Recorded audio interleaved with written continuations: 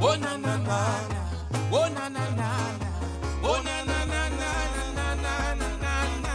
Oh na na na na. Oh na na na na. Oh na na na na na na na na. You've got to soar on your own. Soar on your own. Soar on your own. No, you've got to seek out the sky, yeah. Seek out the sky, oh. Seek out the sky, yeah. Well then you've got to see for yourself now. Blossom Life. 12 to 3 p.m. Monday to Friday on Truck City, your address for tour. I said,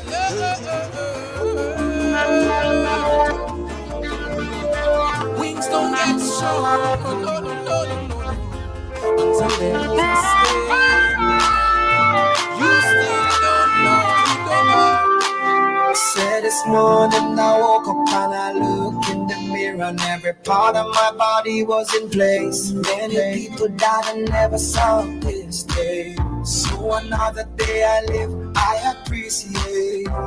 Don't ever wanna act too high and mighty, cause tomorrow I can fall down on my face. So in everything, Lord, I give you praise, and that puts a smile on my face. Lord, I thank you for sunshine, thank you for rain, thank you for joy, thank you for pain. It's a beautiful day, beautiful day. It's a beautiful day, yeah. Don't fuss and fight, let us unite. Pick up our lives and let's make it right. It's a beautiful day, yeah. It's a beautiful day. So may go I walk through the valleys of the shadows of death. I will fear no evil, won't be dismayed when I see the clock ticking away and the things are not in place. Everything in life happens for a reason. Disappointment comes with a lesson. It's for me to get wiser, got to work harder. In the end, it will get better. Lord, I thank you for sunshine, thank you for rain, thank you for joy, thank you for pain. It's a beautiful day. It's a beautiful day. Please don't fuss about. Let us unite. So let's make it right. It's a beautiful day. On Talk City, 91.1 FM, just about 24 minutes to 1 o'clock. A very special good afternoon to you and yours. How you doing? Pastor Google, how are you, sir? All is well? I hear you clearly. All is well? I'm not hearing you. I don't understand. Just now, make sure I hear you. Come a little closer. I'm not hearing you clearly. Say it again. Good afternoon, Trinidad and Tobago. Uh-huh. How is everybody doing? Hope all is well. It's raining outside. I don't know how it's neck of the woods. Mm-hmm. But it's raining in Port of Spain on Marvel Road. Other than that, making my way from San Fernando was very, very nice.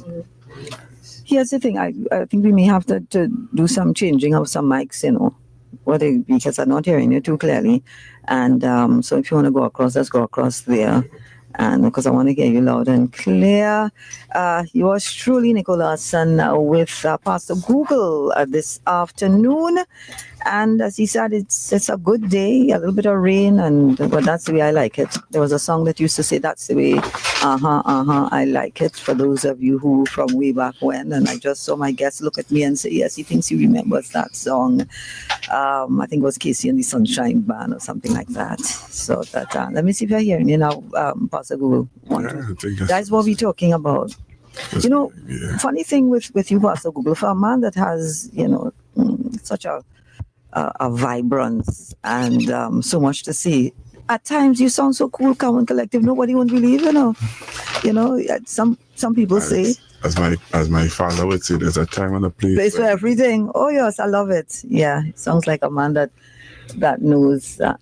So today, guess what? We've got lots to chat about, of course, and we got a press conference at 1:30, but even before that, let me put up my music. Even before that, we have a guest in studio. I've been trying to get my hands on him for the longest while, and finally he's here with us, and we are going to be talking about autism. Yes? Stick and stay with me.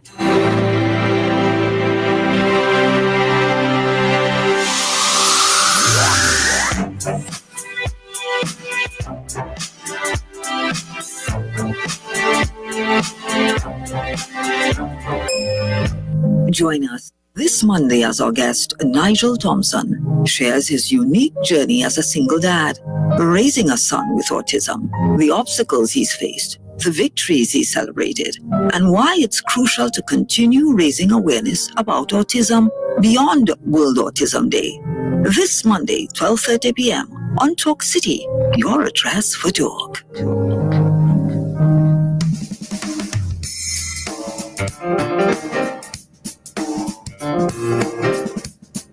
Yes, indeed. The importance of keeping autism in the forefront, aside and apart from World Awareness Autism Day. I want to welcome you, Mr. Thompson, Nigel Thompson, to Talk City. How are you? I'm fine. Thank you very much. Well, they say good things come to those who wait. That's right. And we've been talking about this for the better part of a year and a half, year 2 or years. so, Right? yes. Yeah. But you're here. And I want to give you the opportunity to share. And one of the things that I thought was unique about your story, and that was that as a single dad, yes, when you think of persons having to raise a child with a disability, it's kind of difficult, challenging, even as a two-parent family. Yeah. But so maybe you can share the early beginnings of becoming a single dad and having to raise this young man. I'm going back too far. Let me know. No, it's fine. It's fine. Great. Let's talk about it.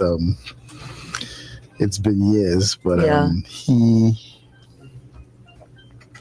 I should go back to my wife. My wife and I got married in 2000, and just after she had him, she developed a mass in her stomach, which turned out evolved into a rare strain of cancer, and she passed away probably about a year and 9 months roughly after he was born.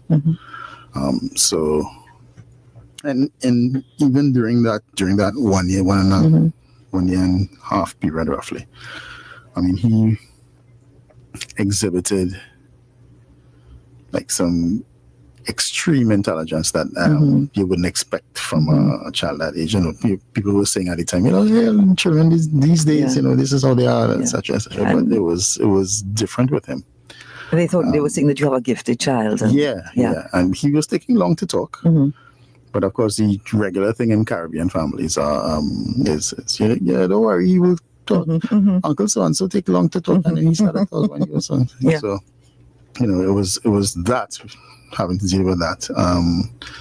But after Stacy died, I had to recalibrate my brain and how I take care of him, take care of myself. Because if I'm not good, he's not good, And it was only I'm in the film business, so that takes a lot out of you. You're a playwright, aren't you? No, I'm not a playwright. I'm a director. You're into the arts. Okay. Director. I stand corrected. Yes. Yeah. I do film work. That's what I do. I work here in Trinidad and internationally as well. And one of the very first people who told me about his autism was I was hired in the same year Stacey died. That's 2005, roughly. I was hired to shoot at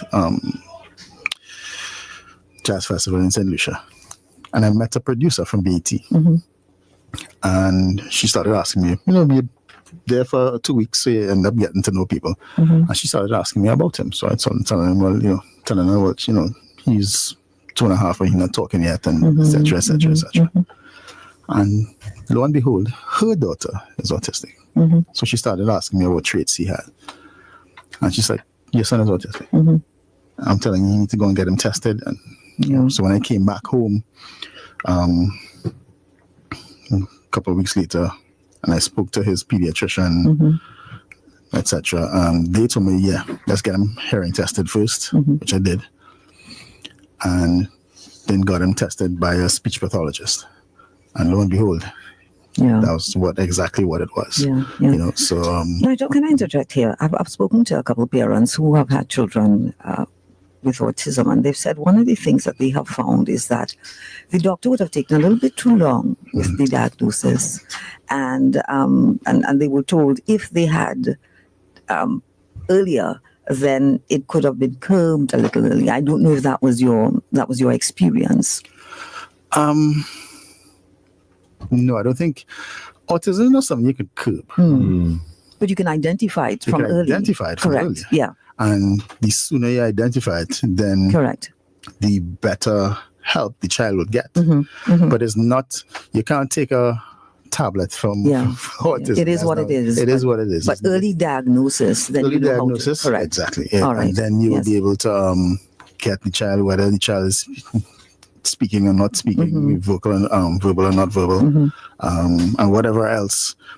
Once the child gets intervention early, hope, you know, at the age of 3 or before, then that child will be good to go. Because my son was not speaking at all. He did not speak until he was 6 years old. And between the ages of 3 to 6, he was going to a speech pathologist every week. And they were working on him and whatnot. And he didn't speak fluently until he was 6. But that's part and parcel of the game. That's what it is. Yeah. Can I ask you, how was it for you as a dad? I know that, I shouldn't say for men, but for most people, but I'm be talking to a man, so I'll pose the question to you. Son, and you have all these grandiose ideas for what your son, what you want him to accomplish and so forth. And what did that do for you as your psyche? Were you disappointed? I know that's probably not a question I should ask, but yes. No, it's a valid question. And every parent, every person, human being would approach things differently. It really wasn't something that I'm disappointed about, to tell you the truth. My personality and my psyche, I'm a very pragmatic person. Okay. This is what is in front of me. Yeah. Let's work on it. Let's work with it. Yes. That's what you have to work with. Gotcha. I built my business on the same premise. Yes. You know? So so it didn't phase you per se. You were looking for, okay, let's find a remedy. Yeah. Okay. It's just how I am. I can tell you that there are other people. I've seen situations where parents don't accept that their child has autism. I don't view autism as an ailment. I view it as a disability. That's me. What I've seen from my son and other people he went to school with, you realize there's something else about it that puts them in a different mental space. I have never met a bad child with autism. Listen carefully to what I'm saying. You would go to any ordinary school and you'll meet kids and have people who have all sorts of chips on their shoulders for whatever it is. You go to a school with somebody for kids with autism, all of them are the most loving, caring, considerate, tender people you will ever meet. Okay. So it's something different about them for that. So, yes, I've seen people not accept it, but that is not my thing. This is what we had. This is what God gave me. This is probably my purpose here. So I have to figure out my purpose. But let's talk about that journey. Your son, you realize, come to terms with the fact that he has autism. And what type of spectrum was he on? He's pretty high on the spectrum. Okay. Very high on the spectrum. He's like ridiculously intelligent. And he's one of those, I would say semi-savants who would you could calculate people's ages and really fix my computer and craziness. You must be really proud. Yeah. I mean, it's a juxtaposition of a few things. Like, I know he can do these things, but regular human beings, how they get out into the world, how you learn, is social interaction. You go to school, the teacher talks to you. That, and you know, that's a social interaction, and that is where they fall behind. You know, but they learn differently. Yeah, they learn very, very different. For me, dealing with it, it's been difficult. Not that it hasn't been difficult, extremely difficult, because while doing what I do as an editor and whatnot in film, you have to have a lot of patience. Yeah. That is a whole different level of patience to get. So you have a lot of patience, and it will get on your nerves at times, but you have to keep at it. And it's not just me. The old African adage of it takes a village to raise a child, it applies much more so with children with autism. So. Do you wish to see the time where a child with a disability, and let's talk autism here, can be integrated into the world of work? Do you see that coming in the near future? Would you like to see that? It's necessary. Because I can't tell you where autism is coming from. I don't know what's the cause of it. I don't know. I don't think anybody knows right now. I think we'll eventually find out. But I think it's something that integration, that is something that needs to happen. Because these people, if they're in the right spaces, they offer a very different perspective of things to what people think is the norm. And once that perspective happens, they can add so much to society. The problem, I can just talk about home here, by itself. We Trinidadians are not very accepting of different people.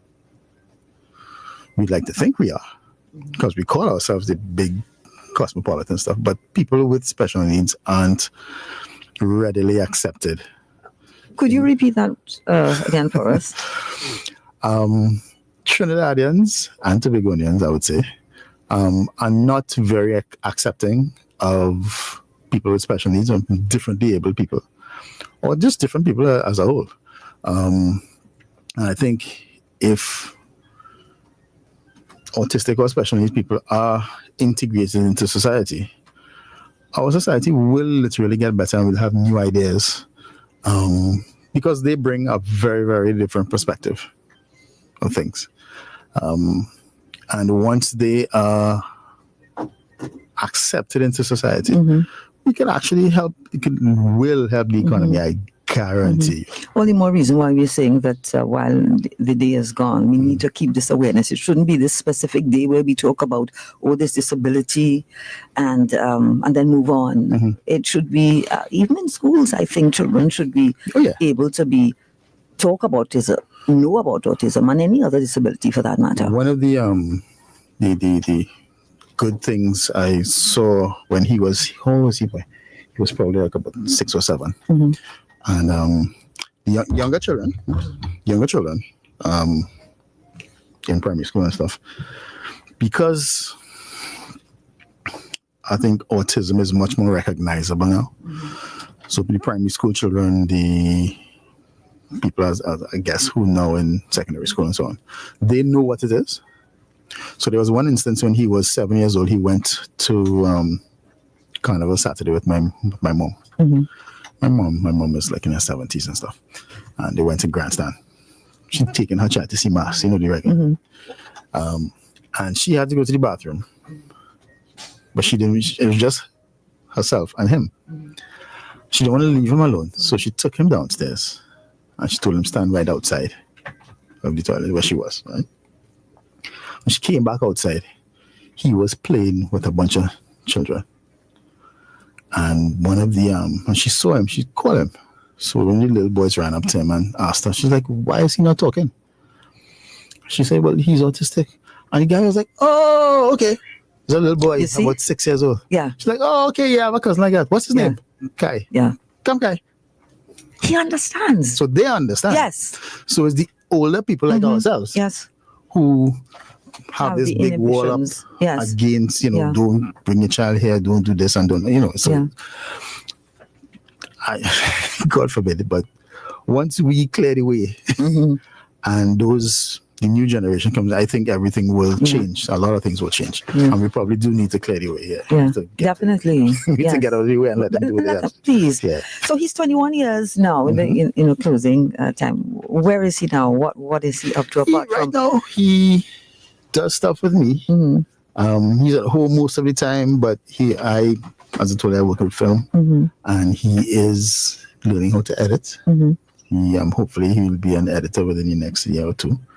He's also training to be a professional equestrian rider. Well, excuse me. So, yeah, he's supposed to start training, Yeah. start back training Yeah. when school reopens. So that's when the whole pro circuit. He came third in a competition in the middle of last year. So he's doing pretty good. Do you ride? Can you ride? Me? Yeah. No, I've never even sat on a horse. The most I've done is pet a horse when Yeah, he goes. yeah. I've never even sat on a horse. I can't ride. But I want to learn though. Yeah. It seems very Yeah. invigorating. Yeah. Let's put it that way. Well, according to Kai, it is. And Oh yeah. he's doing pretty well. And he was a quick study. Like, in a few weeks he was riding on his own Yeah. and stuff. So For persons that are listening right now, what would you want to leave with them in terms of accepting persons with disabilities?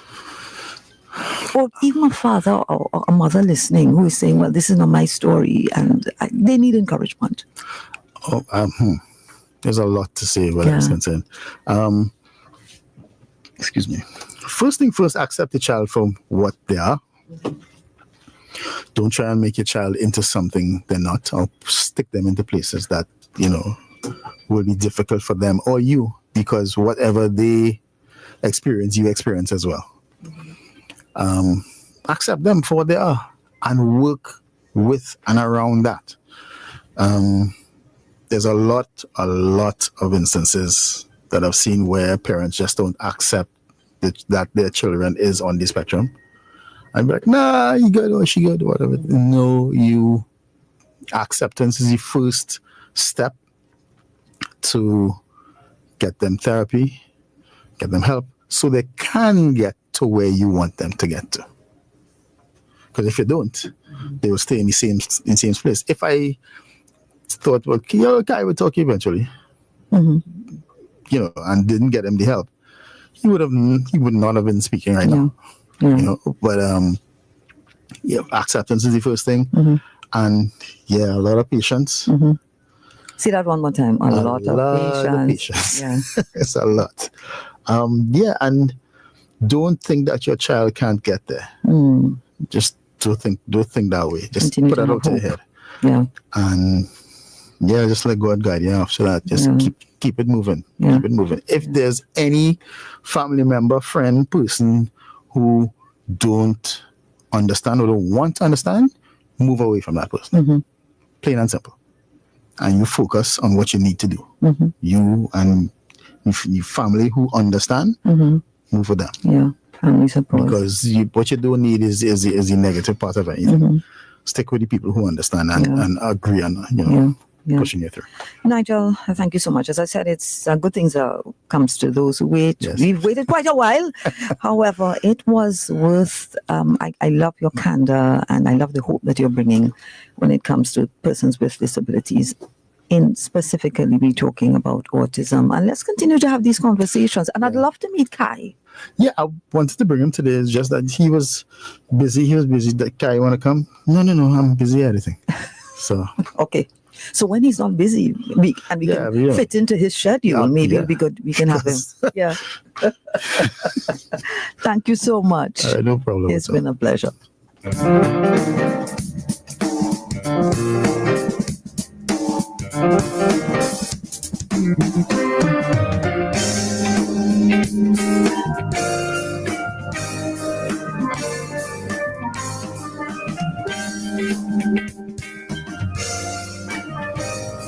Trinidad and Tobago, the Film Censors Board is responsible for the movie rating system here in TNT.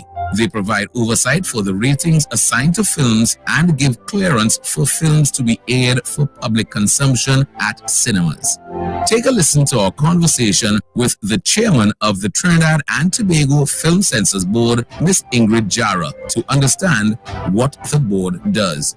So the board is the Trinidad and Tobago Board of Film Censors. Right. And I mean, so let's clarify, because we spoke before about not using that negative connotation of the word censor. Yes. So what is this Film Censors Board? Right. So we deal with public exhibition. So we're not dealing with things on cable. We're not dealing with any kind of pay-per-view. We're strictly on the big screen. So anything in public exhibition that exhibitors and cinema owners want to screen to the public, that needs a rating. And the rating is a guide, right? So it's a guide to audiences. Hey, in this film, if you come and watch this film, these are the things that are going to be exposed to you or revealed in the film. This is part of the story. And it's either you're the age appropriate age to receive it or not from a legal standpoint. So there's a legal underpinning and responsibility of the board members. The board weekly rates films. So films are released onto the big screen. Each film needs to have a descriptor. In this film, X, Y, and Z is happening in this film. So we give it a rating as a guide for audiences. And for cinema owners to know this is the age appropriate audience that you should be receiving at your cinema.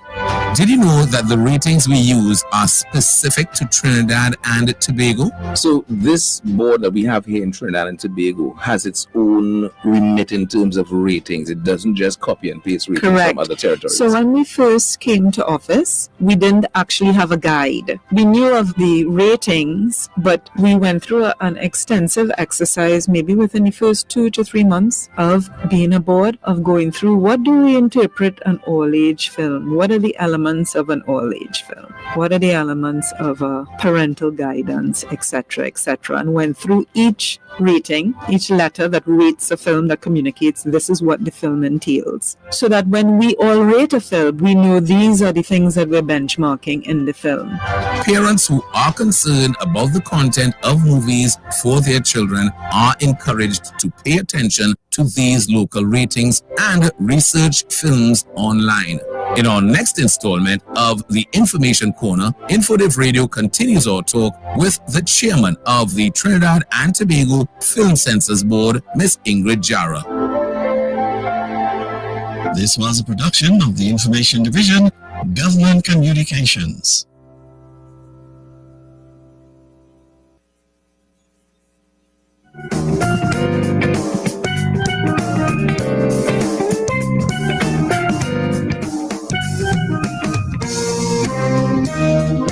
All right, so good afternoon again, Trinidad and Tobago, and those of you locked on to Talk City 91.1 FM. And yes, it's Monday, and so much is happening. So much happened over the weekend. And I wanted to touch on some things that are happening over the weekend. All right, and just remember that we have our live broadcast coming up at 1:30. The Prime Minister of Trinidad and Tobago, Prime Minister Stuart R. Young, SC, is going to be talking to you all. I don't even know what exactly he's going to be talking about, but once I get all the information, I'm going to be sharing it with you, and we are going to be bringing it live. Okay, so we have the NLCB coming up next.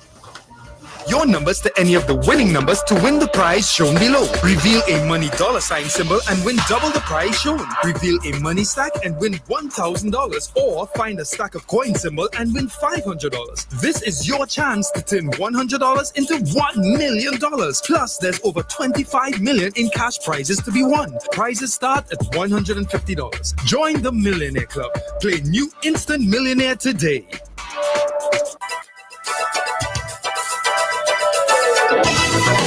Welcome to this afternoon's Playway Pick 2 and Pick 4 draw, supervised by independent auditors KPMG and presided over by the National Lotteries Control Board. Good luck, everyone.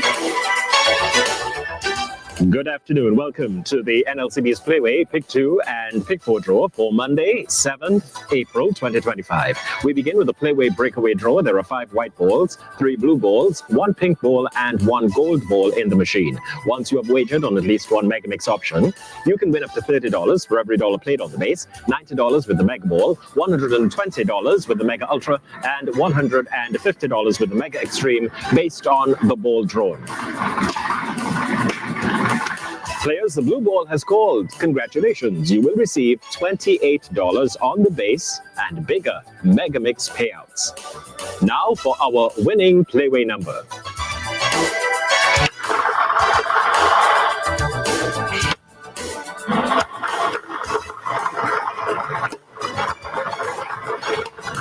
This afternoon's winning Playway number is the number 29. The lucky mark is Opium Man. That number is 29, the lucky mark Opium Man. And it's time now for your chance at massive Mega Mix winnings. Remember, Mega Mix options cost an additional $1 minimum. And the Mega Ball called.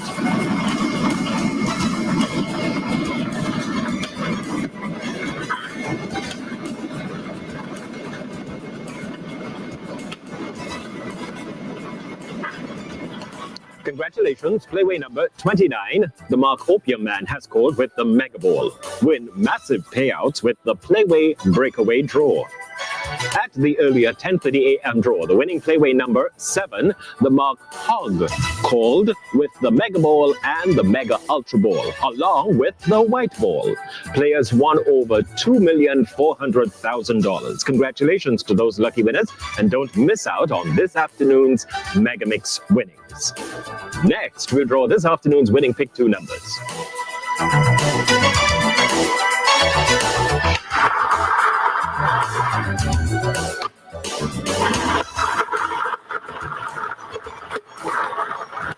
The first Pick 2 number is 5. That's 5. And the second Pick 2 number is 32. That's 32. This afternoon's Pick 2 numbers are 5 and 32 in that order. Now, for our Pick 2 Mega selection, our Mega machine has been loaded with 2 white balls and a Mega Ball. Remember, if the white ball calls, there will be no extra payout. However, when the Pick 2 Mega Ball calls, if players waited an extra $5 minimum on the Mega Ball, they'll win the base payout and the additional Mega payout.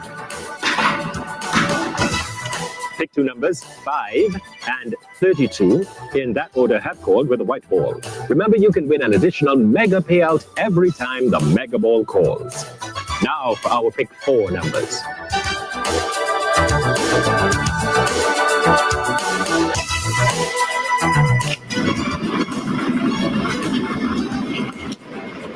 And the first Pick 4 number is 2. That number again is 2. The second Pick 4 number is 3. That number again is 3. The third Pick 4 number is 9. That number again is 9. The fourth and final Pick 4 number is 5. That's 5. Repeating this afternoon's winning Pick 4 numbers are 2, 3, 9, and 5 in that order. Congratulations to all winners.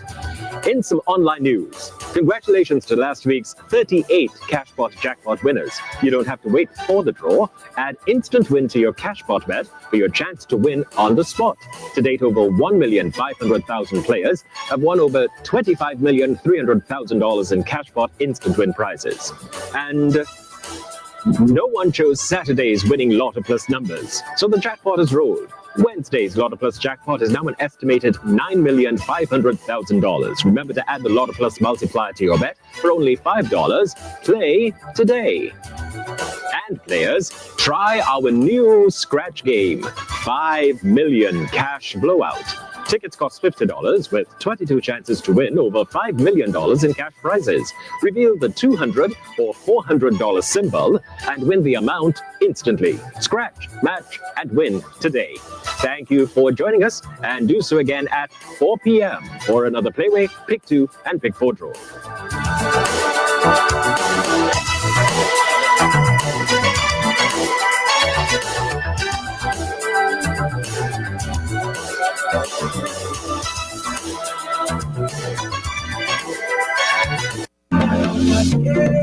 Constructive Talk with Pastor Google and Nicole Larson Live. It's all about constructive dialogue, provoking factual conversation. That's right, as we actively engage with real people on the ground, you, the listeners. Topical issues, informative. Empowering you to think critically. Constructive Talk with Pastor Google and Nicole Larson Live. 12 to 3 p.m., Monday to Friday on Talk City, your address for talk.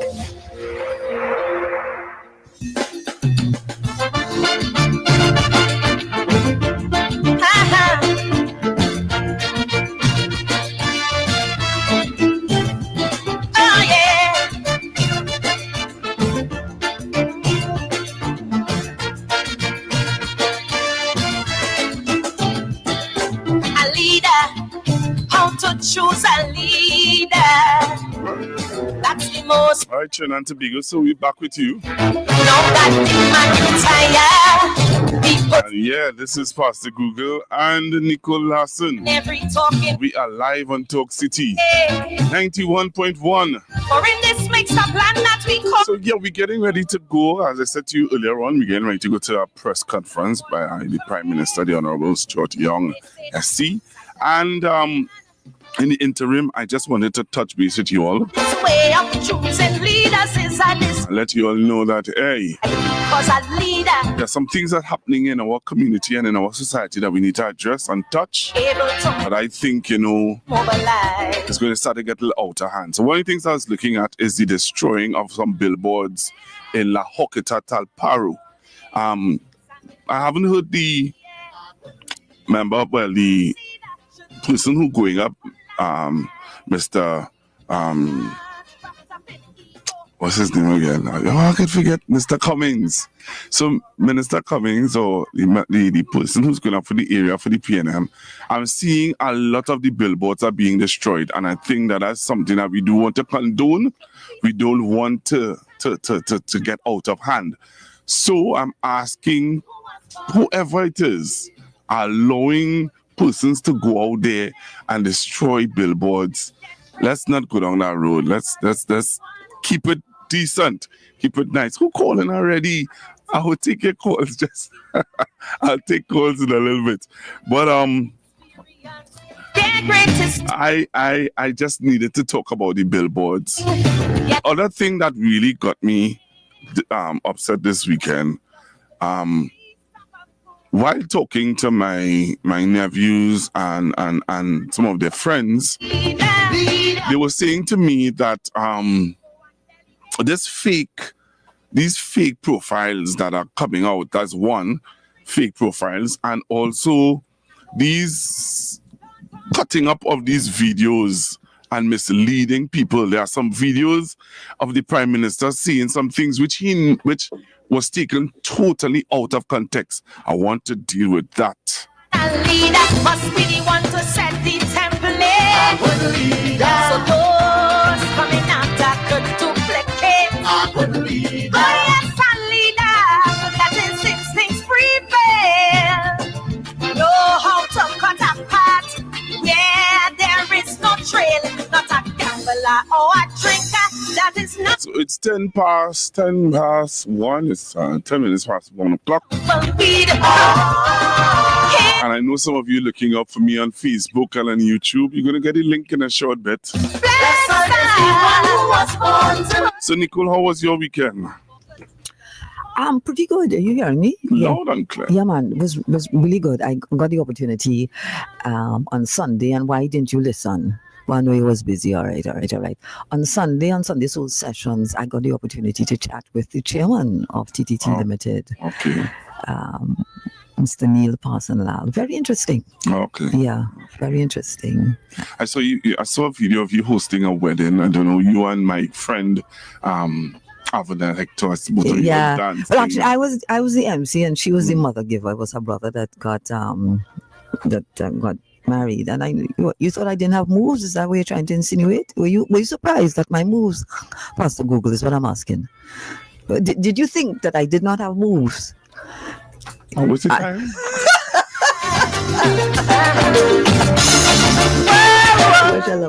But on a serious note, though, I was very intrigued by the conversation with the chairman this later yesterday. I saw his humility. I saw his heart for leadership. How he sees it is important, and for truth as well. As it's only when you sit down with somebody, you can listen to any story. You can by the wayside, but I don't know if your mother used to tell you when you want to get clean water, you go to the well or you go to the fountain. You go to the fountain. Right, the fountain. And so, good talk. Very, very interesting. I see where he wants us as TDC Limited, as a media house, where he wants us to go and what he's been able to accomplish, and also for the country, for the country. And he made sure to let us know it's important to vote and weigh the pros and cons, as he said, and that hit me. He said, weigh. That's important. Yeah. That's important. And as I said earlier on, that it's all about truth. As I sit here and I remember, I wanted to say something about that. Truth is something that we hear people say it very loosely. I like truth. I put truth, righteousness. But what does that really mean? What does that really mean? You say you're for truth, you're for righteousness, you're for this, you're for that. But do you speak out? And I go in somewhere with this. Do you speak out when you see injustice? Do you speak out when you see persons are not living up to the expectations that we have placed on them as leaders in our country? Are we doing that? And my son and I had a big discussion yesterday about that. How old is he, by the way? He's 14. Okay. And he fell out with some young men in his class because he found that they were being very unjust to one of their fellow classmates. And to be honest with you, I was saying to him, stay out of that. He said, no, Daddy, you didn't bring me up like that. I said, in this time that we're living in here, son, stay out of that. He said, Daddy, no. When I see injustice, I have to stand up. That's right. I said, so my mom was there. And my mom said to me, hey, we want you to live a long, satisfying life, Yeah. So my mom was looking at it from the angle of if one of them was to come and want to fight and stuff like that. So we had to, stand up for righteousness, stand up for the right thing, but you have to know how to do it in this time. Yeah. This is not like in our time, back in our time. In this time here now, you have to know how to do it. But still stand up all the same. You can't throw a blind eye, and I've heard people say that because of how the world is today. It's best you pretend that you don't see, but as you rightly said, it's not what you do, it's how you do it. But to stand up, we have to. And you talk about truth. Truth could mean different things to you and me. Yeah. I saw my dad put up a video one time about that. We had a big argument about it.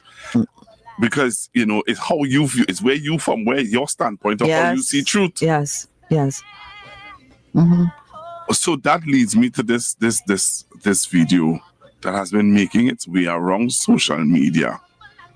And it's frightening because there are a lot of persons, if you don't get the truth, you're going to believe a lie. So listen to this, Miss Larson. Listen to this. All right, I want you to listen to this. So over the weekend, the Prime Minister had to clear up some misinformation that was out there about what he said, which he never said, in the context in which it was said. It is truth. From your perspective of listening to it, from how it come to you, is truth. But is it the whole truth? So listen to this, right? Remember, I told you this here tonight, as your Prime Minister, is get rid of public servants. The second thing that will happen, get rid of CPEP, get rid of URP, get rid of reforestation, contract workers in the government, get rid of them. You see the lights on? The government paying for that. No more free health care. They're going to cut subsidies. No more free medicine. You heard that? Oh, gosh. You heard that? You sure you heard it properly? Oh my goodness. Just now. I'm taking some calls. If you want me to play it over, call in now and tell me if you want me to play it over. But I want you all to listen, and that is what is important. I even heard on another radio station, they playing a cut version of what he said and saying, this is what the PM said. This, that. Why are we doing that? That's how dangerous this society is. So they would hear you say something here, and then they would say, hey, we captured that. Not playing the whole point, and say, this is what Nico said. No, but that is definitely, that was cut and paste. Hello, good afternoon. Hello, good afternoon. Okay. Hello, good afternoon. Good afternoon, sir. Good afternoon, sir. How are you? I'm fine, sir. The lady is it Nicole, ma'am? Yes. Good afternoon, ma'am. Master Google, I heard the Prime Minister on that speech, but I saw a TikTok came across my phone device yesterday, stating that the Prime Minister says that he's going to cut all these things that he just say that they would do if they get into office. If we money go to 15-1 and we go to the IMF, these are the terms and conditions of the IMF. To me, that is what he was stating. So they come to tell me they take out the IMF part, the first part of the speech, to play the last part. Yes, to tell me that's what they did. What is going to happen? That is what they did. We in a real mess here, and there are people believing that, Pastor Google. Data Analytica, and they're trying to tell me when I told them about Christopher Wiley and the COP man who just popped up the other day to tell me about we should stay with the laws, and he just wake up to tell. We have a what they call the Caribbean CARICOM Court of Justice, and ask them why they're not joining in it, because there are not enough East Indians. Well, we're sticking to no. You're going off. Yes, well, I want to stay with that data analytica business. Thank you very much for that, sir. Thank you very much. You same to you. All right, let's take this other call. Hello, good afternoon. Hello, good afternoon, caller. Good afternoon, Miss Nicole. Hi, sir. You see the lengths of desperation that these people want to reach to twist and pervert the truth, because the facts is too heavy. So they're trying to distort the facts. But any right-thinking person would know that is nonsense. It's only a fully dunce. No, but who is not pardon my language, or somebody but who to is be not honest, caller, to be honest with you, when I was told about that video that I just played was with a taxi driver, and the taxi driver said to me, he said everybody in the taxi believed that was true. The way how it came across, everybody in the taxis were upset. They felt as though something is wrong with this Prime Minister. How could he be saying something like that? So let me ask you one question, Pastor Gold. Now, wasn't the original version of that played over the airwaves recently? Yeah, but how many? In its entirety? Yeah, but there are a lot of persons who don't take note. There are a lot of people. You know, caller. There are a lot of persons who listen to TikTok more than they listen to news. Oh, you know. Well, but I stand by what I say, right? Such is the desperation of these people. Yes, I understand that. Because the information is so factual and so heavy that they have nothing to counteract it with, but try to distort it. Beautiful. All right, thank you very much. Thank you very much. All right, so I want to play it one more time for you, Nicole. I want you to listen. All right? You know what? And every talking head having their say. For in this mixed up land that we call Trimbago. Many times it does just spoil them. So I want to play it for you again. Right? And I want you to listen. Listen to it. right? Remember, I told you this here tonight, as your prime minister, is get rid of public servants. Over the second thing that will happen, get rid of CP. So you hear where they cut it? Yeah. You hear when they Yeah, cut all it? the click and so, but as was it you who just said, if you don't know and you just hear this, you may think that is true. You ain't thinking what click clack whatever. You just say, hey, look what the prime minister is saying. Right. So let's continue.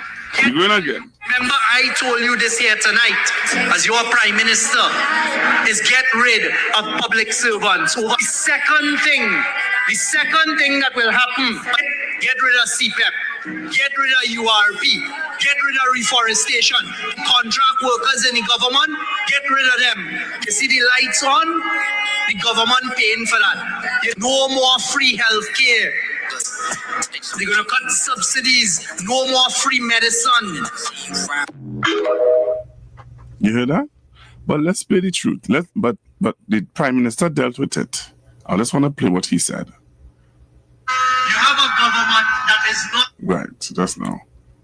What they did was Right. they produced a Right. So the prime minister on Saturday dealt with it. Listen to what he said, right?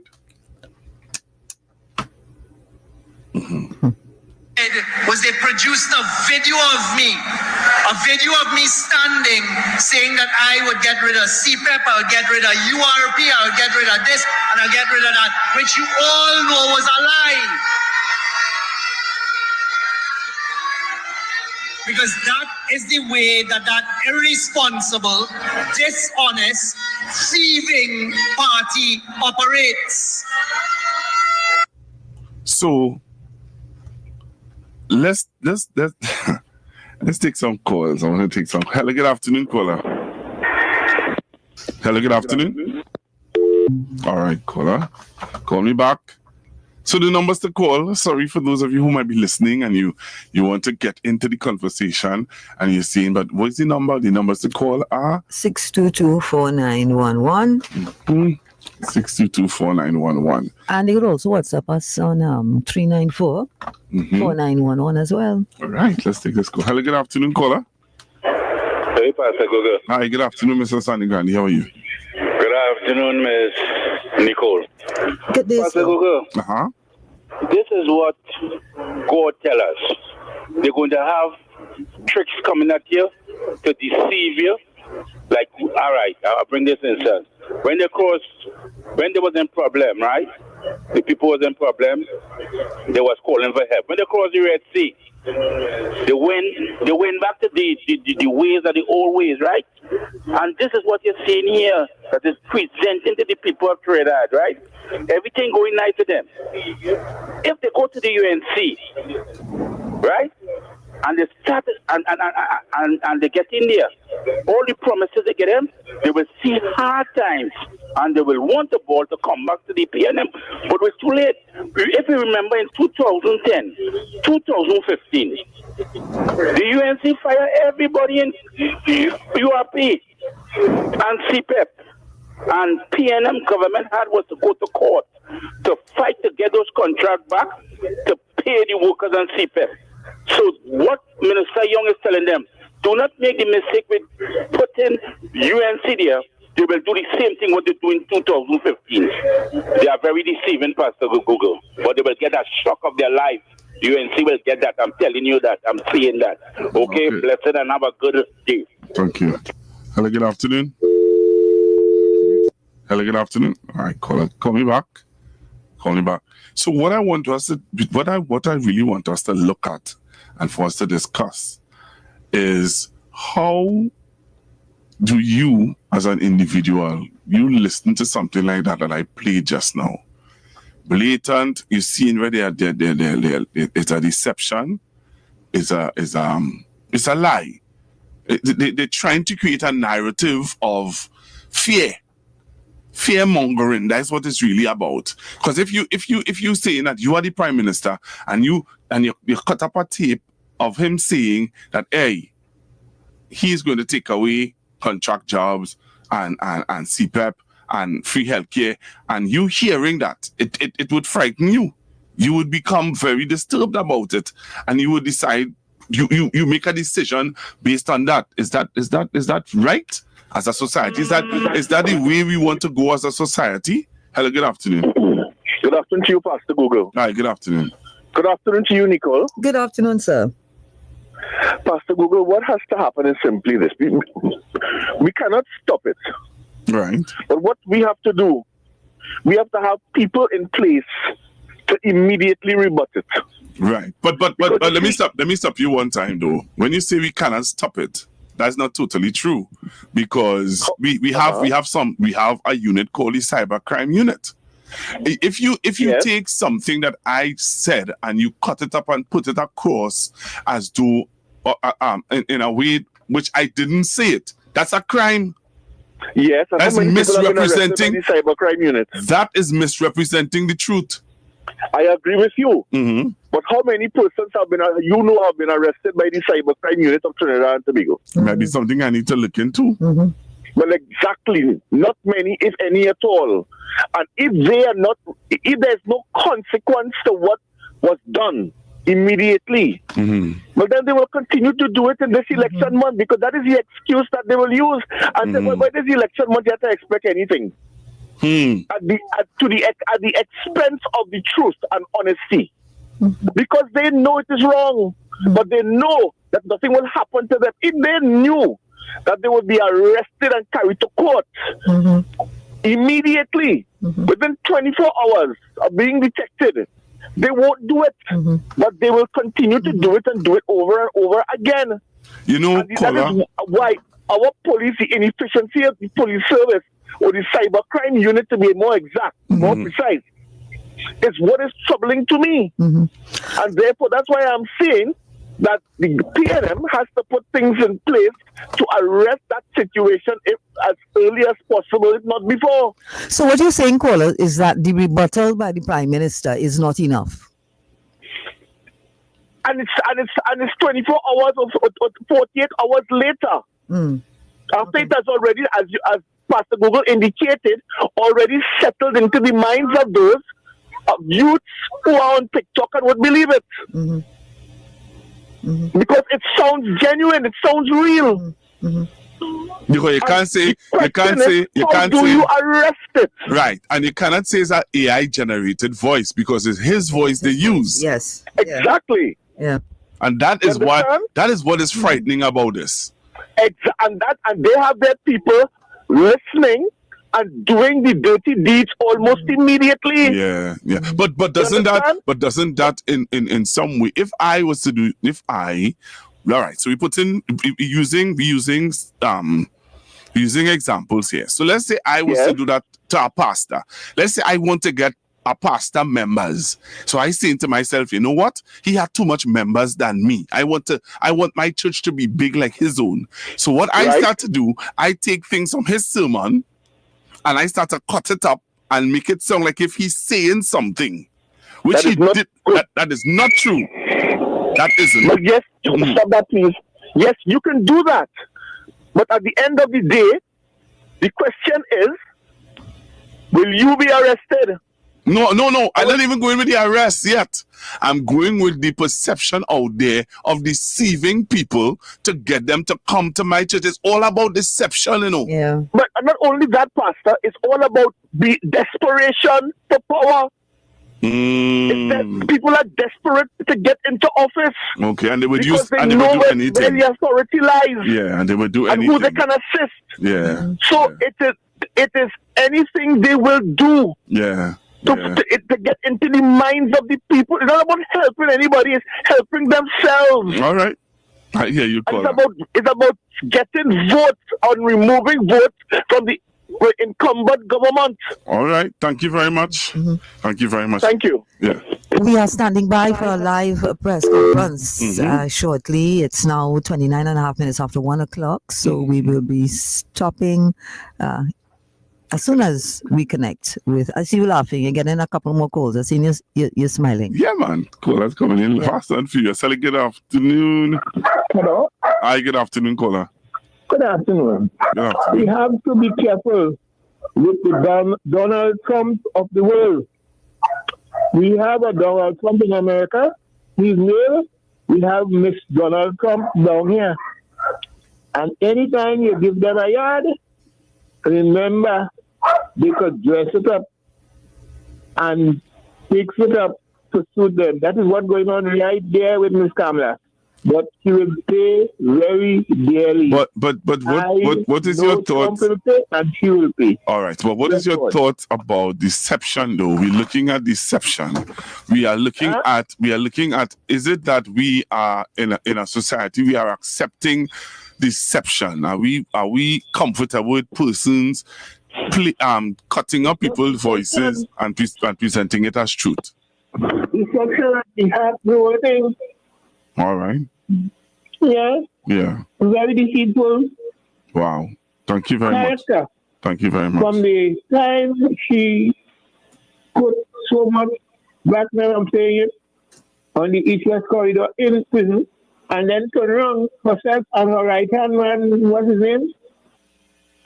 Her right-hand man, as Attorney General, pay out so much millions of dollars. I make that we didn't get money, you know? So much millions of dollars you pay them off for. What it is. All right, thank you very much. Thank you very much. And I hope. All right, hello, good afternoon. You need to load on your radio. Caller, please. Hello? Caller. Hello. Hi, good afternoon. Hi.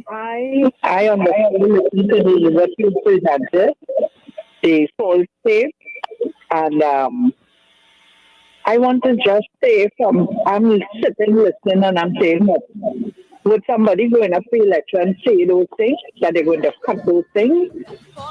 Apart from the way how it sounds authentic. Right. It makes no sense. But while I understand what you see, it makes no sense. But remember, our economy is very fragile. We're being honest here, based on research and what we're hearing and what we're seeing. So if we were to look at it from the standpoint of for us to save the economy, that's what they're putting out there. He's seeing that to say that that is the only way he can save the economy. You understand? But I hear you, and I totally agree with what you're saying, and I understand what you're saying, because you're saying to yourself, which prime minister would stand up on a platform and tell people he will cut their jobs, he will take away this, he will take away free healthcare, he want to lose the election? That doesn't make any sense. Exactly.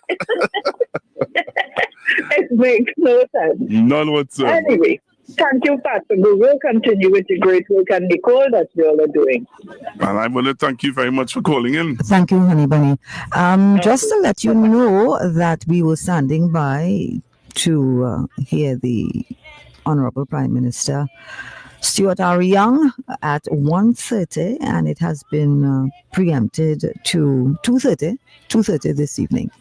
Not this evening, this afternoon. 2:30. So, media conference at 2:30. So that means that we have a little bit more time to take your calls. So let's take this one. Okay, there. All right. Hello, good afternoon. Hello, good afternoon. Yes, afternoon. Good afternoon, sir. Yes, sir. How people should get to this country? You remember, nearly one all along with the people project, and people still looking to talk about them to get back in power in this country. All right. People are really mad here. I hear you, caller. Thank you very much for calling. Hello, good afternoon. Hello, a pleasant good evening. Hi, good afternoon. Hello, good afternoon. It's a jump high, jump low, jump across, jump wherever they want to jump. I built 106 schools, and I rent a building in Bataria, and I can't look straight, I can't find it. I ain't voting for no big belly horse. I ain't backing no three-legged horse in no race. All right, I hear you, caller. Once I see the belly hang up, I put in my XP. But I still want you. But I still want you. But I still want you to be aware of what is happening. So I don't want you to just do something and you know what I mean. Be aware, please, Trinidad and Tobago. Be aware. All right. Let's take this call. Hello. Good afternoon. Hello. Good afternoon. Hi. Good afternoon, Pastor Google. Hi. Good afternoon, Sister Jenny. How are you? I'm okay. Good afternoon to your co-host there, Miss Natalie, is it? No, Nicole. Nicole Larson. My mistake, Miss Nicole. There's a level of desperation with the UNC and all those to the UNC. And because of that, I used to always say this before, and it's meant as your political enemies. I always say, if you know your enemy and you know yourself, you'll win all your battles. And we already know who the UNC is. Yes, there are some people who may not. However, you see at this late juncture, there's not everybody that they could reach. You still have to hope that there are enough sensible and good citizens in this country that will watch the UNC and realize that there's nothing there. Because there's no Anita there again, there's no Russian Parry, there's no rap. There's nobody. And look who the person she was bringing. You bring in Sergeant Alexander or Superintendent Alexander, no Citizen Alexander. Really, that's when a gross disrespect to the people of Tanapuna. Because he don't live in Tanapuna. He knows nothing about Tanapuna. So if you were serious about representation, you look for somebody who has a history in Tanapuna. When you look at moving Baripada from Princestown and send them Kuva and send somebody unknown to Princestown, it shows a total disrespect by Kamala Prasad and this UNC. So if people want to get all up into the emotions, because emotions are things that go, you're angry today and next 2 minutes you're feeling a different way. Emotions and things don't last. Common sense will have to last. And if people want to watch the UNC, and think that they are a viable option to the People's National Movement when there's nothing much they could do with persons like that, because the UNC has clearly shown they have no respect. Look, she's saying they purge the UNC. Imagine Kamala Prasad is saying she purged the UNC. And who she purged it? Qualified people, reputable people, again like Miss Anita, like Ragbir, Dr. Ragbir, Rushton Parra, the list goes on and on. To keep what? Usually when they take a purge, it's to get rid and expel dirtiness from inside. But instead what she do, take a purge and pull in all the nastiness. So I'm saying to people again, especially PNM people, encourage everybody who could vote to come out and vote. Crowds don't win votes. And they told us last time at Cambridge Analytica, in the Asian community, they don't have to tell the children nothing if the African have to tell the children. So here what? Take note of that. Tell everybody to come out and vote resoundingly for the People's National Movement. Don't watch the crowd alone and find it looking nice. I don't all find it nice and exciting. The vibes is good. But you see on April the 28th, let everybody come out and vote resoundingly for the People's National Movement. If you all want good governance, it's not what I like here and I like she. That ain't doing nothing. That ain't doing nothing. When they have to go to negotiate all over the world, it's not who like one, who like who is who could negotiate properly. And this Prime Minister has shown he is one of the best negotiators. In fact, he is negotiator for this country. And if you all want the country to be better for all the children and trying to come, well, they have no other choice but to vote for the People's National Movement. Come out in the numbers April 20th in all constituency and do the right thing. Thank you, Pastor Google. All right, thank you very much. Hello, good afternoon. Okay. Hello, good afternoon. Hello? Hi, good afternoon. Yes, Pastor Google. She said she pulled the party. Yes, the kind of people she have in her party, this so we expect. But have a good day. All right. I want us to remember the topic, please. Let's stick with the topic.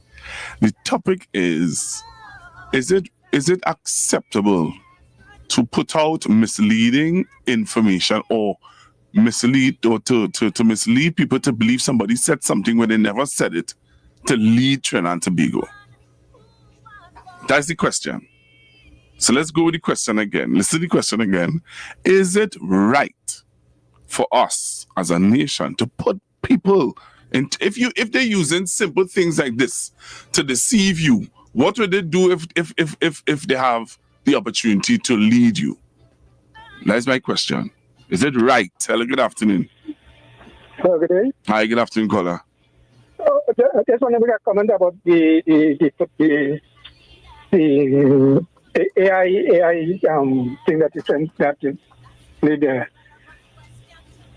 Afro Trinidadians would always be seen as empty vessels as far as the opposition is concerned. But the thing is, does Afro Trinidadians see themselves as empty vessels, or time they start proving to people we are no longer empty vessels? Thank you.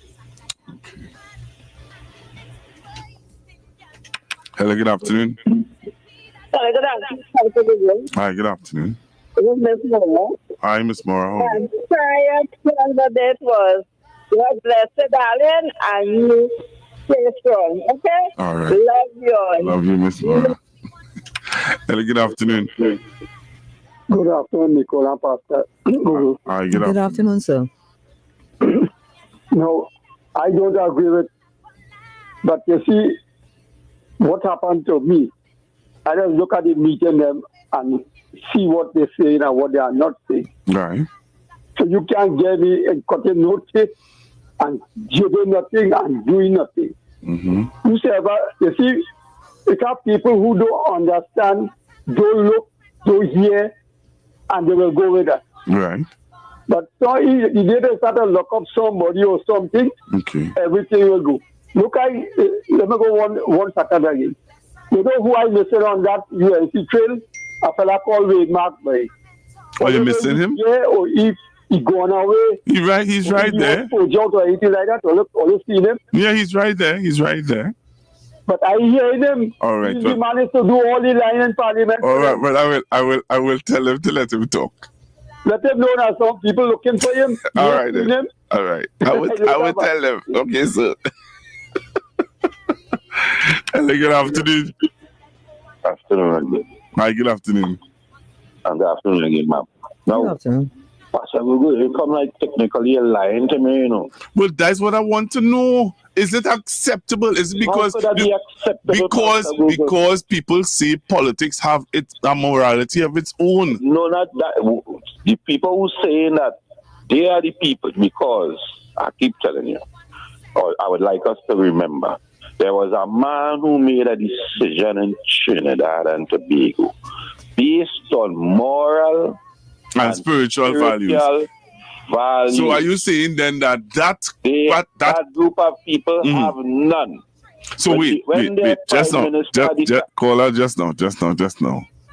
You're saying to me that we had a president who stood his ground and said, here what? I am choosing based on moral and spiritual values. You know what that means? Moral means that you don't lie, you're not stealing, you're not dishonest. Moral, just simple morality. Right. And spiritual means something that he believed that God would agree with. Exactly. So we only dealing with the morality part. All right. Because I could have a different religion to you, but we could also agree to the same thing. Right. Right? Right. But there is a moral standing that human beings are here too. Lying, as you just outlined, stealing. My word is my bond. If I tell you tomorrow, please God, I'm taking your $5 and giving it back in the morning, I expect that. Unless you ain't get bongzong or your foot in break, or somebody in rob you on the way to me, I wish you could call me and tell me, well, boy, this is what happened to me when I was coming by you. I expect to see you in the morning if God stay alive. Okay. That party does not hold adhere to that. And they try to paint, and here with the excuses. When you point it out to them, they use the same excuse you just make.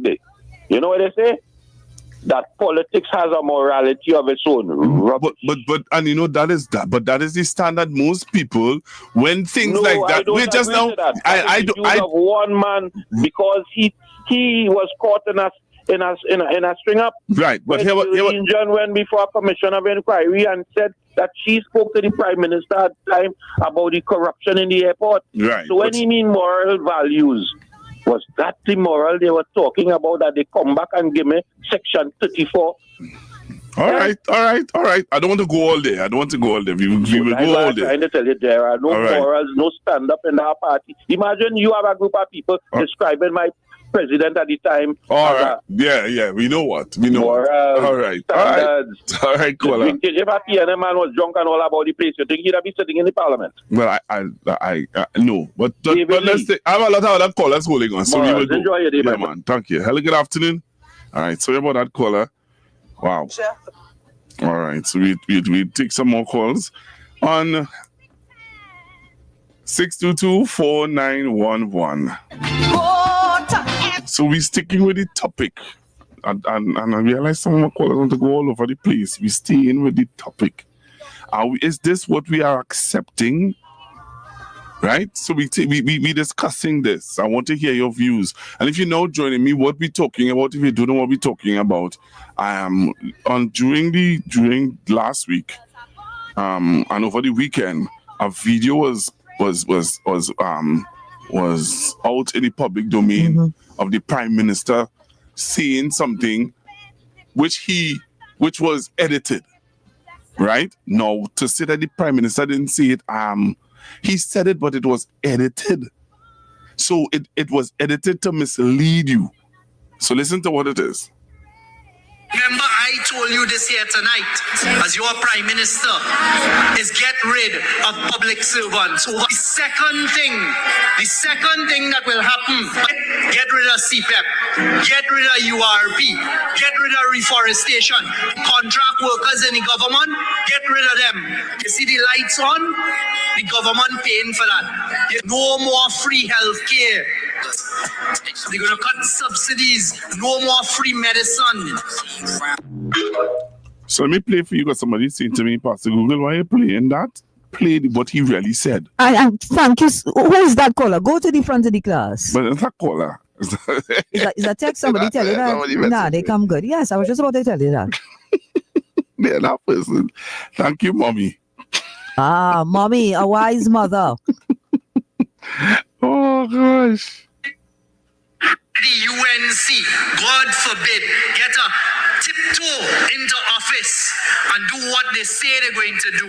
It is going to have two immediate reactions, and any independent economist will tell you that. And I have the facts here from the Ministry of Finance, because we've spent the last few days working the numbers, calculating how much it will cost, calculating how much money we will lose if the UNC does what they say they're going to do. Two things going to happen. And remember, I told you this here tonight as your Prime Minister. The first is we're going straight to the IMF. We will end up straight by the IMF. This PNM government has avoided the IMF for 9.5 years. Yes, taking our own medicine. You heard Dr. Rowley tell us it's better we take our own bitter medicine than the IMF do it. We have not laid off a single public servant. The first thing the IMF does, ask Barbados. I was sitting with Prime Minister Motley last week Wednesday, up to Jamaica, down to Jamaica. The first thing the IMF made them do is get rid of public servants. Over 3,000 public servants, which is a lot in Barbados. The second thing that will happen if the UNC gets their way, and I'm telling you, if UNC wins, we all lose. If the UNC gets their way and they start with their bag of poison goodies, it is going to lead to a devaluation. They have to devalue the dollar. And I'm going to explain to you tonight what that means to each and every one of us. That is the UNC plans. But first, let me start with the IMF, because it is important that citizens understand the effects of this and how it is going to hurt you. So whilst they tell you and they want to sell you sweets and they want to thief your head, this is what it really means. IMF is immediate loss of jobs. First thing they will say, get rid of CPEP, get rid of URP, get rid of reforestation, get rid of public servants. Second thing they will say, all the contract workers in the government, get rid of them. That is where the UNC wants to put you. Loss of contract positions. They then tell you cut all subsidies. Let me tell you what subsidies are. You see the lights on? The government paying for that. You see how we could all go across in San Fernando Hospital now, get treatment, get medication, or senior citizens could get CDAP, all of that gone, because as the IMF will tell you, you can't afford that. You go to the gas pump to put diesel or to put fuel in your car, it will pay the real price. We still put in billions in subsidy. They say get rid of that. Water rates, electricity rates, even though we were under pressure to raise it, we resisted, because those are the things we do because we care about you. IMF cutting that, so all of a sudden everything starts to cost more when you're losing your job. No more free health care. They're gonna cut the grants. They're gonna cut subsidies. No more free medicine. That is what the IMF means. So that's what the Prime Minister said. Chalk and cheese. When you compare what went out there, the myth, and what he has said here, and as your mom said, we need to play this a little bit more. What do they say about to in order to find out to know To know counterfeit, you have to know the real thing. And what do they tell you? That they look at the real thing. So I think that it's important to maybe play this a couple times, and the media houses, whoever they may be, I trust that they will actually do that. Speak the truth, because you were defining truth a little earlier. What is truth, and not distort. But it's so different, Pastor Google. It's yeah, but and I'm sitting here agreeing with you that it is so different. But you know what? We have created a TikTok and an Instagram and a YouTube and all these social media platform society that when the truth comes forward, it's difficult for some people to believe it, How so? Because when you listen to people like microwave food, some people don't like to go through the process. People don't like process anymore, Nicole. People like microwave things, ready done, ready made. So it is somewhat difficult to say to somebody, well, listen to the truth. That truth too long. You understand? That truth is too long. That is what some people would say to you. So for me, who's a stickler for the truth?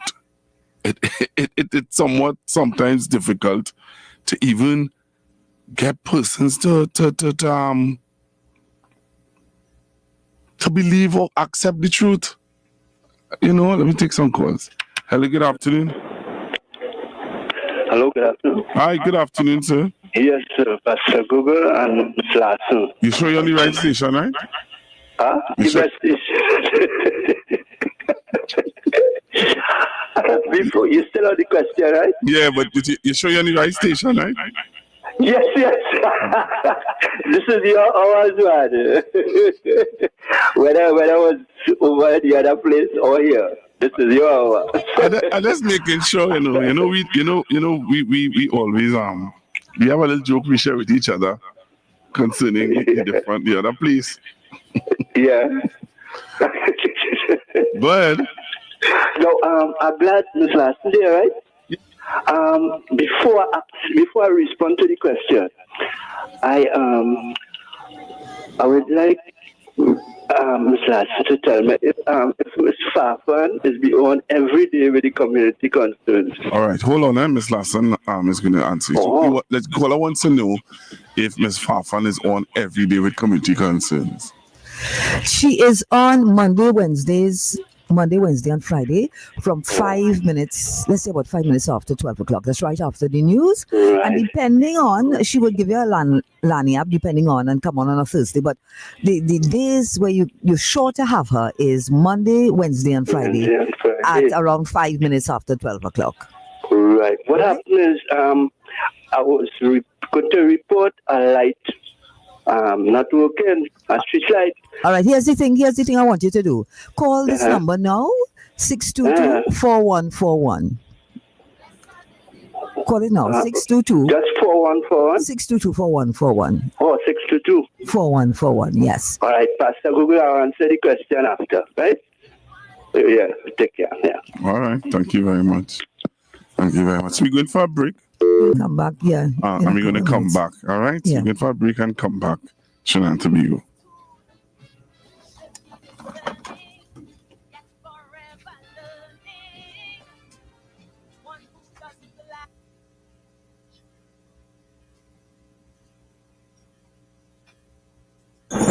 This Palm Sunday, April 13th, 2025, join the UE Development and Endowment Fund and Extra Foods at the Winifred Atwell Auditorium, Queen's Hall for an unforgettable evening of musical excellence as we present Ignite 3, BP Renegades in Concert.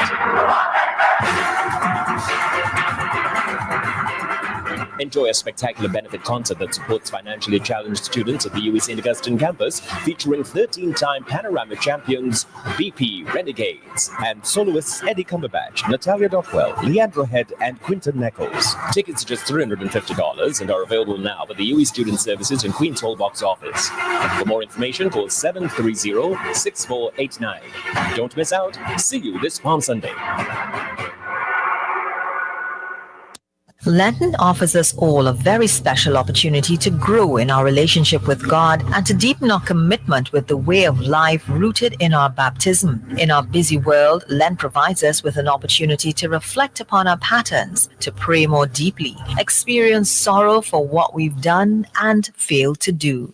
In today's reflection, we remember God's blessings. However, take care and be earnestly on your guard not to forget the things which your own eyes have seen, nor let them slip from your memory. Deuteronomy 4 verse 9. Psychologists say that we humans are capable of selective retention. This means that to a certain extent, we can pick and choose those things we wish to remember and those we wish to forget. Selective retention comes in handy at times. It helps us not to dwell on all our negative experiences. It can also help us to remember some of the good things we have experienced. Some negative experiences we cannot forget, and that's all right. Such experiences hopefully have taught us valuable lessons and helped us to grow in wisdom, compassion, and trust in God. In the passage above, Moses instructs the people always to remember the good things God has done for them. So must we. A suggestion: take a few minutes today to remember 3 ways God has blessed you and your life. God, may I always remember you are with me in good times and in bad. Today, I thank you especially for Lenten Reflections, sponsored by Lotus, the confidence to create.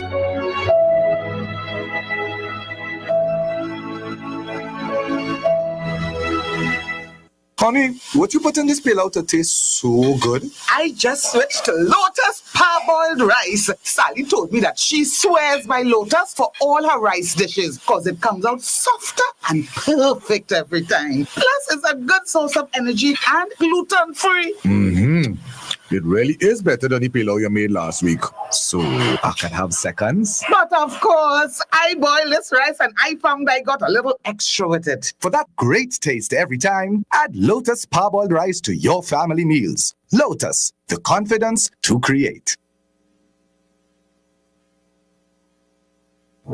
As we gear up for General Elections 2025, Talk City 91.1 FM asks you, did you know?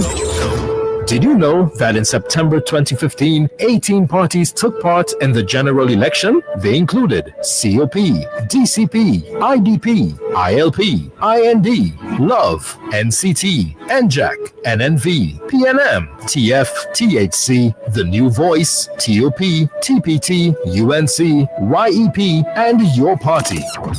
Did you know? Well, now you know. Talk City 91.1 FM, keeping you in the know.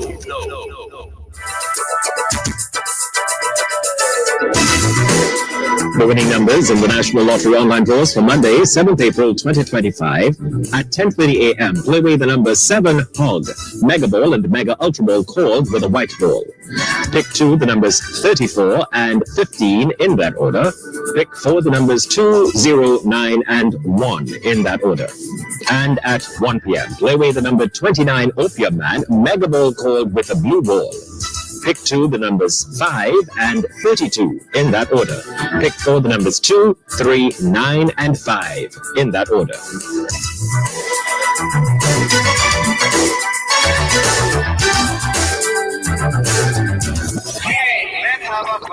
North Coast Jazz returns the weekend of May 31st, 2025.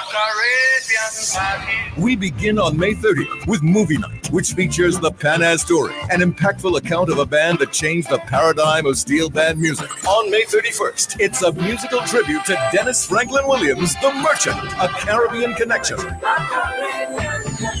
Enjoy performances by Kezzy Peters Shaw, Leston Poole, Joshua Regrello, Terry Lyons, and from Barbados, the incredible Arturo Tappan. North Coast Jazz 2025. Join us in Blanchisseuse for an unforgettable weekend of music and culture. Come bask in the picturesque views of the North Coast. Experience jazz, calypso, and steel pan at its best. I say we jamming. Connect with fellow music lovers. Mark your calendars for the weekend of May 30th and 31st. North Coast Jazz 2025, a Caribbean connection. Tickets available at Cassia Eastgate, Port of Spain, and Gulf City. The Trini Shop, Massey Stores, Trin City, and Trin City Mall, and online at islandetickets.com. Constructive Talk with Pastor Google and Nicole Larson Live. It's all about constructive dialogue, provoking factual conversation. That's right, as we actively engage with real people on the ground, you, the listeners. Topical issues, informative. Empowering you to think critically. Constructive Talk with Pastor Google and Nicole Larson Live. 12 to 3 p.m., Monday to Friday on Talk City, your address for talk.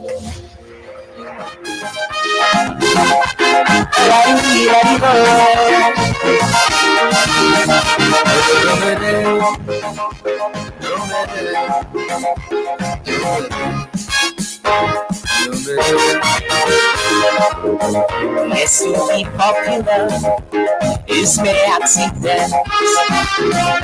Riches could pick up himself and leave. To locate a friend, cause we know where she went. But a bad character had to retreat. Character is built on foundation, on how we deal with people we meet. It takes measures of love and compassion. From these qualities there is no retreat. So if we still in the port or about to sail, know that in this life character will prevail. All the fortune we may possess, all the fame and all the success, when we finally lay to rest, what remains is character. How we scheme and how we connive, things we fight for when we are alive. Man, the only thing to survive, what remains is character. It's the only thing that is real. It's real. It's the hardest thing to conceive. Whether life is easy or hard, if we feeling happy or sad, our precious character, the one thing we must safeguard. And that is Aaron Duncan. The name of the song is Character. How many of us can identify with what Aaron is talking about? Our talent and skill could really take us far. I was sitting on top of the world. So remember, at 2:30 we go live to Whitehall, I believe it is, where the Honorable Prime Minister, Mr. Stuart Young, SC, will be giving you some information, and we want you to stick with Talk City 91.1 Talk City. where we bring you all the information that you would need. Then we are not reading the lines between. While our earthly games, we're ready to boast about. So I'm continuing to take your calls, continue to take your messages and hear from you.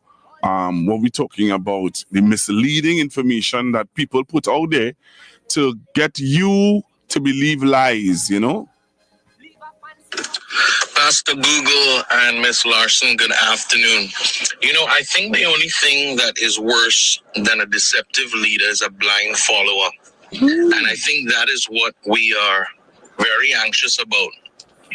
Most level-headed thinking people, I think, will make their decision based on values, based on knowing what the country needs at this time as far as leadership, based on reputation as far as results, and organization that is able to deliver on what was promised.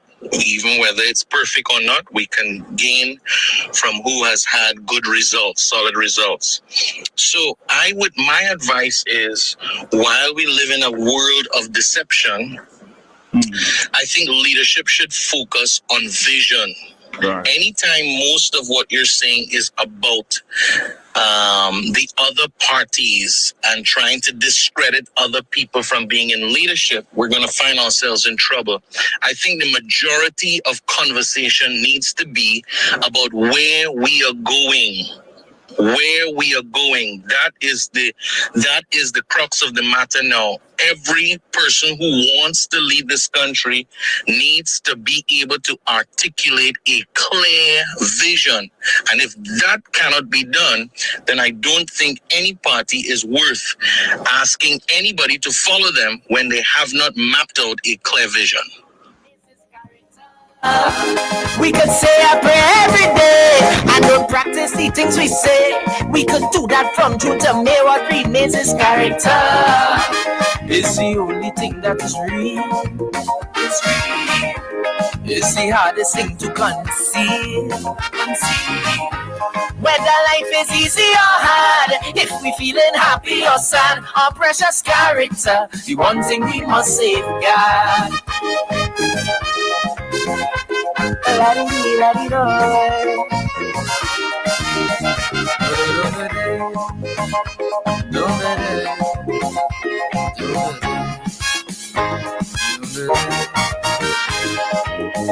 We know that character is our destiny.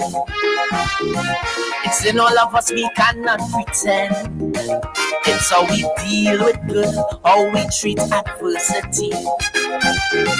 It's not where we start. All right, so I'm going back to the phone lines. Hello, good afternoon, caller. Hi. Good afternoon. Your family. That is not a college tune, that's a hymn. Well sung, well written. I support that too. I believe in that. Yes. You can have only money in the world. You can have what?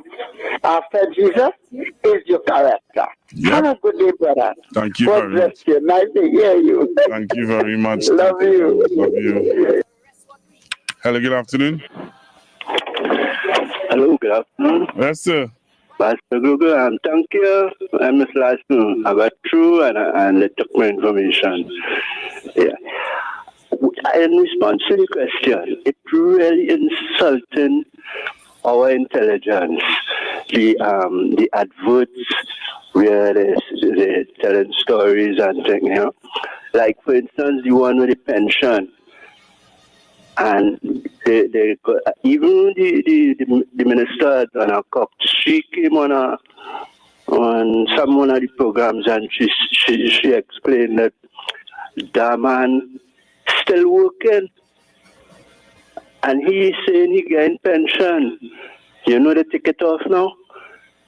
So he was insulting the intelligence to really do that. And then the one with the she add on. Miss Professor, I don't something on it's 3 billion. She's saying 3 billion when it's 2 point something, 2.6. And she's saying it's missing. I had to explain that to somebody. I say, money missing. I don't know. I can't understand that. Why you must do these things? Yeah. It's all about. Yeah, but the reason why people do things like that is to deceive you. It's not to in any way really inform you or educate you. It's all about to deceive you. Yes. And it have gullible people swallowing that like. Of course, because swallowing that like tea. Yeah, because it has gotten into their psyche. But as the caller, as when we came up on the break, as the first caller said, the problem is not the deceiver, Mm-hmm. The problem is not the person who's sending out the message, it's the person who accepting the message and believing the gullible people. That is what is frightening. That going wrong, man. I tried to explain. I said no money missing and young people, and then they just swallow that and go in with that. But yeah. Yeah, man. Thank you very much. The one with the pension, I receive a pension. Right. So from the time I see that, I know he wrong. Beautiful. Yeah, that never was so. Thank you very much. Yeah, thank you. Yeah, man. Yeah, man. Hello, good afternoon, caller. Hello, good afternoon. Hello, Pastor Google here.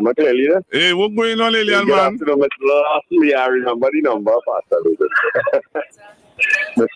Hello, Miss Nicole Larson. Miss Larson is busy doing something here. I had to be quick while working the watching my cut. Hear this now. You ever hear anybody in the opposition, anybody ever speak about don't commit crime? Pastor Google, you there? I can't recall. Yeah, you ever hear them say, oh, go and educate yourself and stay away from crime. Go and find out how to do something so you can be a part of the development and the production of the country. The people who they cater to is those who they want to remain ignorant. As a matter of fact, they were successful in keeping them ignorant and not going and learn something since 2010. And up to now, those same people who don't come up, I'm not going to give anything. How come he get all this thing and all that don't have none now? So she's talking to that bunch of people that ain't doing nothing with their life, that believe that they're supposed to, that when they come, the madman runs now. Vote for me and I go set you free now. Die the portion of people. She is talking to the level-headed. And mind you, on the ground, Pastor Google, UNC people, me asking, me are telling you, complaining, and they really trying to understand what is the common sense of people supporting the opposition right now, where the country is and what the country needs. I ain't asking you, I'm telling you. That's some UNC people. They in disbelief of how that campaign goes. So they cater into a certain ignorance, Pastor Google, and that is why those things are being put out there. But the level-headed and the intelligent people who knows what it's all about on both sides, I think they go batted for 6, but that is backed up with some faith. Thank you, Pastor Google, for allowing me this contribution. All right. Thank you very much. Smile, but we know deep inside they don't wish you well. If it's not the clothes you wear, your hairstyle. So remember, if you want to get through, the numbers to call are 622-4911.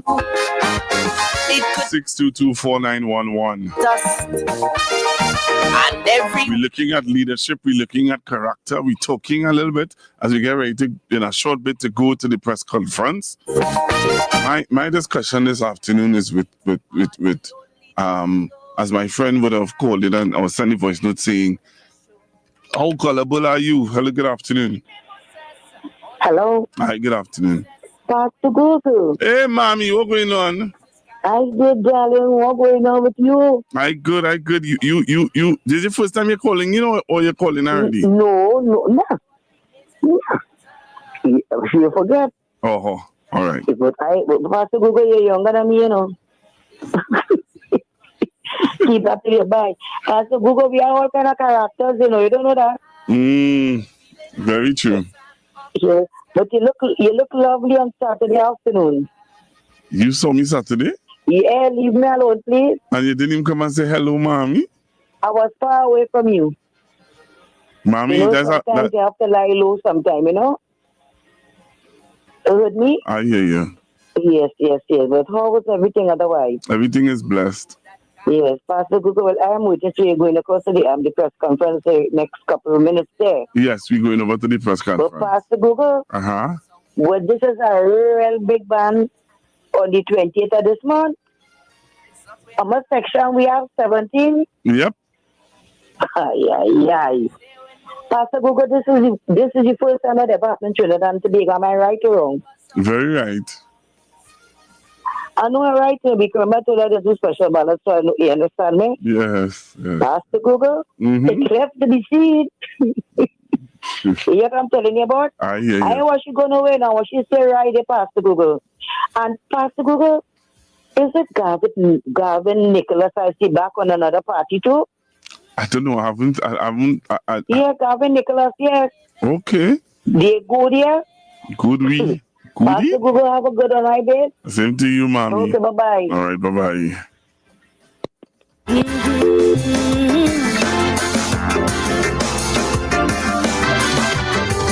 We used to sing sweet, sweet Trinidad. To leave here, boy, you must be mad. This is the land of me. So it's now 2:15. How can you see money? We are on Talk City. We were singing. Yep, 91.1 FM. I have a friend waiting to hear me slip up, but she will never get that privilege to hear me slip. Oh my goodness, let me make sure. Yes. What I'm saying is that I notice your eyes always on the billboard, so you're making sure. Of course. Slip up, you shall not. Never. Not moi. Let me tell you something now. I have a friend. She tell me, she said, you were slipping. I said, never. I said, after the coaching I get from my colleague, my former colleague, then never. Slip up is not, no, did not happen. So tell me now, were you drinking there, Nicole? That's unfair, you know. I am drinking tea. Where I came from, you can't drink in the studio, you know.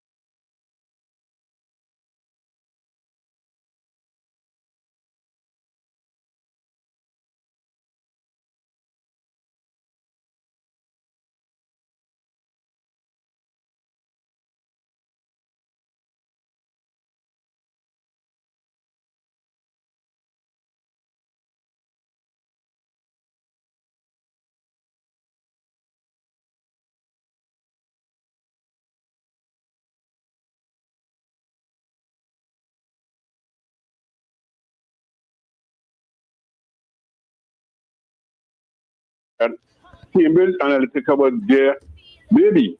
So it's just a continuation in a different form. But as you say, there's enough right-thinking persons, and I believe the young people understand what the government has done and what the government continues to do. There's integrity and transparency. A lot of people are saying that why the government now rolling out things, but I don't believe that. There are things that you must say that is happening because you have a manifesto. So I'm saying those gullible people, they would hold on to what is being said by the other side. However, we will continue you that is on all the other platforms, to give the right information, and they will understand that, and we on the ground, we try to talk to young people. You all have a wonderful birthday. I tell you already, continue your good work and God bless. Thank you very much, sir. You know, thank you. Thank you. You know, Ms. Larson, so while we're discussing here about the fake video, and we played the fake and we played the original, right? You know, there's another that video, you know, there's a fake letter that is making its rounds around social media about CPEP. So while we here trying to out the fire in this end, another one. There are persons who are out there lighting fire, and it is concerning because one of the callers who would have called earlier on talked about what is the police doing. What is the cybercrime unit under the police service is doing? And let me tell you something. We asking. This is not the first time we asking about this. This is a cry that persons have been crying out for the cybercrime unit to get themselves involved or aware of what is happening. One of the things I want to issue it, and I'm seeing Justice C. Prasad. You realize he does hit you for 6. If at any point in time he realizes that you're going out of bounds where social media is concerned, if I was to go on social media and say something about Miss Nicole Larson that is slander, Justice C. Prasad don't stick, you know. No. Yeah. And that is what we want. But and that is true, but until such time, I think people like our good self have to be the voice to actually say, to differentiate and say what is truth and what is false. Just as what we're doing here with that. And my thing is that we need to play, but you know, and even thinking about it, the total difference between what he said and what is what is being played you know, it's amazing, really stretched. So that person, whoever it is, that they took their time and they edit, and because they wanted it distorted, obviously. But if you're a right thinking person, you would say, but nah, why would the Prime Minister say that? If you're right thinking, you would, nah, man, this ain't making sense. Why would? But then again, we have to think for the people who aren't. I don't want to say they're right thinking, but sometimes they get fed any and anything and they eat it. You know, whatever somebody tell them, they run with it as opposed to the facts. And you know, hence the reason why you are Mr. Google. It is just now. It's about 23 minutes after 2:00, and we are having at 2:30. Or the Prime Minister of Trinidad and Tobago is having a press conference at 2:30 at Whitehall. I'm still trying to get the information. What is he going to be talking about? Oh yeah, I have an idea what he's going to be talking about. I think we're going. Tobago is going to be the deliberations with Tobago stakeholders regarding sandals. You know, gosh, that's a big one. Yeah, so that's going to be. You know what? We also have to tell them too. We have something to play there, but we also have to give them an idea what's going to happen tomorrow, because you know, from 2:30 we gone. From 2:30 we finish at 3. You know, you're looking at me as what you thought would have happened. No, you wanted. I heard you said that we gone. We gone from 2:30. In other words, we won't be talking mano to the callers. What will we be doing? We will be, the press conference is at 2:30. We joining the Prime Minister in less than 6 minutes. Oh, today you're talking about. Oh, today. Oh, you wait. Come, I'll get a cup of coffee for you, because yeah. I see you watching me strange. Yeah, my coffee. I ain't got no coffee today. But I want to play something for you. Okay. From a young man. I played it earlier on, but I want to play it over. Okay. I want you to listen to what he has to say. Okay. I value this young man very, very much. His contribution. He always makes valuable contributions to my program. And he sent a voice note. I played it earlier on. And I want you to listen to Okay, let's take a listen. Let's see if you know who the young man is too. Okay. Pastor Google and Miss Larson, good afternoon. You know, I think the only thing that is worse than a deceptive leader is a blind follower. And I think that is what we are very anxious about. You see that statement? Play it again for me. Play it again. Play it again. Now I want to hear it. Listen to the wisdom. Hear it again. Play it again. Play it again. Find it and play it again. One more time. Listen, it's a whole voice. I want you to listen to the beginning. Listen to the wisdom in this. All right, here we go. Pastor Google and Miss Larson, good afternoon. You know, I think the only thing that is worse than a deceptive leader is a blind follower. And I think that is what we are very anxious about. Most level-headed thinking people, I think, will make their decision based on values, based on knowing what the country needs at this time as far as leadership, based on reputation as far as results, and organization that is able to deliver on what was promised. Even whether it's perfect or not, we can gain from who has had good results, solid results. So my advice is, while we live in a world of deception, I think leadership should focus on vision. Anytime most of what you're saying is about the other parties and trying to discredit other people from being in leadership, we're going to find ourselves in trouble. I think the majority of conversation needs to be about where we are going. Where we are going. That is the crux of the matter now. Every person who wants to lead this country needs to be able to articulate a clear vision.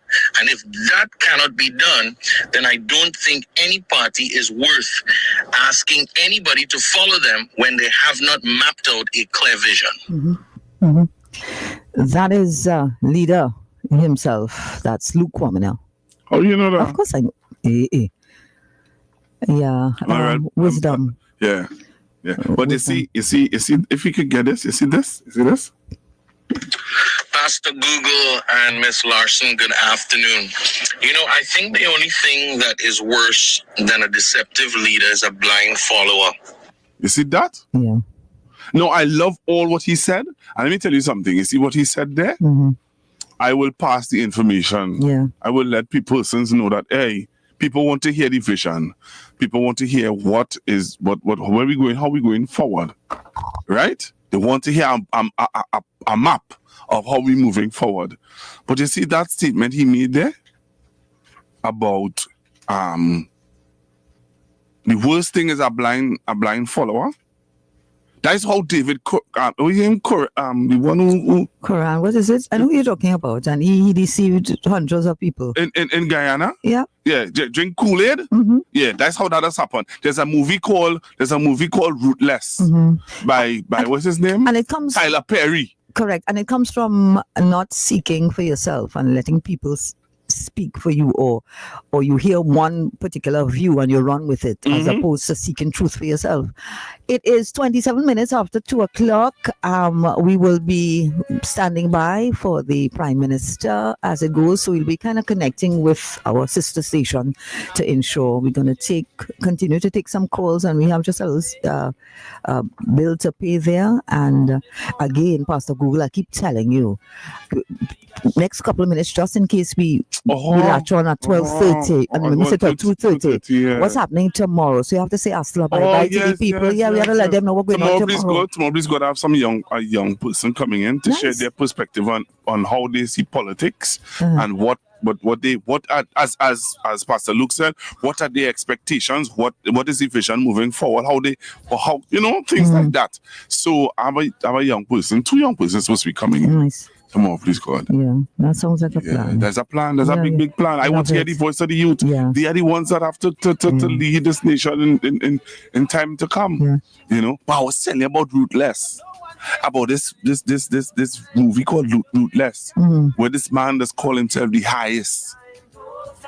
Deception to the highest.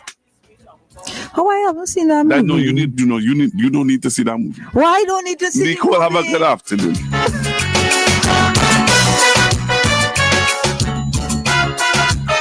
Empires of gold with their silver and gold. Now mere footnotes on a history page, the Colosseums of Rome with all their columns and domes are memories of a bygone age. Listen, the Greeks and Romans had their orgies, days and nights cavorting in lust, but soon to plagues of locusts and disease,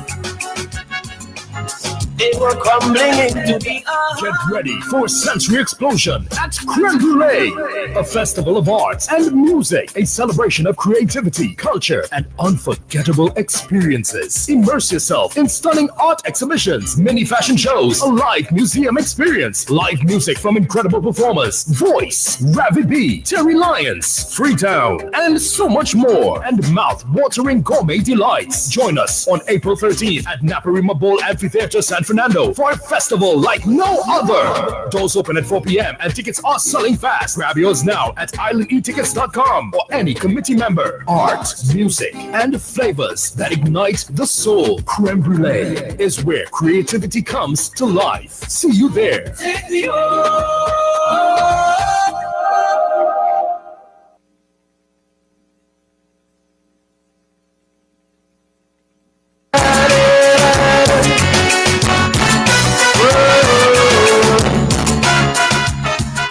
Our heads in shame, we ask who to blame for this morass of moral decay. Leadership gone through, the police in a stew, and the talking heads will have a field day. But tell me, what are our social values? And tell me, how do we judge success? By a man's car, his clothes and his shoes. Man, that is how we measure progress. I see them building skyscrapers, things of stone and steel, hoarding stacks of blue paper, things that men can.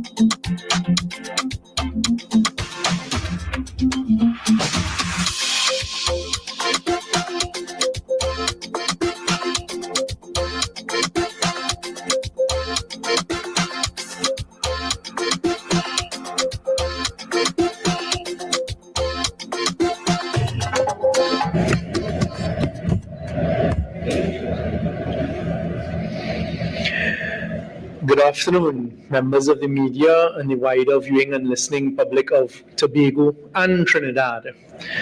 It's indeed a pleasure to be here in Tobago.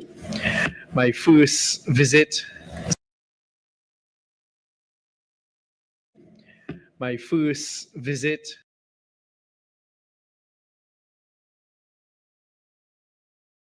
to report to the people of Tobago this afternoon. First of all, let me apologize for being an hour late, but I can assure you it is because we were getting certain things done that I'm about to announce this afternoon. Tobago, as the young people say, has an aura about it.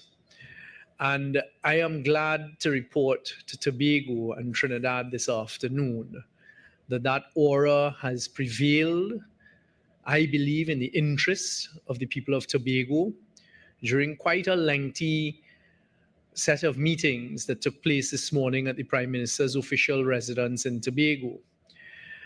As you are aware, I had invited Mr. Adam Stewart, and Dr. Rowley had also invited Mr. Adam Stewart to come to Tobago, to come back to Tobago.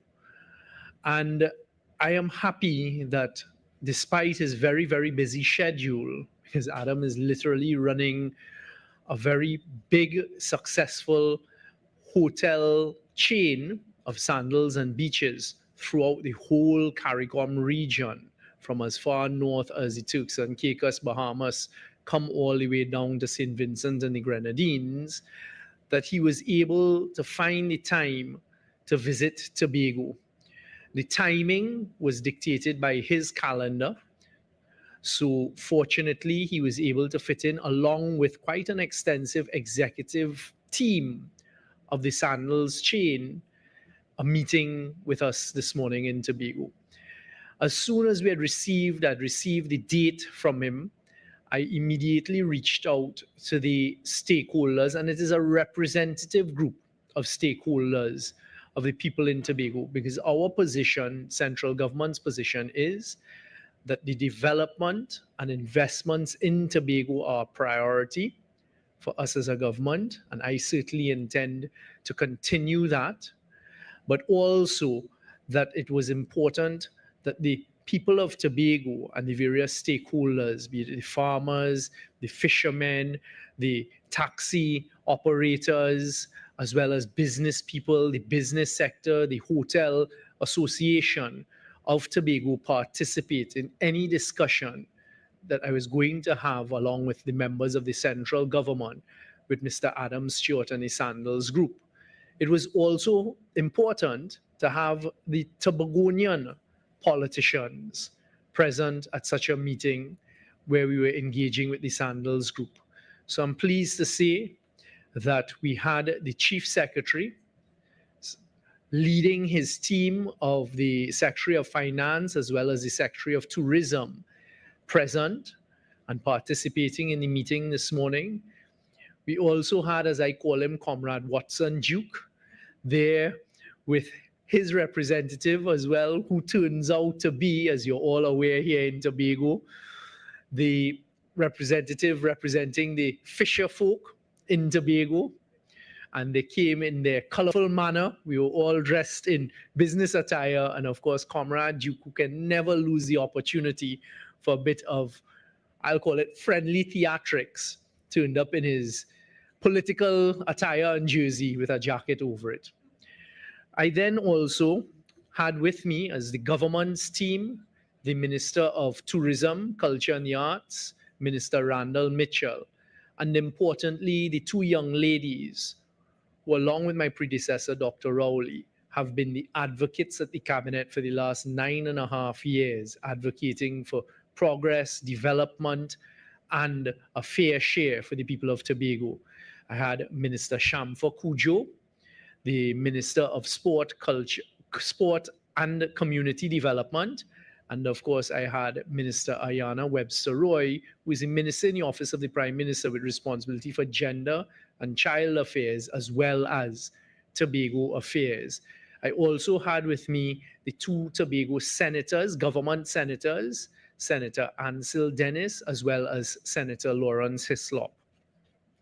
On the Tobago House of Assembly side, we had the minority leader, Sir Kelvon Morris, as well as Councillor Petal Benoit present.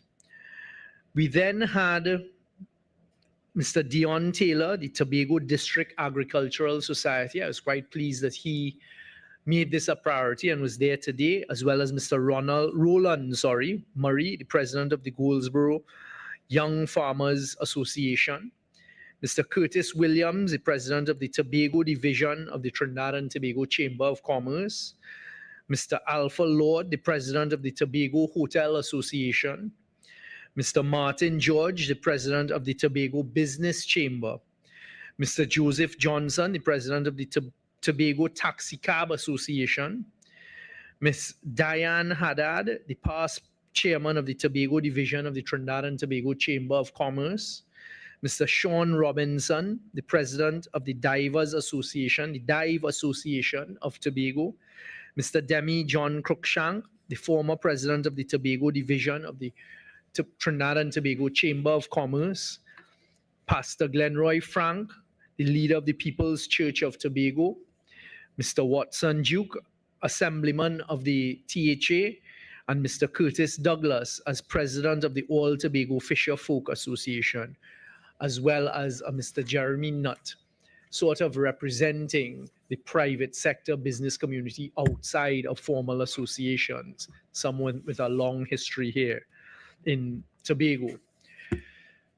We initially engaged under my chairmanship and that of the central government as a group without the Sandals executives in the meeting.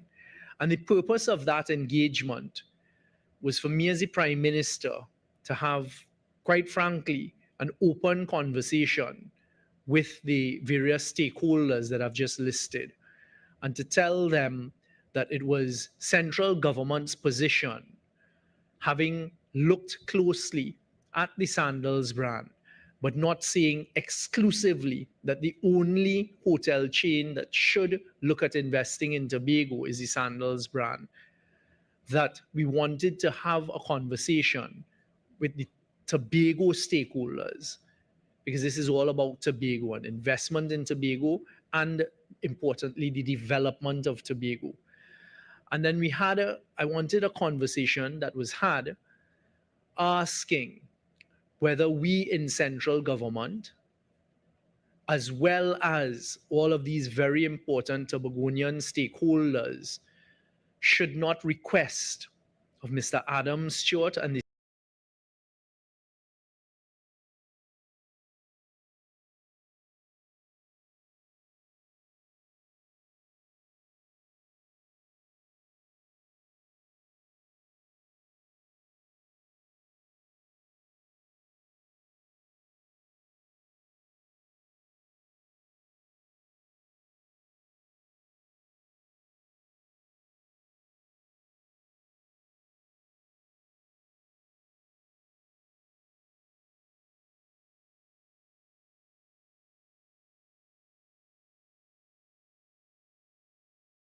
activity that comes with it. I also said this is a clean slate, because as you may have heard me say within the recent past, I cannot change the past. No one can change the past. I am prepared to ask Mr. Adam Stewart to consider that we have here a clean slate, and if Tobago wants it, if Tobago wants the development, they want to uplift Tobago, they want to reach closer to the potential, the great potential that Tobago has in this global tourism product and competition, then Tobago, along with central government, should ask Mr. Adam Stewart to consider coming back to Tobago, taking a look at it, and if they so desire, making Tobago a destination and an investment of a Sandals hotel. It was an excellent conversation that dominated the room.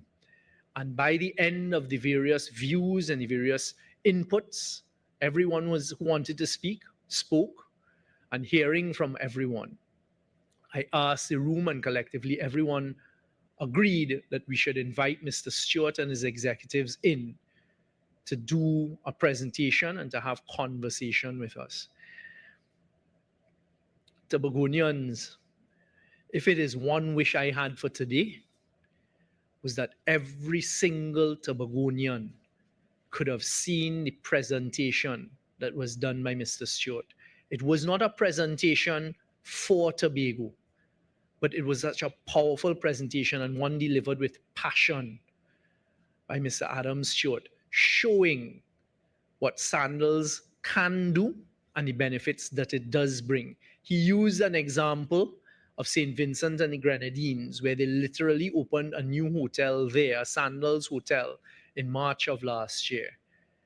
And the amount of positive growth that was generated from that. I honestly wish that every citizen of Trinidad and Tobago, and most importantly you, the Tobagonians, could have seen that presentation. The amount of airlift that it was increased by.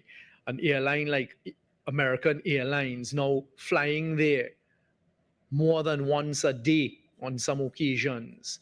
And just the whole variety of positivity, the employment, etc. But that is not for me to do. That is for them to do. And it was done.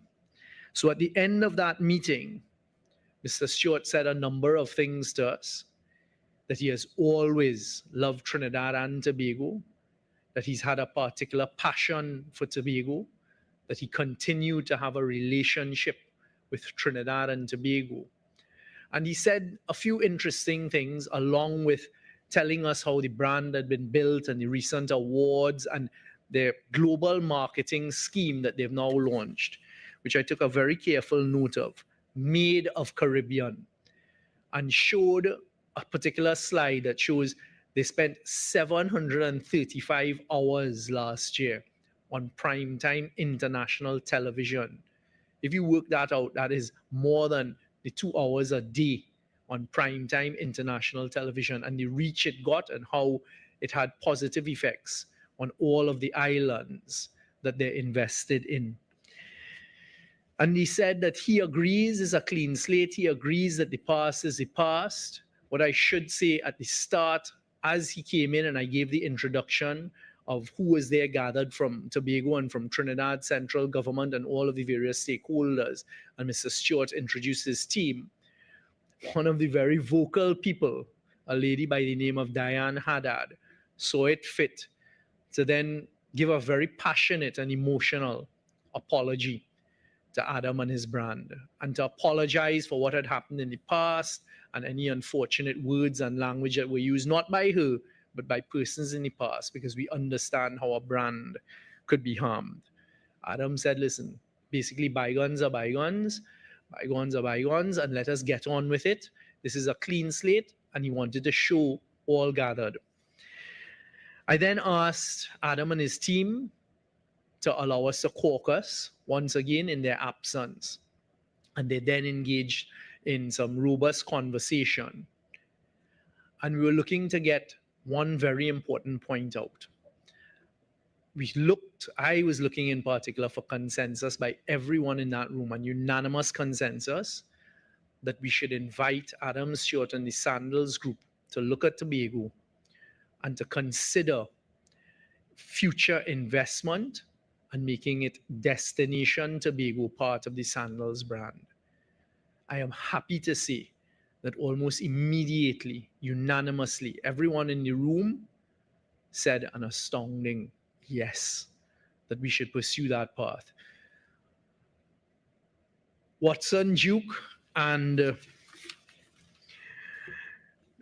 Assemblyman Watson Duke and Mr. Curtis Douglas left just before that, but before they left, they both indicated invitations for who they represent to Mr. Stewart and the Sandals Group, that they would like to see them in Trinidad. The Chief Secretary had said that Tobago is open for business and they look forward to FDI, final investments, and to attract foreign direct investment. So we had the robust conversation. It was unanimous to invite Sandals to look at Tobago again. And then, I have to say, quite sensibly, one of the stakeholders in the room, Mr. Martin George, who is a lawyer by profession, suggested that everyone in the room representing the Tobago stakeholders agree to a resolution before we invited Mr. Stewart and his team back in the room. And I'm happy to say that it was developed by the Tobago stakeholders with some legal input by me, the following resolution. Tobago Sandals Development Resolution.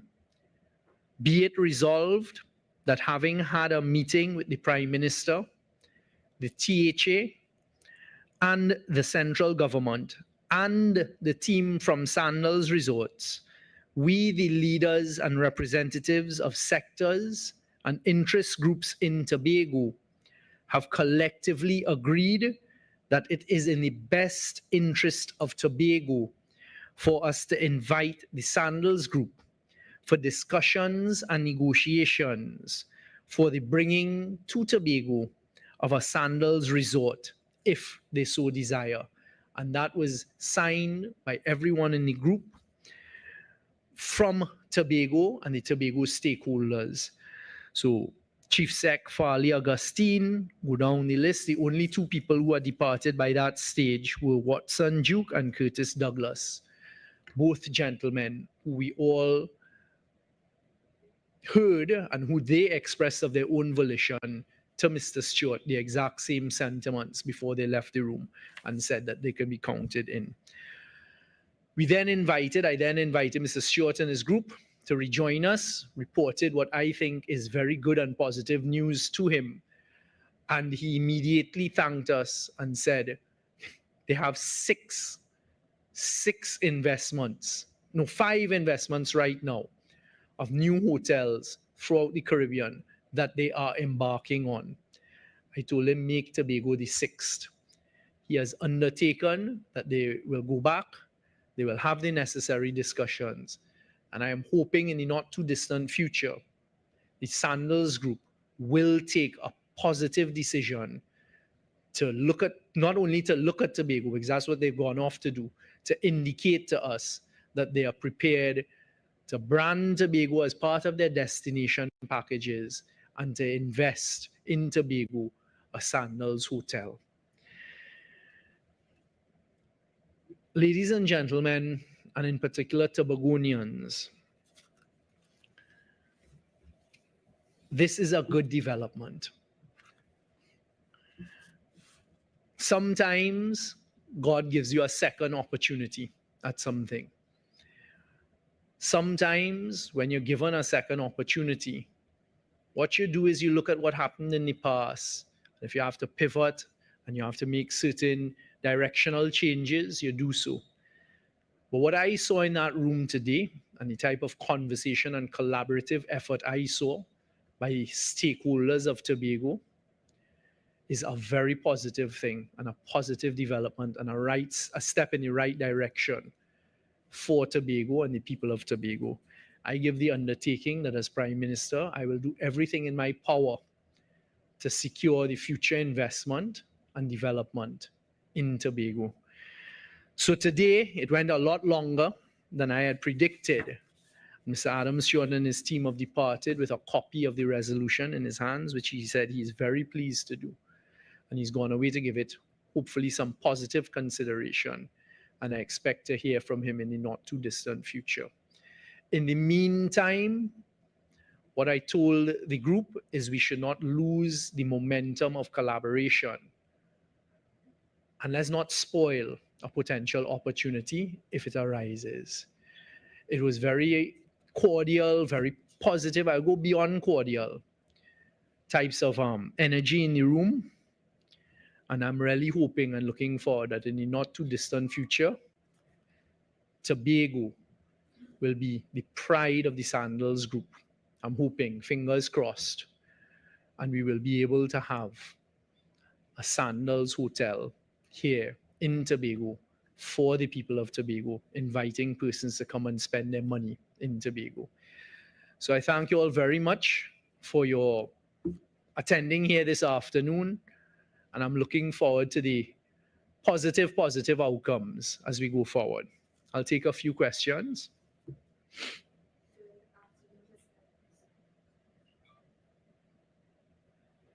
Good afternoon, Mr. Prime Minister. Afternoon.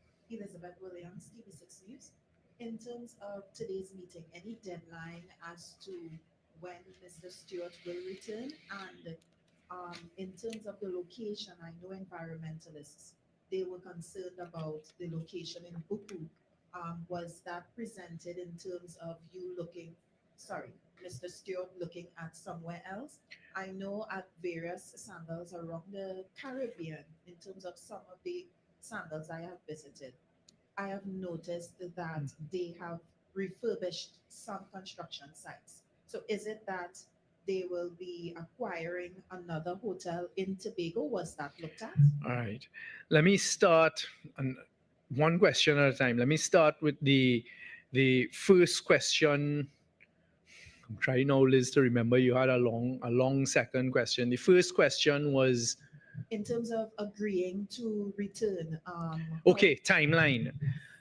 We didn't put any pressure at all on Mr. Stewart. In fact, one of the things we discussed that was raised in the meeting before inviting him in is we all recognize the period that we're in, and we're 3 weeks away from a general election. So we did not put any timeline on it because we just wanted the opportunity for this first step, which takes me to the second point. It was decided and agreed that this is the first step. Let us not jump ahead of ourselves, which is one of the lessons we need to learn from the last time. Let us take it step by step. So the first step is we ask the Sandals Group if they're prepared to engage with us with the intention to invest and to brand a Sandals brand in Tobago. So we're waiting on the answer for that. There was some discussion as to sites, etc., location. I said, hey, let us not jump ahead of ourselves. There was also the question raised about the environmental NGOs. And the answer to that was the environmental NGOs' participation at this stage is premature. Because the first thing we need to do is get a yes from Mr. Stewart and the Sandals Group that they're prepared to come to Tobago. Then part of that discussion will start to be location, investment, and these types of things. We are very, very mindful of the need for the environmental groups, but also, as was discussed in the meeting, is the law. We are not going to do anything to breach the law. The EMA and public consultations, read the environment, with respect to the environment, are part of the law. But we will, once we reach that stage, but I've made it very clear to the group, and I'm asking everyone, let's take it one step at a time. Let's get them back re-engaged. When they come, then we started to have those necessary discussions. Also, what I could say, as you say that you've visited sandals around the Caribbean, a number of them, you will know that in some of those islands, they have employed technology that actually rebuilds reefs, and they always use the wastewater, and they make sure that there's no pollutants in the effluent water, etc. But again, let's take it one step at a time. Let's stand by and hope that we get a positive yes from Mr. Adam Stewart and the Sandals Group, and then we begin those engagements. And at every step of the way, I give the undertaking that I will do exactly as I'm doing now. Come to the people of Tobago and report whatever goes on. But I am also, as we discussed in the group, if we reach that stage of engagement with Mr. Stewart, in my view, the next thing that needs to happen, if he decides to come, is that presentation or derivative of that presentation needs to be done to the people of Tobago. That is how we're going to do it going forward. Let people of Tobago see what this means and the potential of it, and then we take it after that. There's going to be a lot of engagement. I know you said no timeline, but was it agreed upon exactly when Mr. Stewart will communicate with the government or the Tobago House of Assembly? He will, I can tell you the answer is he will communicate with the central government. We are the people who have been engaged with him, and that's just how the relationship is. And no, I didn't put any timeline or put any pressure on Adam. As he told us, he said, look, currently in my pipeline of development, I have 5 hotels. And I told him, Adam, make us the 6th, and I will wait for him to get back to us. Of course, I will stay in touch. Good afternoon, Candice Jackson from Tobago Updates. How does the presentation compare with the previous presentation where we had the presentation for sandals and beaches to be invested? The presentation now has even more factual support for a business case with Sandals. And the best example we can turn to, because it's always best to look at reality, is what they've just done in St. Vincent and the Grenadines. We were also able to see it was not a presentation geared for Tobago. Huh? So we didn't get into, well, this is the potential site for Tobago. This is what we could do for Tobago. Because remember, it is us inviting him to come to Tobago. And I told him, Adam, you come and you tell us about Sandals. It is literally a start from scratch. But with us knowing what Sandals means. And that is what he presented. So it was good from the point of view, I hope, that people in the room saw the missed opportunities, the number of Sandals hotels that were built in a period of time that ours would have been operational. And we were getting our beaches and the Sandals. But again, let's see where it goes. So he presented facts. He said, so we saw, for example, after they decided not to pursue it in Tobago, a new one was done in Curacao, the one in St. Vincent and the Grenadines, another one in St. Lucia, another one in Jamaica. We're seeing the plans of what those 5 hotels, he showed us 2 of them, and how expansive that these new investments are elsewhere. He did also say to us that it's a clean slate. He is prepared from an investment point of view to indicate to all of us who are gathered there today that their usual model is one where he is prepared to invest in the plant, as we call it, the hotel itself. And just for clarification, would that mean that he'd want to construct, as opposed to the previous plan where the government was going to construct the plant and then So brand? I want to get, as I say, take it one step at a time, but I found it interesting that he is the one that offered that. But I'll tell you something, from a central government point of view, it would be a great investment, but I don't want to get ahead of myself. Ramdas in the Express newspaper. On the last occasion when Sandals withdrew, bad press was blamed for that situation. What is the strategy going forward should this happen again? Well, first of all, there's no way, Anna, that I am going to say there's going to be bad press. I mean, bad press, you are the media, you are the ones writing the story, you are the ones responsible for the input into what goes into the press. Immediately as I left that meeting, I came here to engage with you, the media, and through you to the people of Tobago and the people of Trinidad. So I would hope that just a few persons who may have different opinions don't spoil anything that would be best for Tobago in terms of development, that would be best for Tobago in terms of investment. But again, we're not there. And I'm not going to speak speculatively about bad press in the future. I am hoping the way we engage, if he takes the decision to re-engage, that it will be very, very positive. You mentioned a couple times that this is a clean slate. Does that mean that going forward, there will be a fresh round of consultations with stakeholders across the board? You know, I saw Mr. Raymond in his newspaper column today, Afro Raymond. He mentioned that if the project is to be revisited, that there should be consultation on it. So do you agree? You know, they have some people who know that there's certain things that have to happen. So if I come here and I say, well, you know, tomorrow when the sun rises, we will all wake up and brush our teeth after we say our prayers. And then when we all wake up tomorrow morning, when the sun rises and we brush our teeth and say our prayers, say, see, I told you so. As I said, we are going to operate within the law. We're going to operate on a consultation basis. So it is obvious that that is going to be part of the process. And I am not going to listen to the people who are trying to upset something that doesn't even exist as yet. We have a general election just about 3 weeks again. So has Mr. Stewart given the assurance that he will return to Tobago? Should you remain as Prime Minister, or if things change, has he given that guarantee that he will return no matter what? On the 29th of April, I look forward to welcoming Mr. Stewart and the Sandals Group, should they take the decision to be back here in Tobago. As I just responded to Elizabeth, I am not putting, and we did not put any pressure on Mr. Stewart as the timeline. This really was for us to pitch to him, and I'm happy it was unanimous view of the room. Please take another look at Tobago.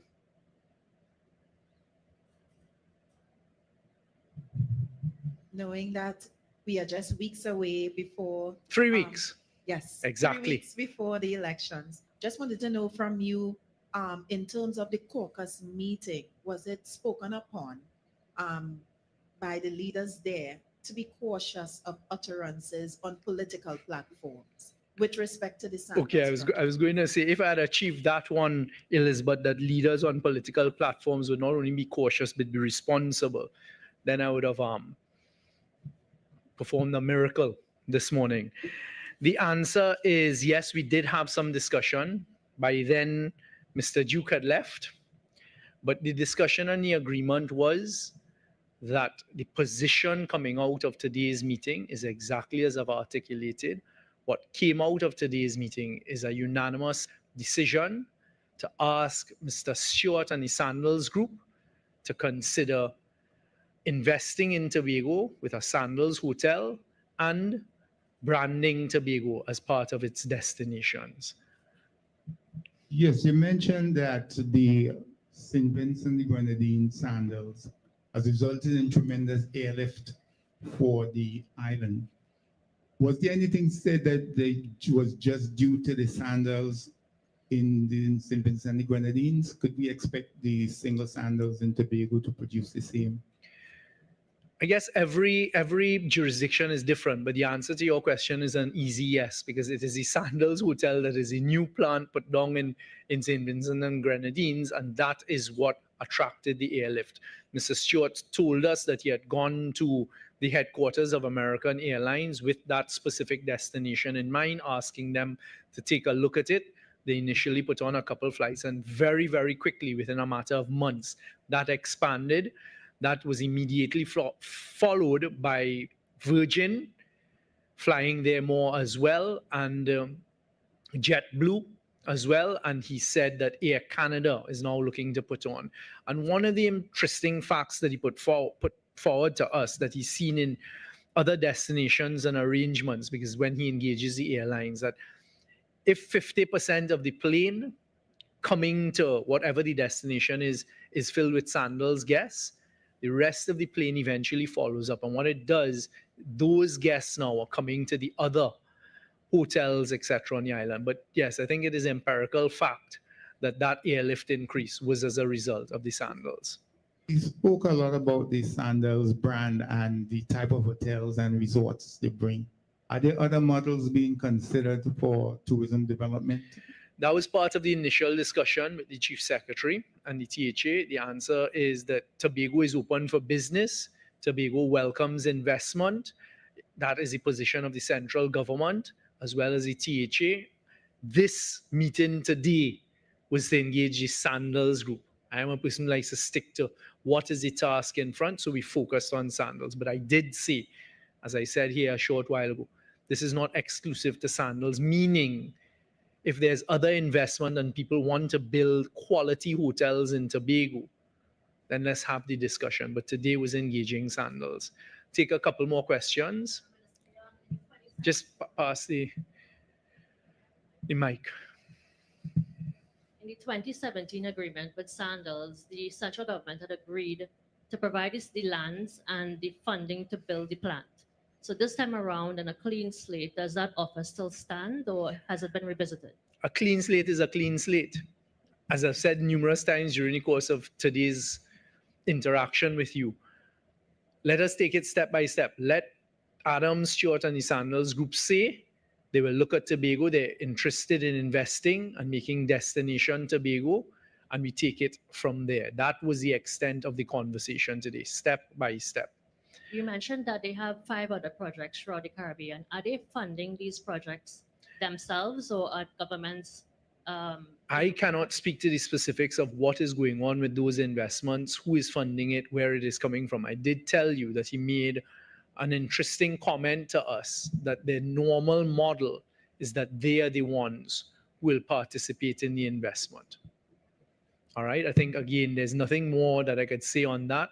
Let us now wait and hope that the Sandals Group agrees to come and re-engage us here in Tobago. Can I ask a question that is not related to Sandals? Please. I saw that criminal charges against David Lee has been discharged. What is your, what are your thoughts on that? I think 3 years ago the opposition leader had said this was a political witch hunt. What are your thoughts? Well, I have not been on my phone nor engaged with it, so I'll have to get the information surrounding that, assuming it is true, and I don't expect you to mislead me. The government, the central government, the government that I lead, we have no interaction with criminal charges. We are not the persons who bring criminal charges. There's an office of the Director of Public Prosecutions that is a constitutionally independent office.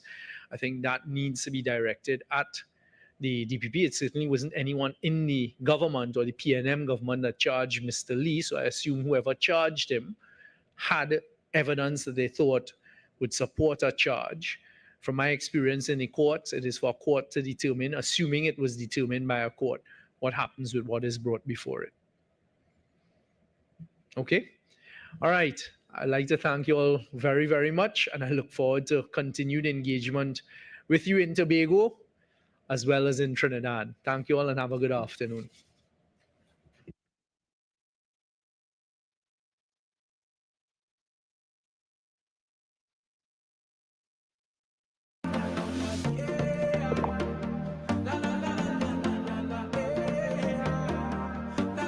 This is TTT.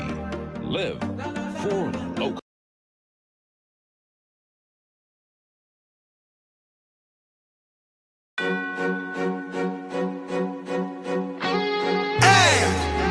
Na na na, red and ready, here we on. Red and ready, here we on. Calling all the red army. Red and ready, here we on. Yeah, we on. Oh na na na, red and ready, here we on. Calling all the red army. Red and ready, here we on. Trinidad and Tobago. Red and ready, here we on. Yeah, we on. Yeah, we red and ready now. Calling the red army. Calling out all our we friends and family with love for TNT. From the mountain top to the valley low, everywhere we go, country before party. B&M, we working together, we building together, and we'll make it better. B&M, side by side together, we standing together for our nation's future. This is a movement we all in together, not just for one. My sister, my brother, Balize in your hand. B&M is the plan. Red and ready, hold it steady. B&M, we all in. One man flowing through we vein. We all in. Red and be on the road again. We all in. Every green and every red.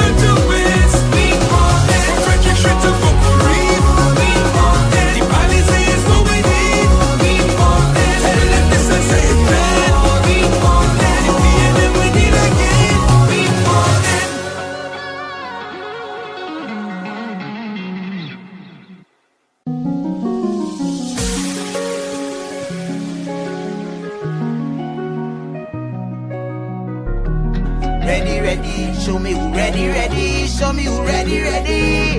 This is the time. This is the place, the future is here, no time to waste. We build on the strength of those who trod this road before. Coming again, coming again. Cause I feel the light, shining so bright in the heart and we soul.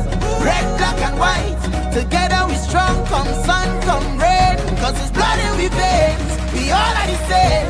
You don't know we ready already. We think that's set already. Tell them we all in, we all in, we all in. Don't know we ready already. We think that's set already. Tell them we all in, we all in, we all in. Oh, tell them we all in. Oh, just tell them we all in. Oh, tell them we all in. Tell them we all in. Tell them we all in. We under the same sky, feeling the same things. The movement is forward. We all want the same thing. Together we aspire, so we must achieve. Call the red army, the whole of TNT. So show them we ready already. The thing done set already. Tell them we all in, we all in, we all in. Don't know we ready already. The thing done set already. Tell them we all in, we all in, we all in. Yeah.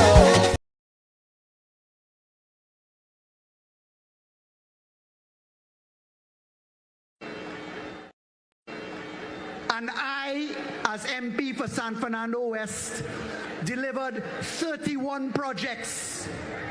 And in 2020, I produced a flyer. I said that I would do 11 things. In fact, I did 10 out of the 11. That is a 91% record. But I want to tell you what I did with $1.5 billion. Close to the 1.3 that them owing we. Lady Hales widening done, 67 million.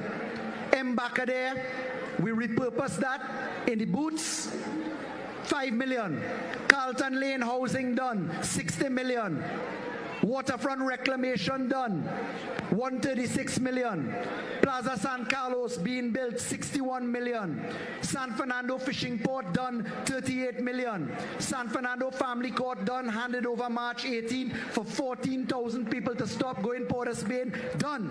Bayshore housing done at 15.6 million. Hospital car park done at 140 million. Skinner Park done at 160 million. Wastewater treatment plant at 654 million, done. Fishing port at 38 million, done. PTSD relocation 15 million, done. Housing to go up at $207 million, done in terms of development and positions.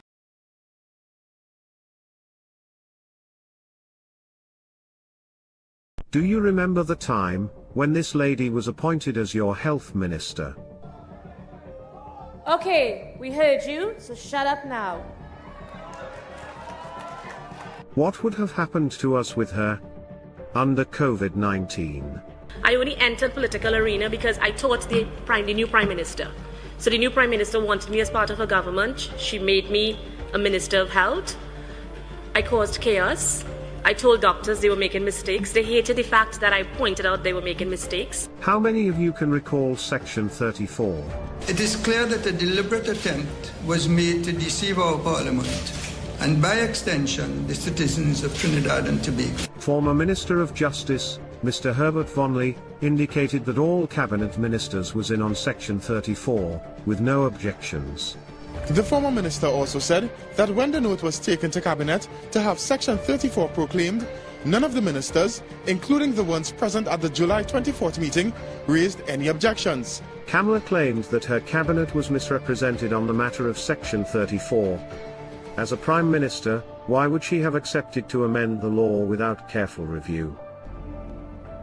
The Prime Minister offered the head of one Herbert Volney on a plate, saying that he was the single and sole person responsible for misrepresenting a position to the Cabinet of Trinidad and Tobago, and that his misrepresentation is what resulted in the Cabinet collectively agreeing to proclaim law which has been described as an absurdity. They look at the grassroots people of this nation as stupid people, that they could commit this kind of an act and get away with it. I maintain I have done no wrong, I have lied to no one, And that is just legal jargon that was put in that statement. Unfortunately, I have to say, I do not believe that the Prime Minister wrote that statement. Do you expect anything to change? What we can expect, however, is Kamala putting a person like this into office. Call me racist, but I stand with my words. Ladies and gentlemen, and all African around the world, if you do not behave like an old nigger, nobody will call you an old nigger. It is a behavior. Educate yourselves. Know the difference. Remember the past. Don't be fooled.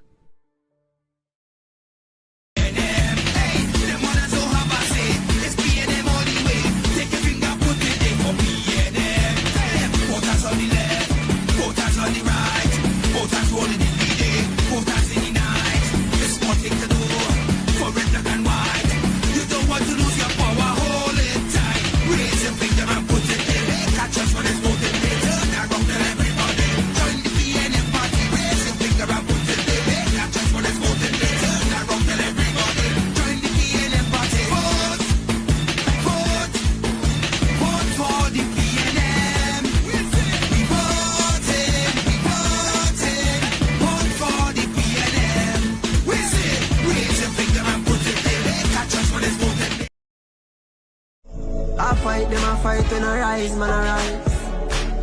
Most time I negative things, no man advertise. Bad news, no man, them love televise. More time, them have to wonder if me vulcanize. Calm and stronger now, stronger now. And rule is stronger now, stronger now.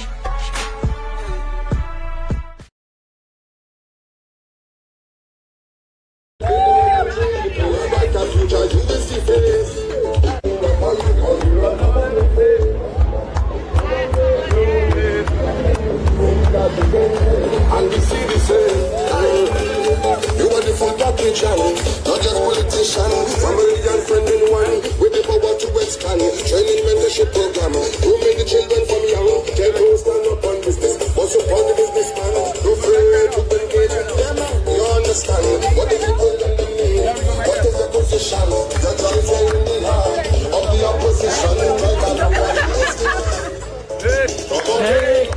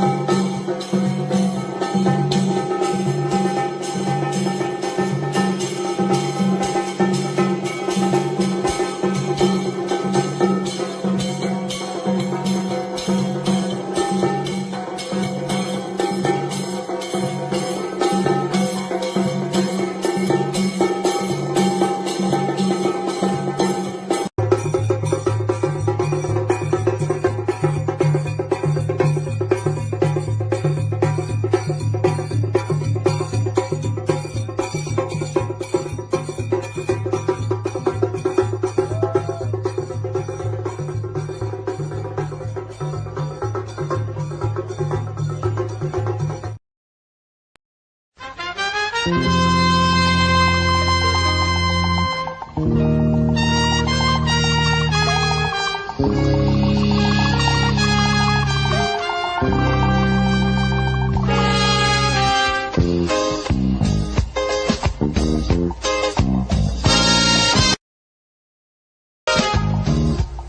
short, this is what I have to say. Let us forget fights and grudges and concentrate. Come, let us sit and try to relate. Because now, more than ever, we must show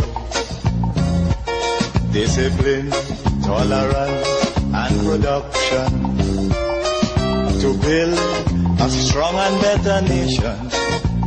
I say that is the main foundation. So come, let us work hand in hand, because this is our land.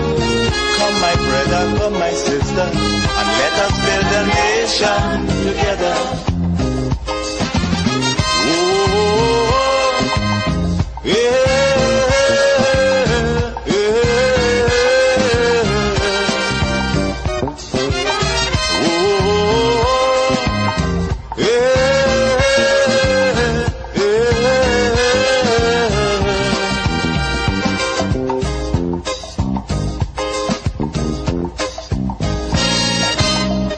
Remember, the key to success is working hard. For our country we must have regard. Forget all your differences, let we start to build. And onward to progress we surely will. Because now, more than ever, we must show discipline, tolerance, and production to build a strong and better nation. I say that is the main foundation. So come, let us work hand in hand, because this is our land. Come, my brother, come, my sister, and let us build a nation together.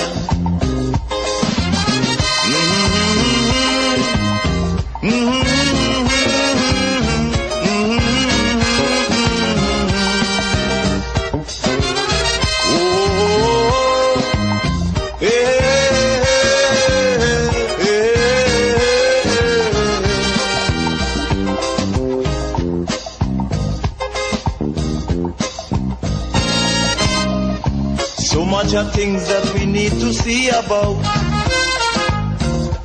Surely I do have to spell them out. Cause you know as well as I do, the only way is put in more effort and less play. Because now, more than ever, we must show discipline, tolerance, and production to build a strong and better nation. I say that is the main foundation. So come, let us work hand in hand, because this is our land. Come, my brother, come, my sister, and let us build a nation together.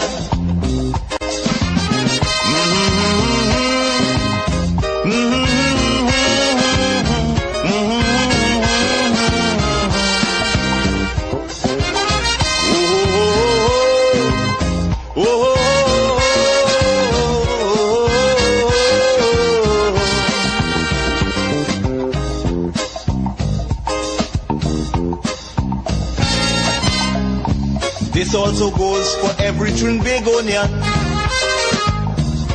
who gone to live in a foreign land.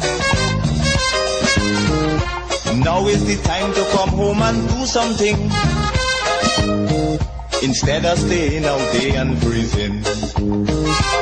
Because now, more than ever, we must show discipline, tolerance, and production to build a strong and better nation.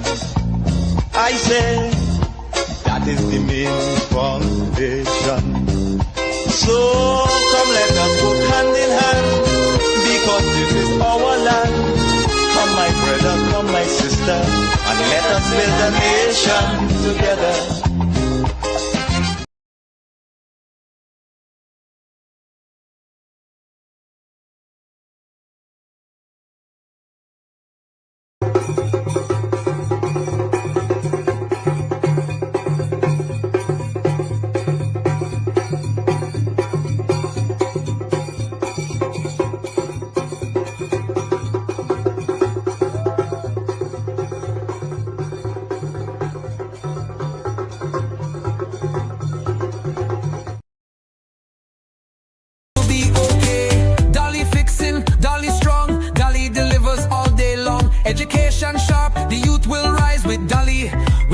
reach new highs. Digital change, a firm foundation, giving the children strong education. National bursaries, book grants too. Dolly delivers, she's pushing through. We moving with you. Sentences coming through. Dolly delivers strong and true. Step by step, we winning with you. She gave us Carifista, a cultural glow. Took education digital, the future flow. Christmas treats, the people smile. She working hard all the while. Community centers opening wide. With Dolly delivers, we walk with pride. Bridges built, connecting the way. Dolly delivers.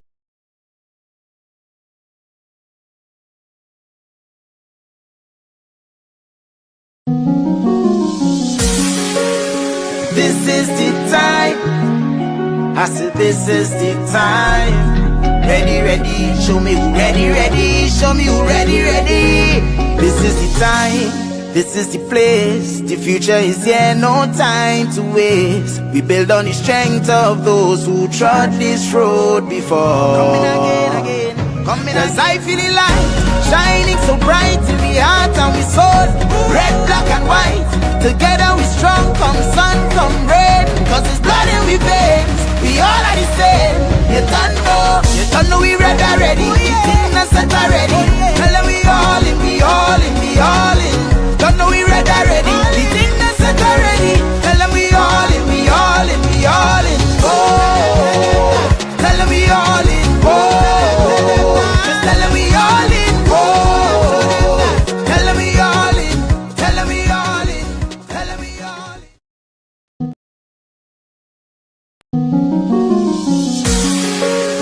This is the time. I said this is the time. Ready, ready, show me who ready, ready. Show me who ready, ready. This is the time, this is the place. The future is here, no time to waste. We build on the strength of those who trod this road before. Coming again, coming. Cause I feel the light shining so bright in the heart and we soul. Red, black and white, together we strong. Come sun, come rain, cause it's blood in we veins. We all are the same. You don't know we ready already. The thing that's set already. Tell them we all in, we all in, we all in. Don't know we ready already. The thing that's set already. Tell them we all in, we all in, we all in. Oh, tell them we all in. Oh, just tell them we all in. Oh, tell them we all in. Tell them we all in. Tell them we all in. We under the same sky, feeling the same things. The movement is forward, we all want the same thing. Together we aspire, so we must achieve. Call the red army, the whole of TNT. So show them we ready already, the thing done set already. Tell them we all in, we all in, we all in. Don't know we ready already, the thing done set already. Tell them we all in, we all in, we all in. Oh, tell them we all in. Oh, just tell them we all in. Oh, tell them we all in. Tell them we all in. Fire in the soul, a nation so strong. To the heart of a people, the victory is won. We fight for tomorrow, we fight for today. Stand strong together, blow the evil away. If we are one, the victory is sure. Divide and rule, we don't want that no more. Clean heart, clean hands. They're wishing for me to fall, oh Jah, gonna make me stronger. They're wishing for me to fall, oh Jah, gonna make me higher. You will never see me by the street side begging bread. Stop blessing with a roof over my head. Just keep focus, the better is ahead. The power stronger. They act as if like they don't really know me. That even little love them would have shown me. But as the days go by, many times they try. They're wishing for me to fall. Oh Jah, gonna rise me higher. They're wishing for me to fall. Oh Jah, gonna make me stronger.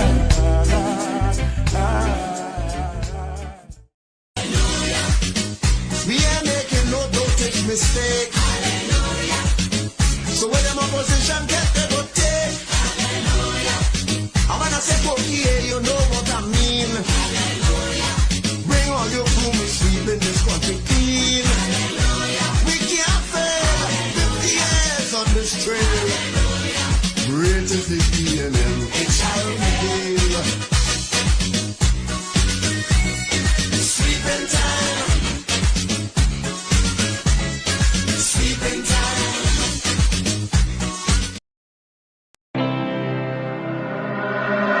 From the vision of our Member of Parliament Faruqa Lopino, Mr. Marvin Gonzalez, this is our historical site currently being restored.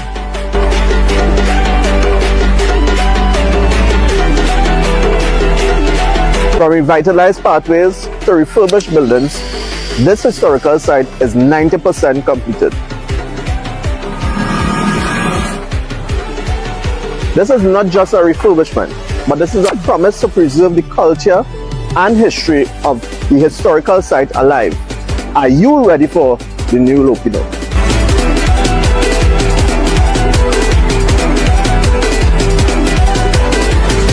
We would like to thank the Member of Parliament Faruqa Lopino, Mr. Marvin Gonzalez, for his initiative to upgrade, restore, and develop Lopino Village. But if you want to see more of these developments in the Lopino Village, be sure to be all in with Marvin Gonzalez on the 28th of April, 2025.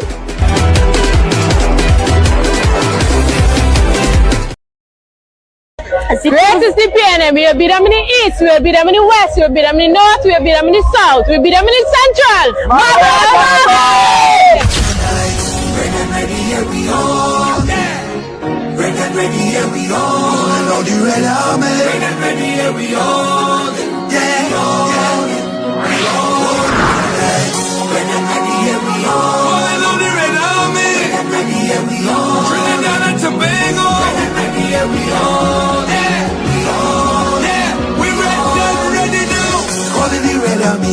Calling out all our way, friends and family with love for TNT. From the mountain top to the valley low, everywhere we go, country before party. PNM, we working together, we building together, and we'll make it better. PNM.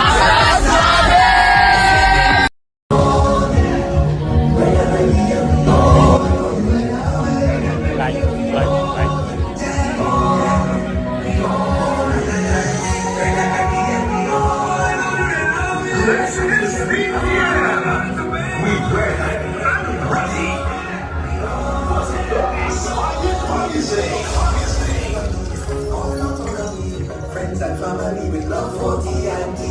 From the mountain top to the valley low, everywhere we go, country before party. PNM, we working together, we building together, we'll make it better. PNM, side by side together, we standing together, our nation's future. This is a movement, we hold it together, not just the one, my sister, my brother.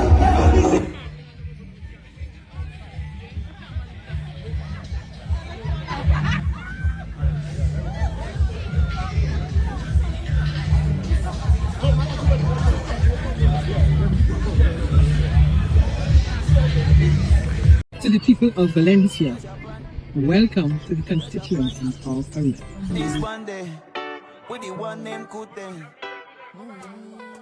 So I am really happy that I have been in the Valencia area, introducing myself, letting the residents know that Valencia now falls in the constituency of Arima. I would just like to thank the residents for their warmth, for your inquiries, letting me know what your problems are, and I look forward to serving you. I am just very pleased. I have learned to listen, and I'm looking forward to serving you after the 28th of April 2025. So I'm thanking you in advance for your support.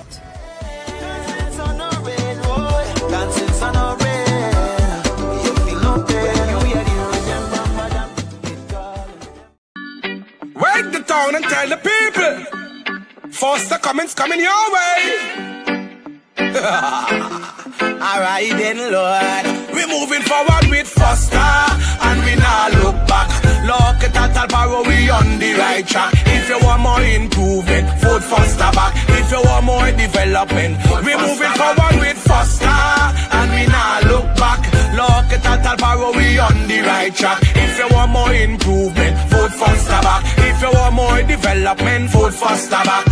Forward with Foster and we not lose. Forget about what's the name, cause them boy is old news. We do it for the people, we not do it for the views. So let me tell you why it's Foster Commons I choose. It's a brand new library, him just open up on a community center right on the same spot. Training center soon come, cause Foster won't stop. Till look at all Barrow on top. It's forward with Foster and we not look back. Look at all Barrow, we on the right track. If you want more improvement, vote Foster back. If you want more development, we moving forward with Foster and we not look back. Look at all Barrow, we on the right track. If you want more improvement, vote Foster back. If you want more development, vote Foster back. Still want to question Foster Cummings record. Check the drainage in Las Lomas trenching. Mamaral, Las Lomas get a water well. Come out to roads upgrade and the car road bridge as well. Slope stabilization up in a turn station and Brasso. Can't forget Mamaral also. If you don't like Foster, that's fine, but can't say him only do the work wrong election time. Foster and we'll all look back. Look at all Barrow, we on the right track. If you want more improvement, vote Foster back. If you want more development, we moving forward with Foster and we not look back. Look at all Barrow, we on the right track. If you want more improvement, vote Foster back. If you want more development, vote Foster back. We got an MP that's working, and if you got doubts, make you more certain. And build starter houses in the constituency. So much improvement since he become MP. He look at us so many roofs covered. When it's rainy season, we not bothered. Down to earth, cause them not forget him roots. And them always show love to the youths. We moving forward with Foster, and we not look back. Look at all Barrow, we on the right track. If you want more improvement, vote Foster back. If you want more development, we moving forward with Foster, and we not look back. Look at all Barrow, we on the right track. If you want more improvement, vote Foster back. And if you want more development, vote Foster back. All right, so we are live, and let me just bring myself on the camera. Hold on.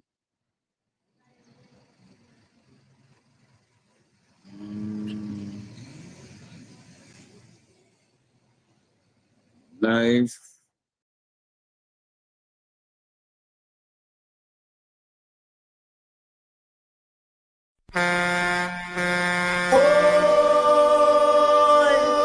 PNM coming.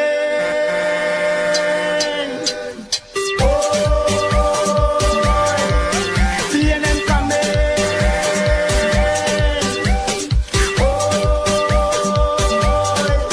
PNM coming. All right, so I am back in Trinidad, and I'm on the ground in the constituency of Tabaquite. Well, this is Gasparillo heading in, and we're just waiting on the walkabout to start, and then we'll be starting it. Members of the PNM have already started gathering, and across the road, some UNC people have started also gathering on that side of the car park, basically, and they're coming in to do their walkabout and the dropping off their people and stuff. But we are down in the constituency of Tabaquite, and also this is on Charles Street. So today the walk is going to be on Charles Street, and we will be bringing it to you live right here as soon as the candidate arrives. And we are back in Trinidad and Tobago, well, back in Trinidad from a very, very successful meeting in Tobago, where you heard the Prime Minister talking, Shamfa Kojo talking, Ayana Webster-Roy also talking on the on the platform. And then today was the meeting with Sanders and the Prime Minister of Trinidad and Tobago. So a lot of things have been starting to happen and it's taking place on the national front. So while some people may think that nothing is happening, there are things happening. Campaigns are still going on all across the country. People are going out there, they're spreading the word through the message of the meetings, as well as on the ground with people. And yeah, we are bringing it to you live and alive, right here on the ground. So from Friday till Saturday to Sunday, and now today. So we're waiting on the rest of our members to come, and then we'll be starting. The UNC is on the other side and PNM is on this side. So we are just awaiting the arrival of the candidates as well as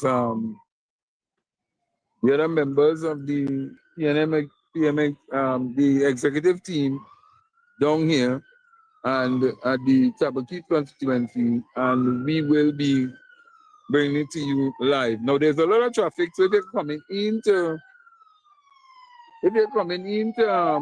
Tabakit, there's a lot of traffic, and I can just show you some of the traffic that is already building. The car park is already full with both UNC and PNM on the other side of Charles Street. So if you know Charles Street, this is the junction basically, just underneath the flyover, where cars actually come in from the highway into the constituency, and we are bringing it to you here live. So traffic is building up. Remember, half-day school tomorrow because of the C exam. So good evening, everyone. So remember, half-day school tomorrow. Half-day school tomorrow. So people are passing in the vehicle and, but half-day school tomorrow. So, and Wednesday there will be no school. Wednesday will be no school. And on Thursday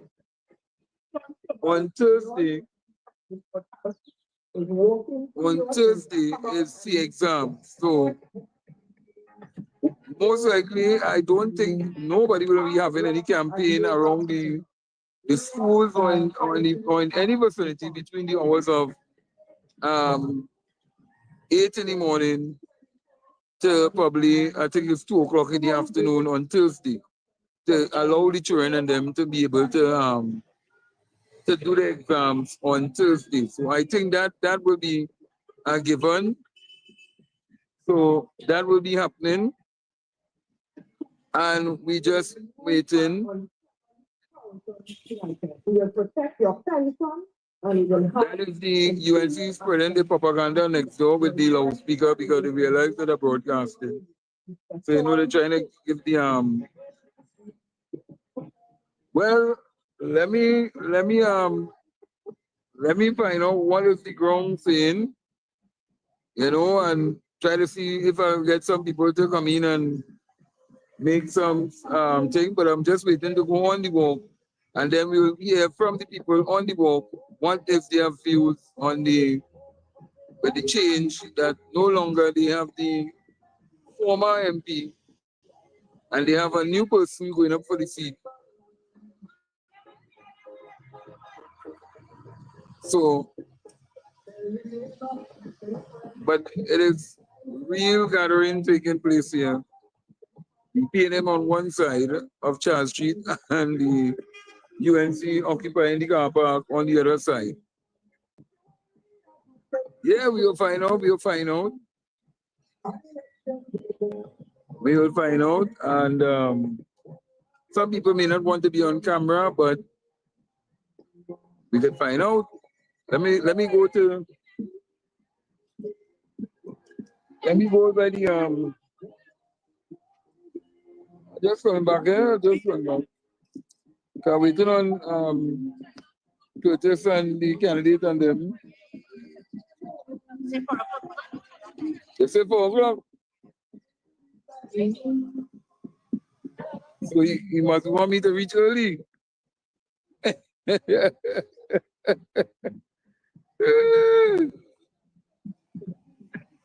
So I go reach early. Hey, good evening. I got to ask you a little question there by chance. What do you think? I ain't putting you on camera. So what do you think about the MP not going back up for the area from the UNC? Or you don't know nothing about the or you don't take part in the politics? Okay. On the paper. All right.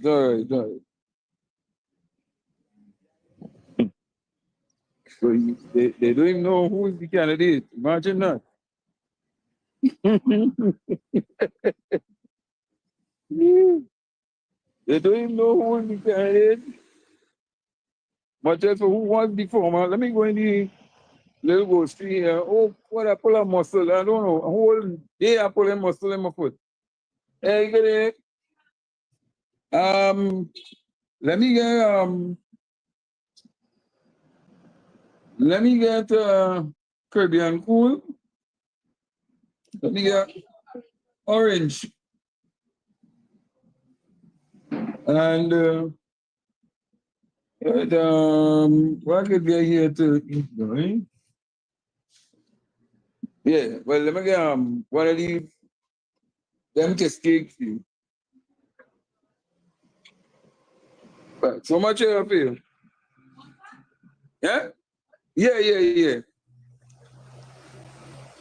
13.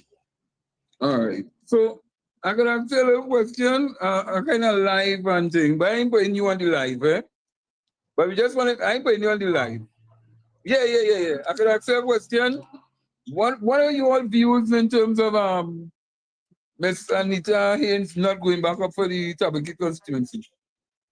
They don't deal in the politics. All right.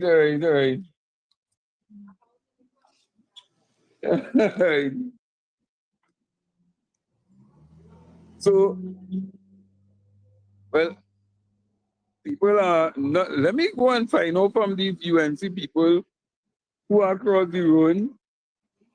Let me find out from them. So, I eat before I hit that road. I ain't hitting that road. In UNC, when you know, they're playing that shit. And then they're playing a propaganda right behind it right after. You know what I mean? They're gonna, and you're gonna tell people now you have continuous thing to see that like you don't get see that thing. These people could good line, you know.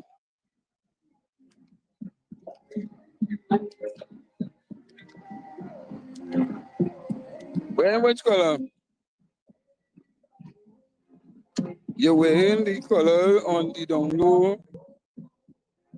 Blue and yellow. Me and my time to study, you know, I put on my jersey. You know what jersey? Just take Barbados. Good. Hey, good. I can ask you a question. What is your views on the candidate not being eligible to go back up again by the UNC? You have no views on it. Let me see back here. Let me find out. Really? I can ask you a question. I don't wanna no problem. Let me see.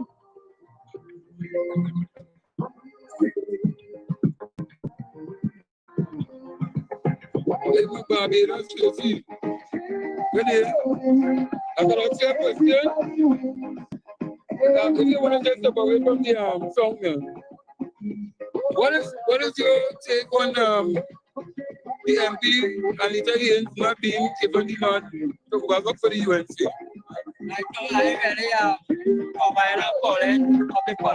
But you're not following the politics. I'm not following the politics. All right. No problem.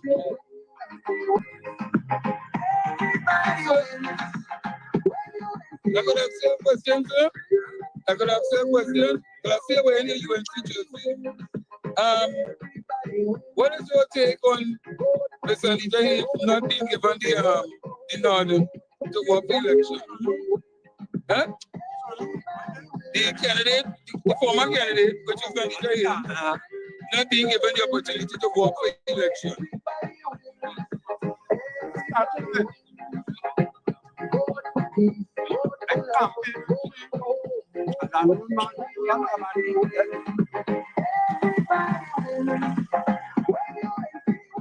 You want to just focus yourself a little bit away from the noise?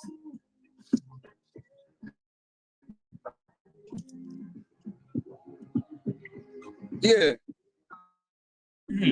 I didn't get to that because it's my age and I spoke with all those MP, field officer for life. Right. People who know the area, all this. Right. One time to let's pick field officer. I didn't get to that. Let's support. No. Support.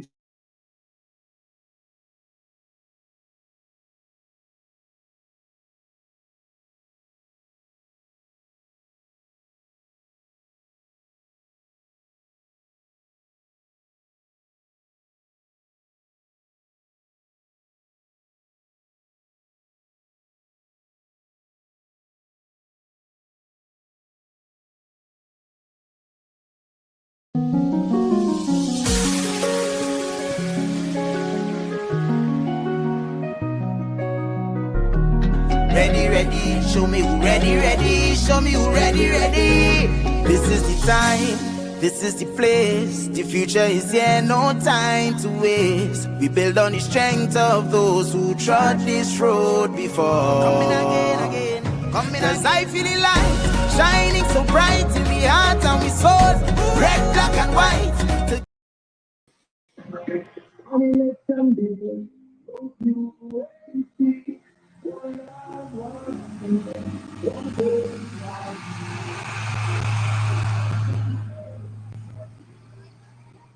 You know what I forget? I forget my Wi-Fi, hotspotting. And like the further I went to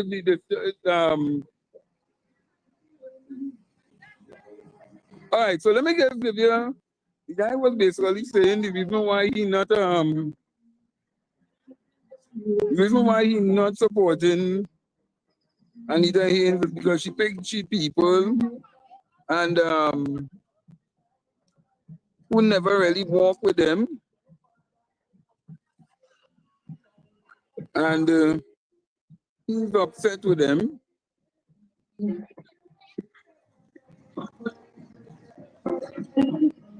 And those who, let me tell you something. You see this jersey here is by Barbados. You understand? This was a collective item. So I don't get tired with the foolishness.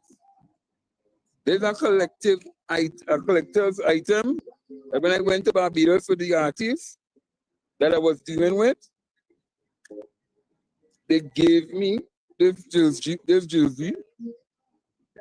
as a goodwill gesture to promote Barbados when I was in Barbados. And that was some years now.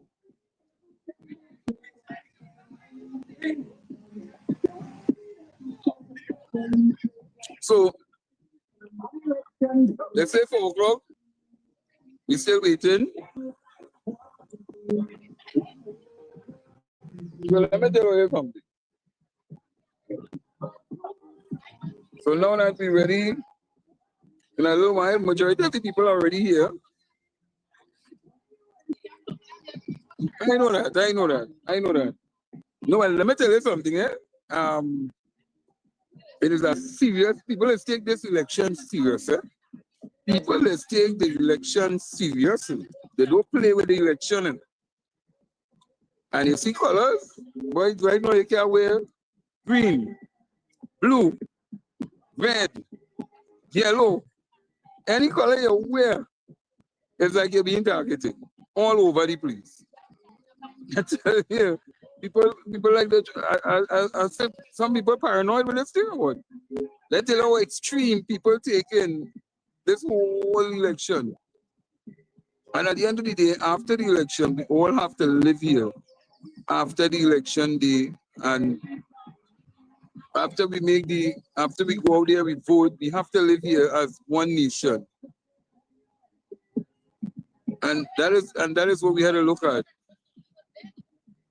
At the end of the day, yes, we make the right choice. Yes, we vote, and we make the right choice in terms of voting for the People's National Movement and putting the right government back into office.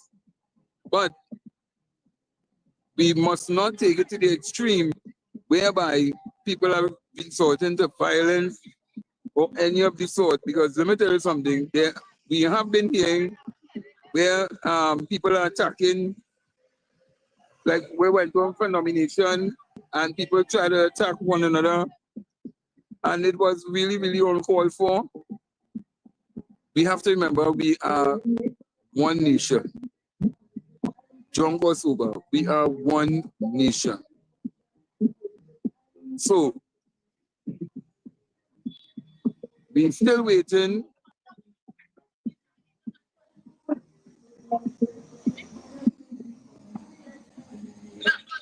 Oh, yeah, well, let me tell you something. A number of programs are outlined and a number of initiatives are being taken by the government to put things in place. And still happening up to this day. And you heard some of the goodies that happening in Tobago, where the Prime Minister talked about what will be happening in Tobago, and to help and develop and continue to develop the people of Tobago yesterday. And people have to take advantage of these things. And if it is that sometimes you go to the ministry or you have to go up on the website, which is now digitalized, make sure and tell them that you want to do the program. You want to do the program that is accessible to the people, and you want to be part and parcel of it, and get your name on that program. And if you are being rejected, go to your MP. Tell your MP, hey, I went down by the ministry, and they tell me that that they can't get through, they ain't getting the form, they ain't getting this, that, you know. Go and let your MP know and tell them you're interested and you want to get involved in the program. All right. So people healing me out here. So, but a lot of young people seem not to be involved in the politics. I don't know why. In terms of the ones who are not in, affiliated to the parties and different things, they're not, like, they just know about business. But try to get some more young people and ask them what are their views. But one of the men who we were speaking with over on the next side, which is a member of the UNC, he was disappointed with Anita Hayes because she didn't pick he as the field officer, and she picked a whole set of people who were not in the constituency. So he told in feelings. So that is basically what is happening with him. So people are still mobilizing, and as I said, the enemy is on this side of the road. Let me just give you a view of it, so you all get a good clear picture.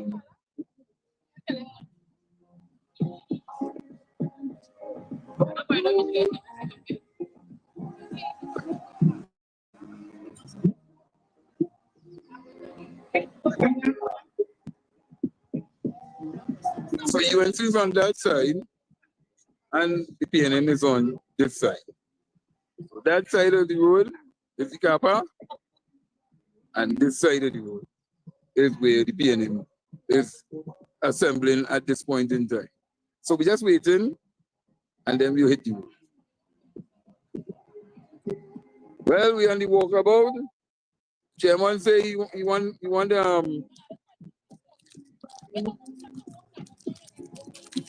no. We just showing them where UNC is on that side and PNM is on this side. So they're gonna hear in that song playing and they won't know well. But how we hear in that song, but we no. Well, I'm interviewing them. I want to find out where's the whole reaction with the candidate didn't get the pick. The people didn't get picked, Anita Haynes, and how they're feeling because a lot of people resigning from the UNC.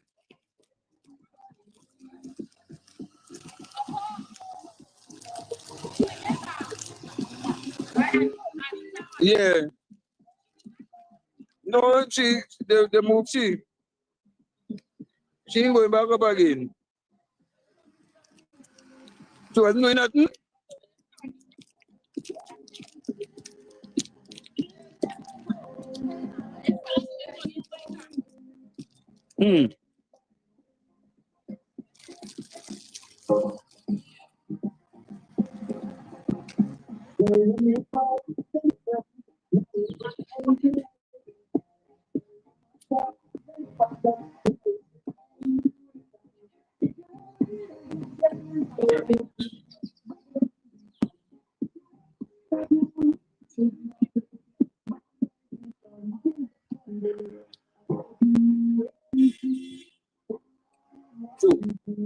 Just so. So let me take a break and we'll be right back with more on as we are down here, people are assembling to go on the walk. Yeah, they what is going? The UNC, God forbid, get a tiptoe into office and do what they say they're going to do. It is going to have two immediate reactions, and any independent economist will tell you that, and I have the facts here from the Ministry of Finance because we've spent the last few days working the numbers, calculating how much it will cost, calculating how much money we will lose if the UNC does what they say they're going to do. Two things going to happen. And remember, I told you this here tonight as your Prime Minister. The first is we're going straight to the IMF. We will end up straight by the IMF. This PNM government has avoided the IMF for 9.5 years. Yes, taking our own medicine. You heard Dr. Rowley tell us it is better we take our own bitter medicine than the IMF do it. We have not laid off a single public servant. The first thing the IMF does, ask Barbados. Ask Barbados. I was sitting with Prime Minister Motley last week Wednesday, up to Jamaica, down to Jamaica. The first thing the IMF made them do is get rid of public servants, over 3,000 public servants, which is a lot in Barbados. The second thing that will happen if the UNC gets their way, and I'm telling you, if UNC wins, we all lose. If the UNC gets their way and they start with their bag of poison goodies, it is going to lead to a devaluation. They have to devalue the dollar. And I'm going to explain to you tonight what that means to each and every one of us. That is the UNC plans. But first, let me start with the IMF, because it is important that citizens understand the effects of this and how it is going to hurt you. So whilst they tell you and they want to sell you sweets and they want to thief your head, this is what it really means. IMF is immediate loss of jobs. First thing they will say, get rid of CPEP. get rid of URP, get rid of reforestation, get rid of public servants. Second thing they will say, all the contract workers in the government, get rid of them. That is where the UNC wants to put you. Loss of contract positions. They then tell you, cut all subsidies. Let me tell you what subsidies are. You see the lights on? The government paying for that.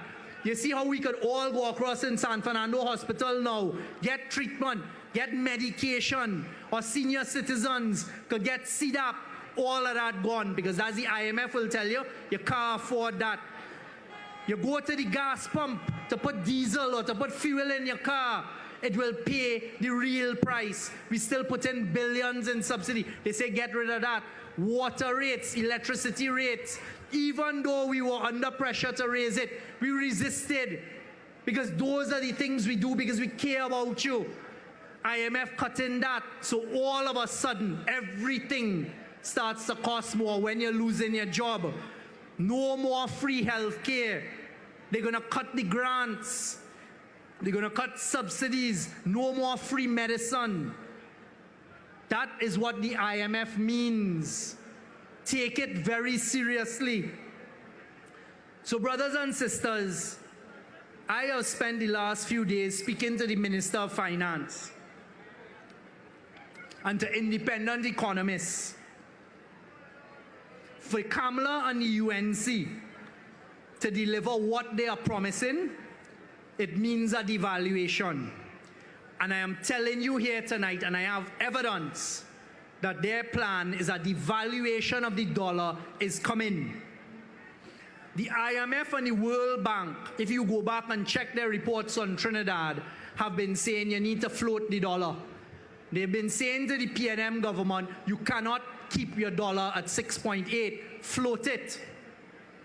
For 10 years, this PNM government has fought tooth and nail to make sure this isn't done and to keep it at 6.80. So $6.80 TT for 1 US.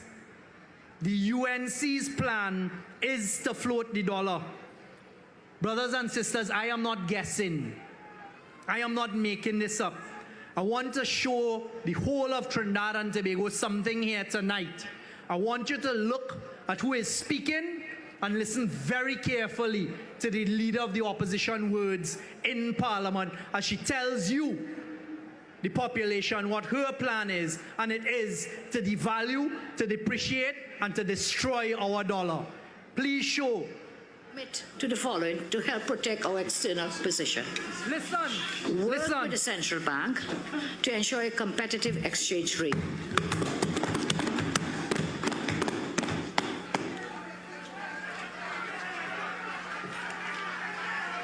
The Minister of Finance will work with central bank to make sure that our exchange rate is competitive, eliminating the current dirty managed float and allowing market forces to operate within a crawling band.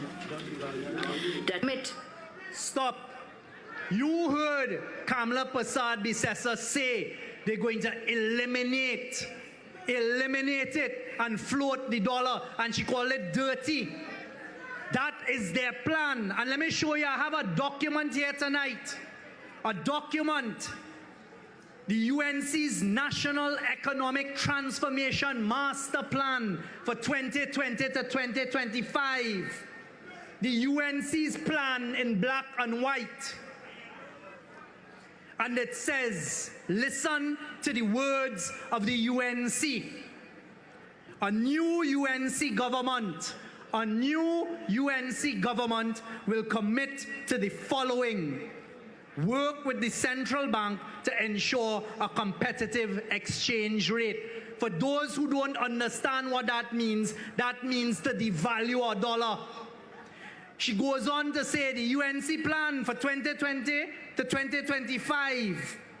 The Ministry of Finance under the UNC will work with the central bank to ensure Trinidad and Tobago's exchange rate is competitive, eliminating the current dirty managed float and allowing market forces to operate. You hear how the UNC is speaking about our dollar? They want to eliminate the dirty managed float That means devaluation. So the Minister of Finance and the technocrats and the independent economists, hold on, because they will come tomorrow and tell you that document don't exist. Play the next video that shows, as of today's date, the document's still on their website. Show the people.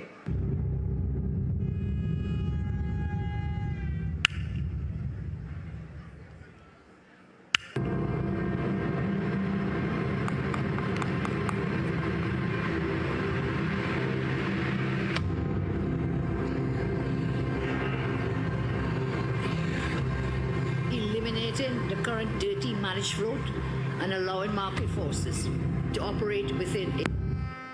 So you see, I stand here tonight without fear of contradiction and tell the population of Trinidad and Tobago that the UNC's bag of poison that they're promising people and trying to fool people with is going to lead us straight to the IMF. And you heard their leader in a document that they have still up as their plan that they're going to devalue the dollar. So I sat with the economists and I said, what is it going to devalue to? How can they afford this that they're promising? I stand here today and warn Trinidad and Tobago that if the UNC gets into power on April 28, 2025, no matter what they say, they're going to devalue our dollars 15 to 1. 15 to 1. And let me tell you what 15 to 1 means, because that is the UNC's plan. Right now, flour costs right now $18.49. When they devalue it 15 to 1, it is going to cost $40.85. So from $18 to $40 for flour. Rice, 2 kilograms of rice costing $29 now. When they devalue to 15 to 1, it is going to cost you $64. That is what the UNC is really going to do to you. Curry powder. Right now, curry powder, 85 grams, is $12. That is going to increase to $26.50. Everything is going to cost twice as much. Sardines cost us now $13.95. When the UNC devalues our dollar and gets rid of the dirty managed float, as she calls it, sardines will go up from $13.95 to $30.82. What you all going to tell Kamala? What are you all going to tell the UNC? Because they're sending us straight to a 15 to 1 devaluation. Onion, a pound of onion costs us now $5.95. When the UNC devalues our dollar to 15 to 1, it is going to cost $13. So I am putting Trinidad and Tobago on notice tonight. Our flour, our rice, our potatoes, everything that is imported is going to more than double in price. And that is the UNC's plan, as you heard said right here and as is in their document. And add to that the IMF coming in, slashing subsidies, attacking our workers. So you listen to them. You take their basket. Take God out of your thoughts with all that they tell you. And what you have to do, Trinidad and Tobago, is who has told the truth. Who has always come to the population and told you what the truth is, no matter how hard it is. It is this PNM government.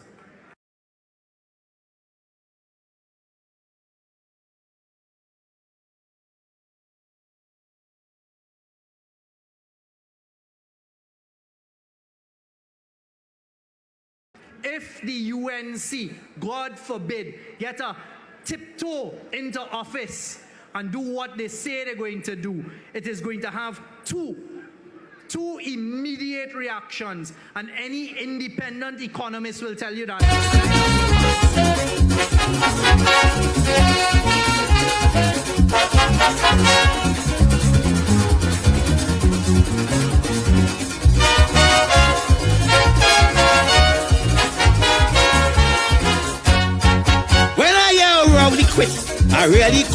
believe it? Who they going to replace him with? I call Emery Brown, he call me back. He say, Coco, we have it done back. He says, son, we come to a decision. We off the ground with Stuart Young. He ball out crooks. I hope you like this move. We in a groove. The whole cabinet approved. The whole of the PNM pack. Foster Penny and Camille agree. Marvin Gonzalez, Brian and Gatsby Dolly. Everyone rooting for Stuart. Great replacement for Rowley. Go spread the word. PNM strong. We go in with Stuart Young. Ding dong.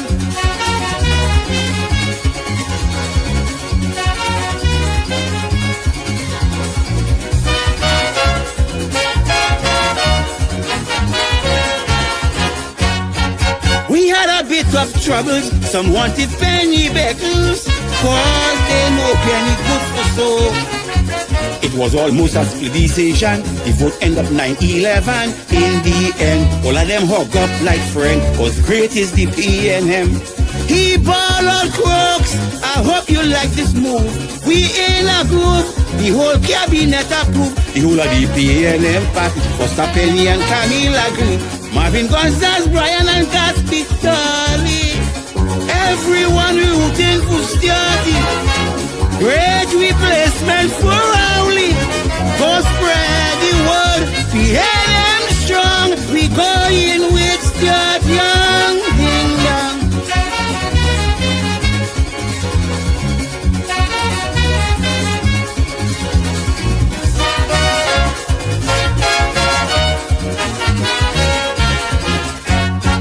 I want you to remember this. You fall in love with office.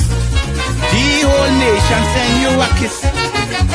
Hamilton fall and she in step here. The woman wouldn't get out from there. Right on, sir. We would always remember Rowley as a great leader. He ball out crooks. I hope you like this move. We in a group. The whole cabinet approved. The whole of the PNM party. Foster Penny and Camille agree. Marvin Gonzalez, Brian and Gatsby Dolly. Everyone rooting for Stuarty. Great replacement for Rowley.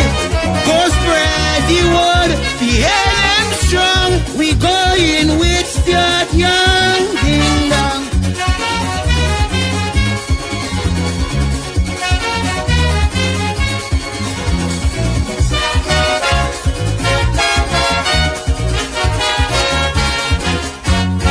I must say thanks openly. Thanks to you, Dr. Rowley, on behalf of the whole country. Imposters call you all kind of name, but you are now in the Hall of Fame. Thank you, sir, on behalf of Trinbago, kudos coming from Coco.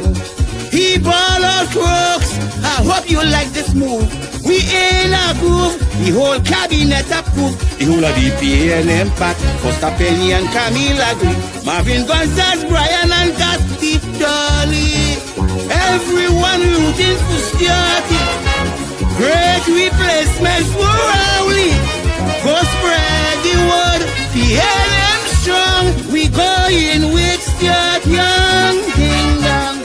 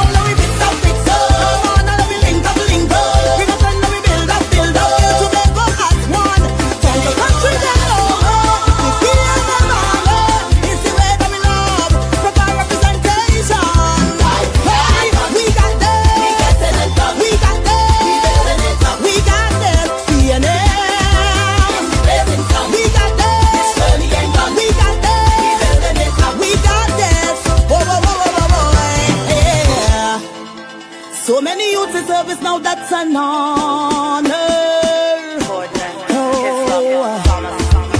You are my friend, my sister, and my brother. But what we got to do? So we got turn up in the east, yeah. Big up President's family.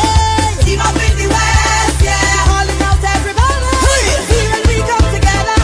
Unite, fight, and we're stronger. Stand back there as we come to do this work. They think that you make we, but not this red army. Cause every day we keep on rising up, on the journey we keep on rising up. When water run more than flour, not even water could stop this fire. But we stand back there as we come to do this work. Sign up, and we fix up, fix up.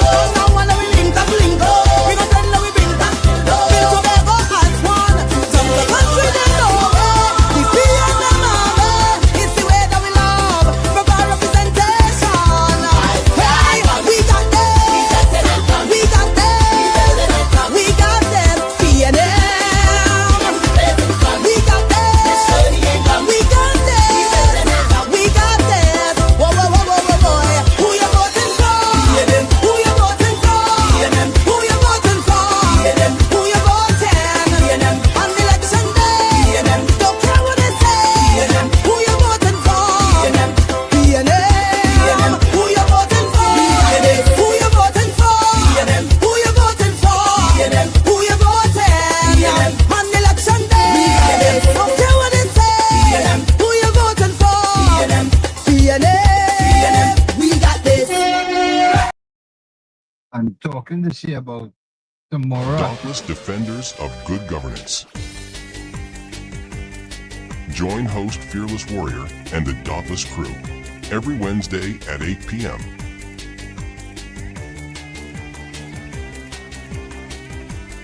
Tune in each week for enlightening discussions, special guest interviews, on-the-scene coverage of news, political events, and all topics related to good governance.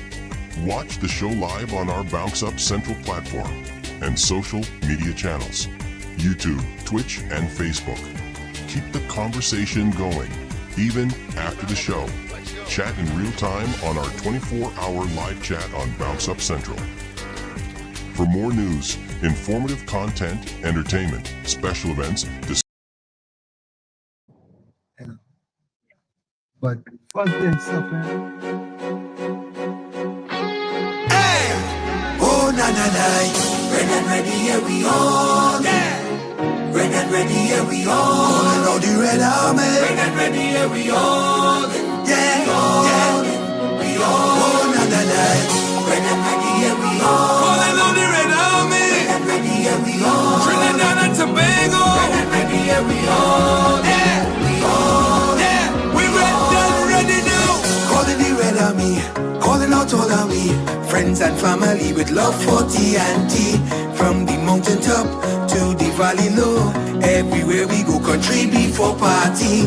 PNM, we working together, we building together. Young will make it better.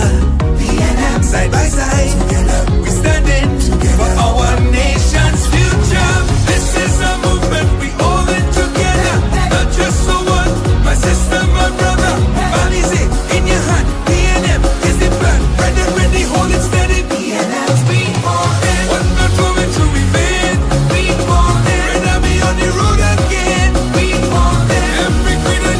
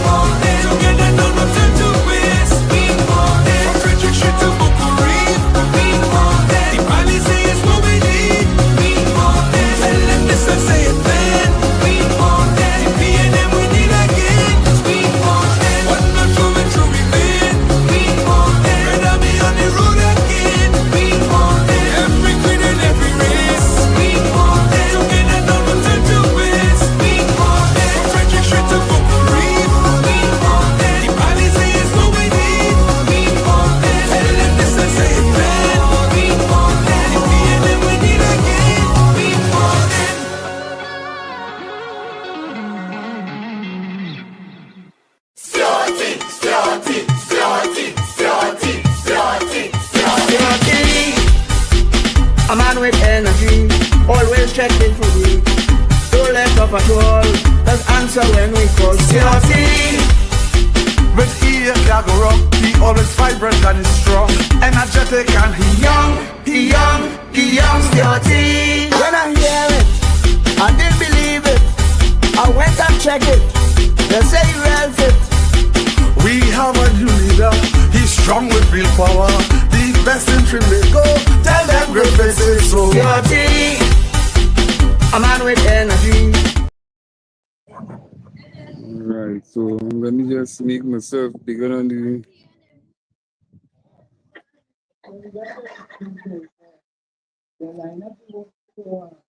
All right, so good evening, people. We have Miss Marissa Alvarado, like Alvarado. Yes. So, good evening to the candidate, Miss Marissa Alvarado. Correct? Yes. Right. So, tell me, who is Miss Marissa Alvarado? Wow, good question. I'm a daughter of the soil. I'm somebody involved in education, cultural studies. I'm somebody who is all about serving others, especially the youths, looking at youth engagement, youth development. I'm someone really connected to my community. Coming along the noise. So tell me, how has it been on the campaign trail since in given the nod to go up the election? Good meeting the constituents of Cavalry. Opportunity on and released in the Keepers today. Yeah, right. Yes, it has been really interesting meeting the constituents, hearing their concerns, meeting persons, hearing their voices, just, getting the experience out there that the PNM continues to serve, the PNM continues to hear your concerns. So it has been a really good, smooth time thus far since nomination. But so but you have been you was well when we was talking before, you would have said that you was in aviation. Yes, I was in the aviation industry for 12 years as a cabin attendant. Yes. Okay. But I've always had my hands into education. I have my own tutoring foundation. What's the name of the tutoring? I'm a tutor. 6 years now I've been tutoring SE as well as CSEC and CAPE students, preparing them for exams. Okay. So what make you want to go into teaching? Because of the passion for it while you're doing the... Since I was small, I always had this passion, to educate, to instruct, to help others. And I've always been that person to assist with exams, to assist with writing an essay, to assist with doing something. So it has always been my passion. So, and what are your students telling you, being that they enter the politics of Trinidad and Tobago? A lot of things, but they're just overall excited, and it's good to have the youth engagement, to have the youths knowing, about the agendas and different policies that are geared towards their development. It's always good to have youths concerned and want to find out more about politics, because politics, as we all know, is something, that impacts each and every one of our lives. So it's quite exciting for them. Now, growing up in a predominantly what we call UNC stronghold, and well, now that have turmoil in the constituency with Anita Haynes and the new candidate and the party, what are your families saying about you entering into this little hot seat at this point in time? I mean, it's just overall excitement. My family really, they know my focus, they know my drive, they know my passion. Mhm. So it's nothing surprising to them, but they wish me all the best. They're standing with me. I have a strong campaign team, a strong support team, and I'm very, very thankful for them each and every day. Very, very thankful. Well, I saw you on the campaign launch, and because we BounXup Central Media Network actually got the feed and we broadcasted. And everybody we had a good bit of people actually watching watching it, and people was like, "Wow, we didn't know that she looks quiet, but she's deadly with the mouth, boy." She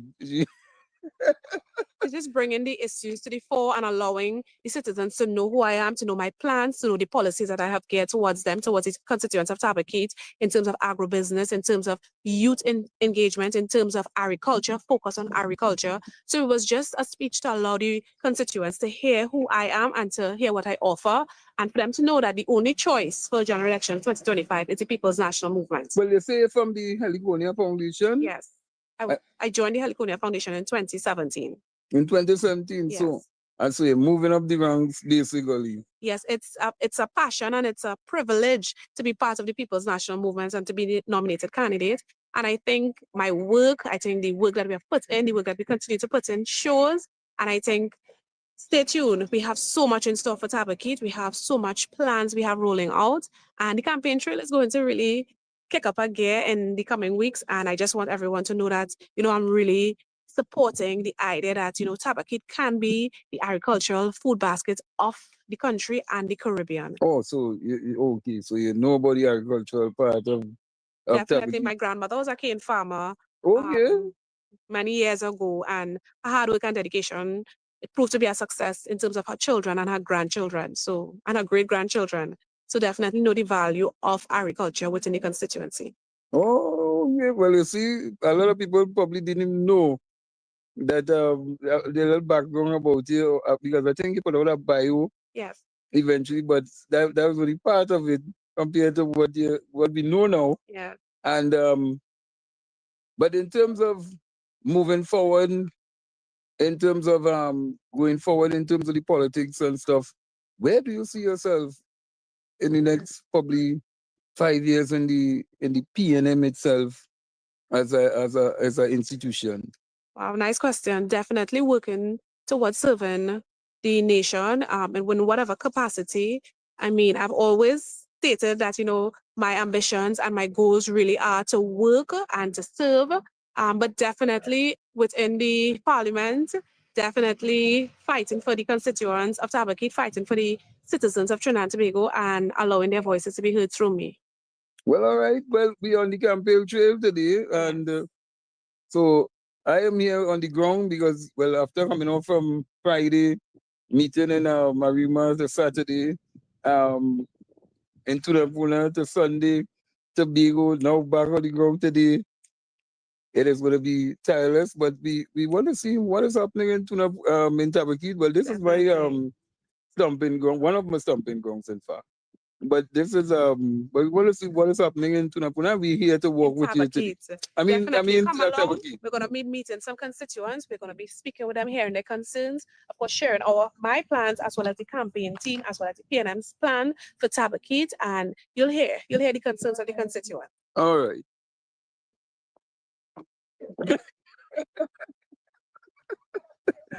So they're ready to say the prayers and then they move on.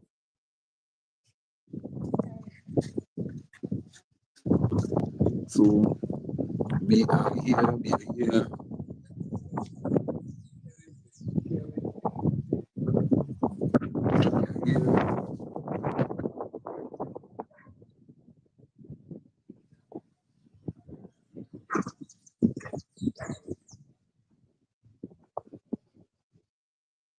Lovely palm.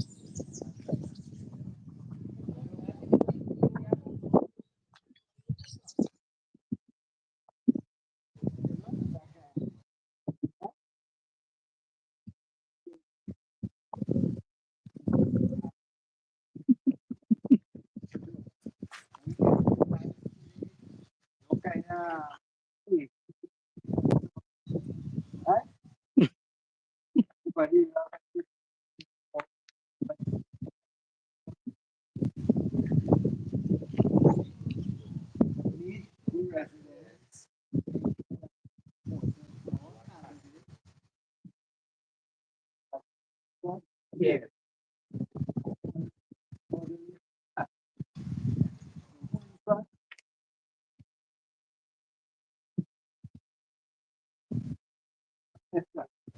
You stay in front.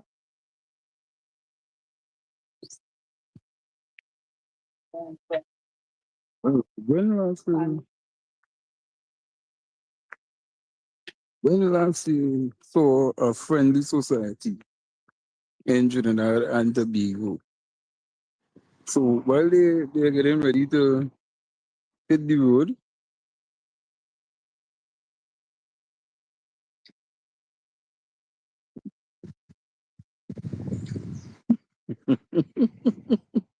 So right now we're starting off at Glen Andrew Circular, and we're in the constituency of Tabakit, and we're ready to go.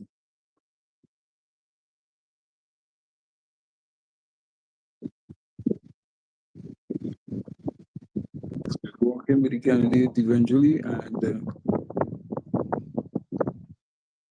let me tell you something. If it's one thing, it's a little more developed community on this side, and we'll be going over to.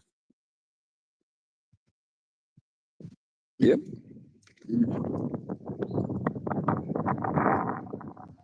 So let's get those numbers up. We are in the constituency of Tabakit, and let's show the support as we move along.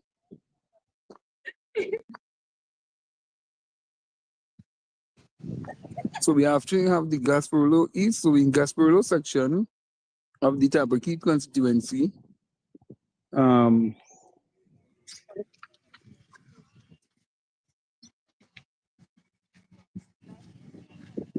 Gasparilla East Indian, the Gasparilla East Indian Friendly Society, and there's a preschool to the bottom of the building.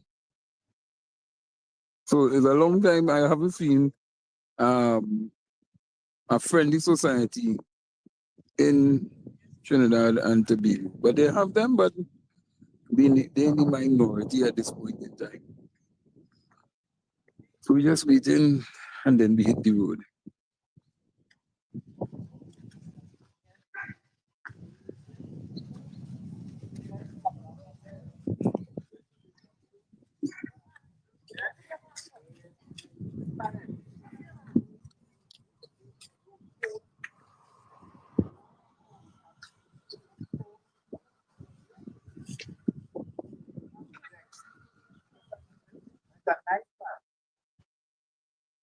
Much more like that, yeah.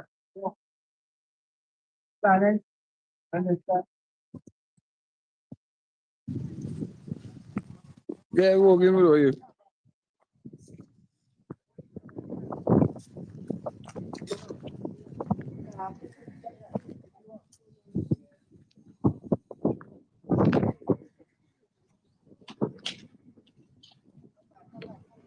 That van coming in.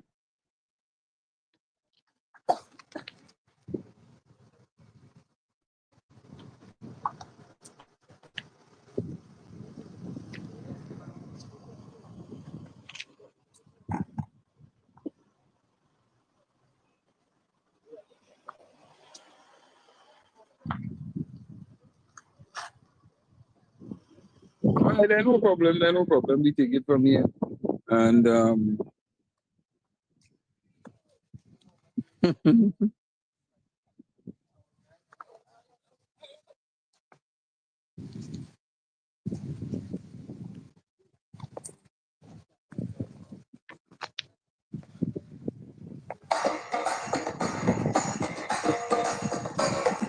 so we're ready to go. Eh?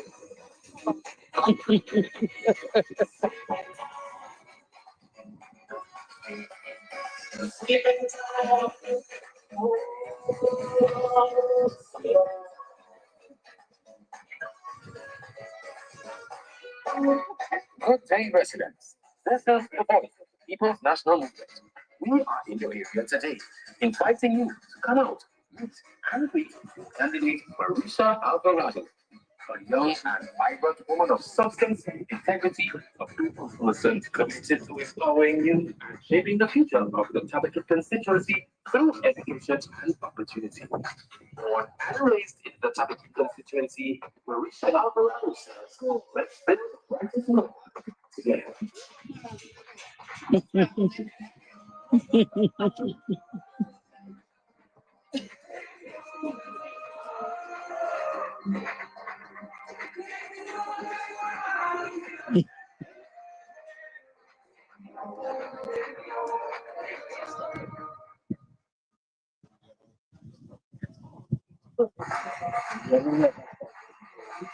All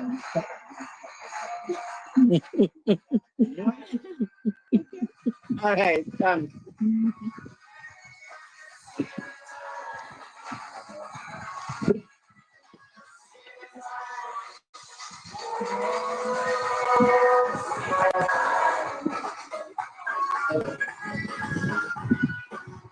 Good day, residents. This is the voice of People's National Movement.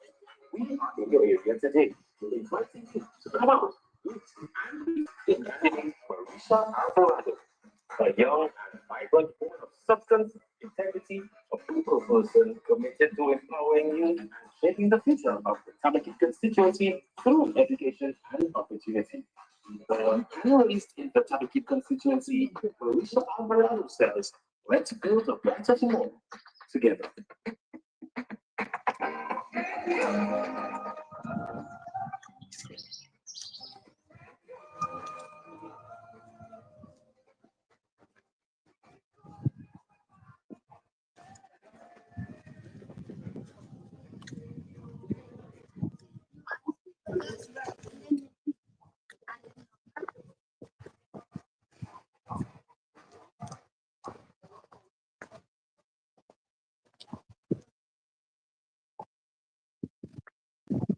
So we on the ground, people.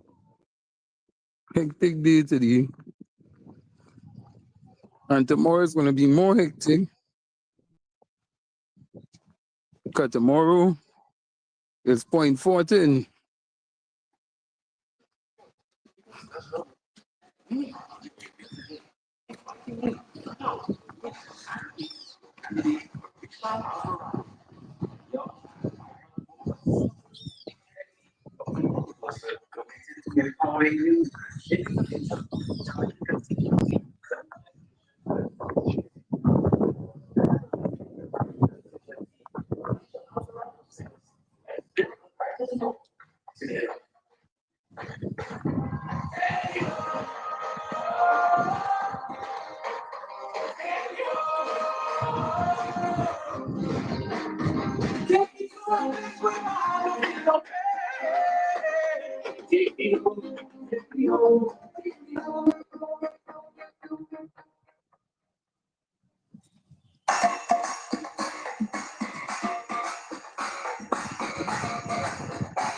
Now this kind of section of Gasparilla is a kind of we call quote unquote residential. So a lot of people are inside. And some people have not arrived at home as yet. This is the voice of People's National Movement. We are in your area today, inviting you.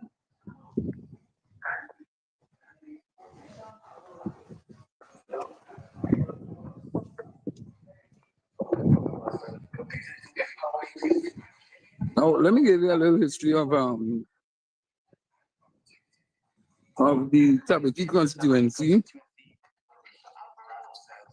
The Tabaki constituency is about 60 to 65% in terms of religious beliefs.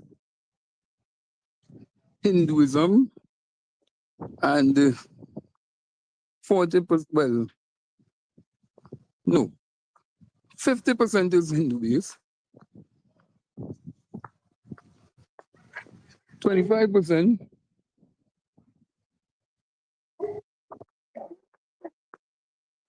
Muslim, and the rest various religions like Baptists, Pentecostals, and Roman Catholic. Tabakit consists of Tabakit and Gasparilla combined.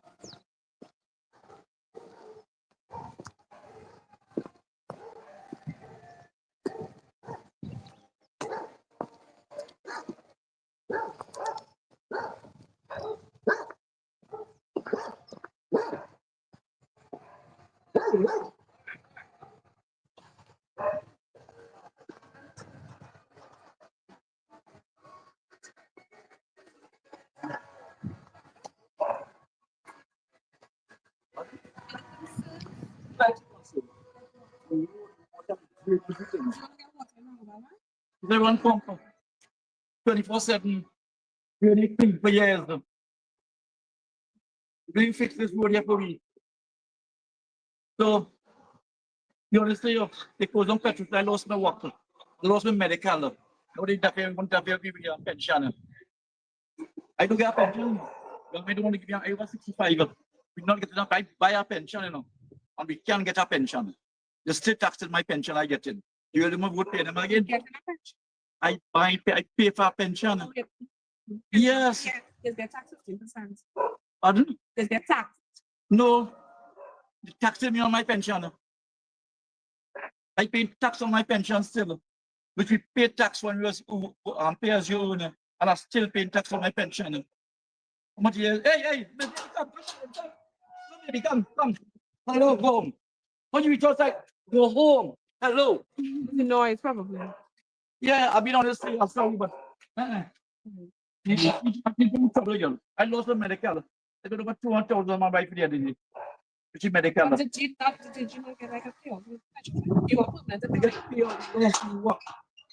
Yeah, well, the lost me work anyway. You never close on petrol train. He closed on petrol train. Every day he have the pension. He going to get the pension. Right now we pension in jeopardy right now, petrol pension. You know that.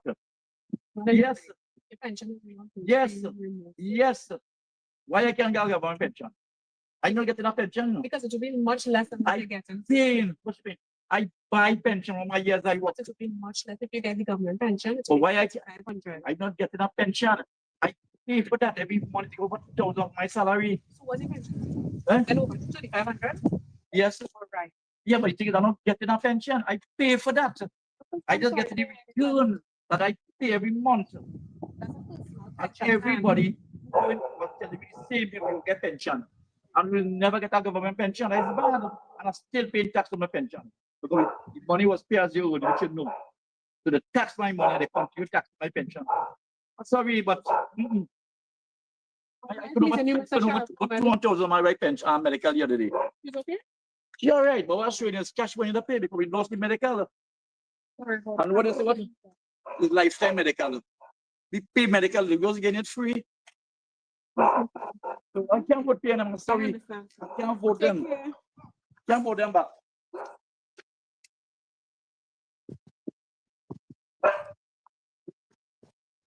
But I'm not sure we saying. If we get paid off, how we expect somebody home there?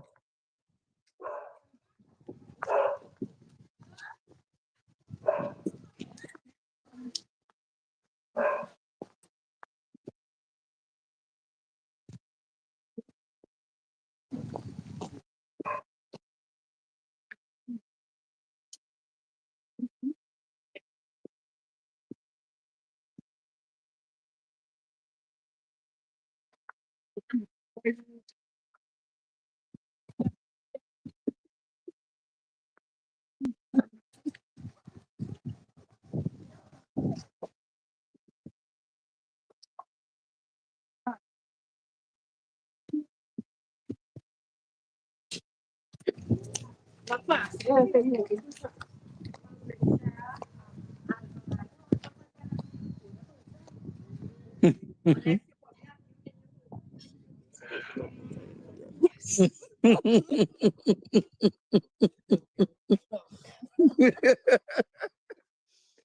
man. I will get in trouble. Well, you know the demographics really and Julie too, eh? So wait. Oh, yeah, well, mango season in swing. That's not all them trees my dad's get protection, you know. You think mango bandits passing? I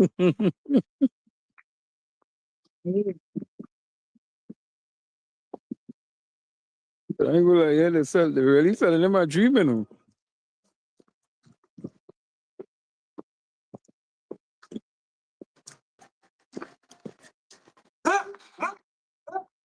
Man, see, lost the pension.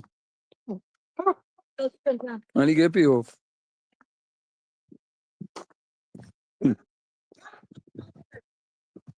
Yeah? Well, he said he was working. He was working Petrotrin and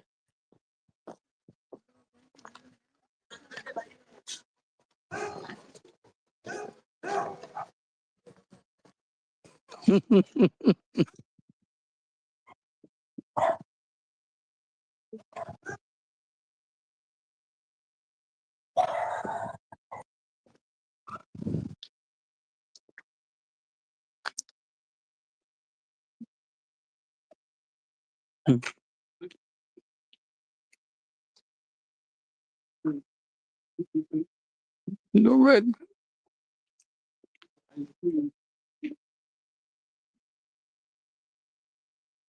He don't want to be on camera, so you gotta put him on camera.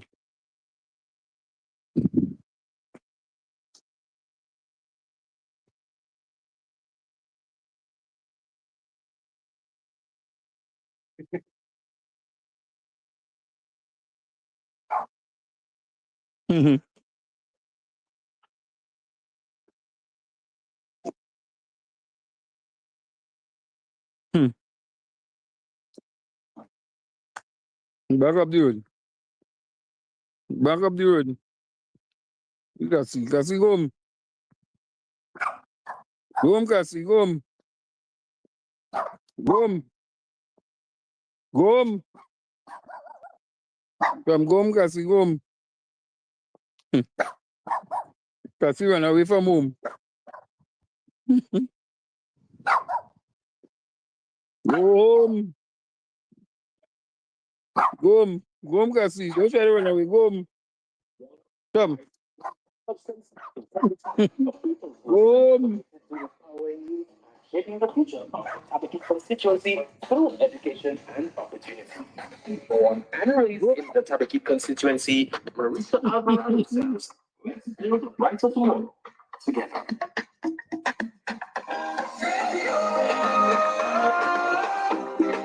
Yeah, man.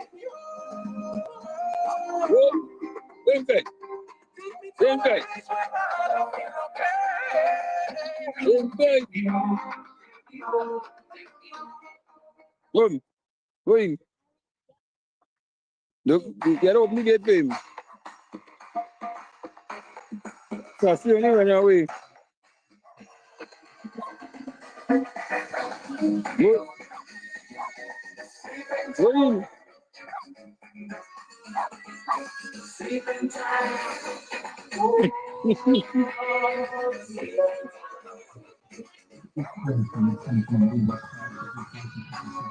Good day, residents. This is the voice of the People's National Movement. We are here today, inviting you to come out.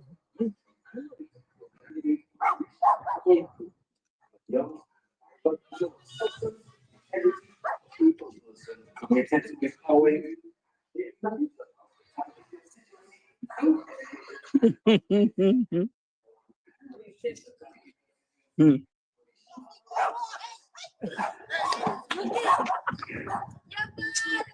Going. Open the gate for him. Yeah, look which valley passing through.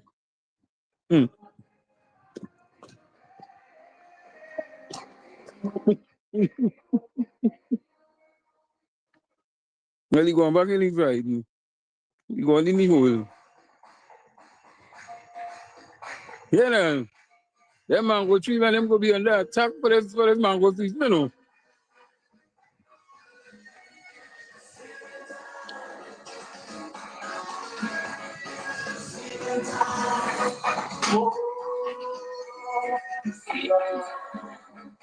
So we walk over the candidate. For those who didn't see it, we will cut it. And we will play back for you all. For you to see it.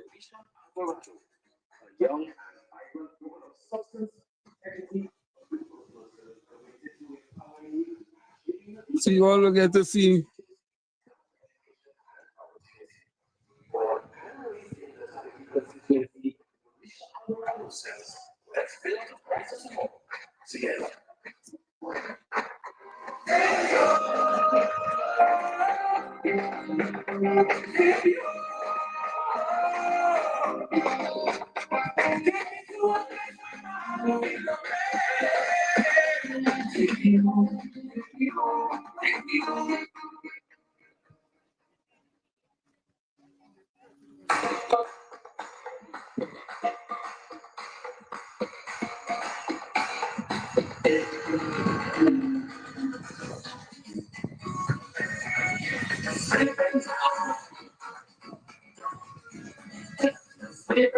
Good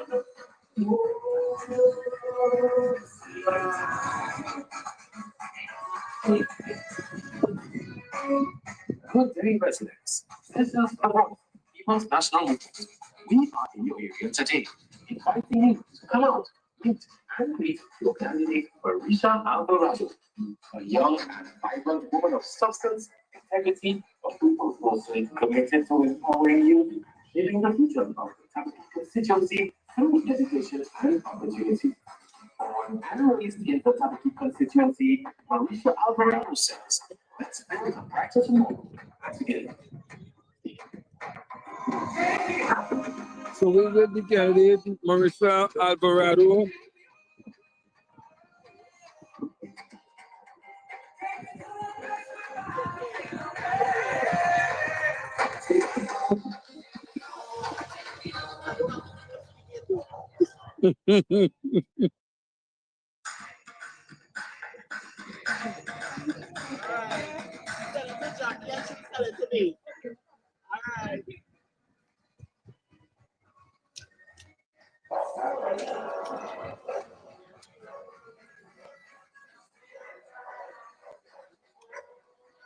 Now, the constituency of Tabakit is big.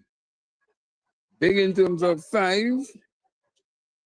The population here is 27,000.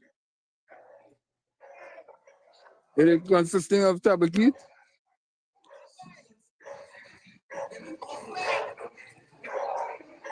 Tabakit constituency, and Gasparillo.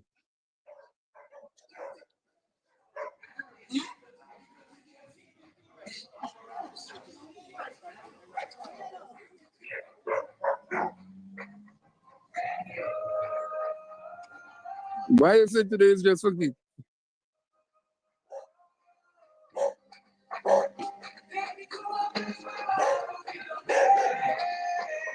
I don't understand that. Why is it that?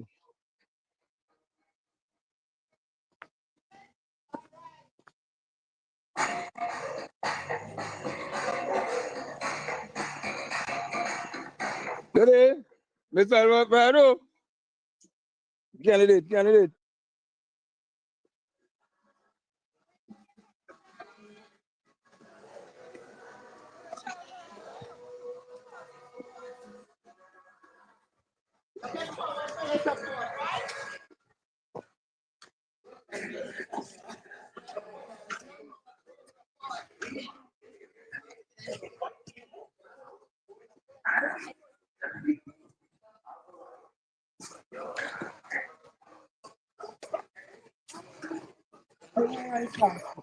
She went after by the name and she went. Who's the candidate for the other party? What? For the India? You don't know them?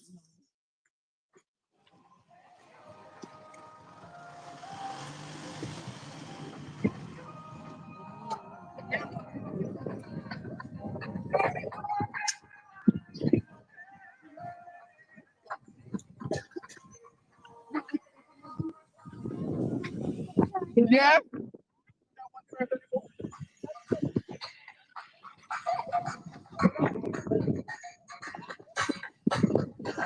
You know, it's in Mary Street.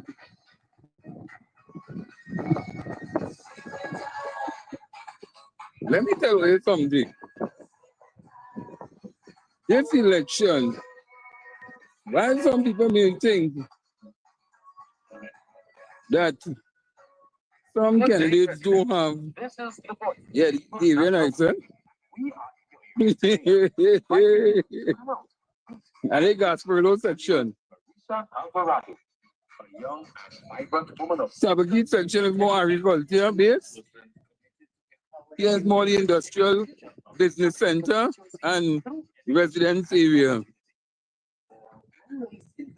But a lot of people,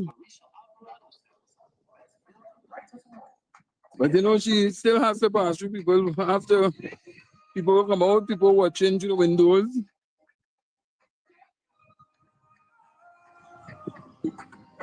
A man is complaining about the road.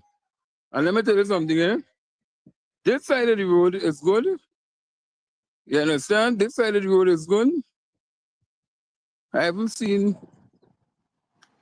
no sort of bad road, but he complaining about the road. He get the road fixed. He get this happening. Humongous electrical supplies is inside here.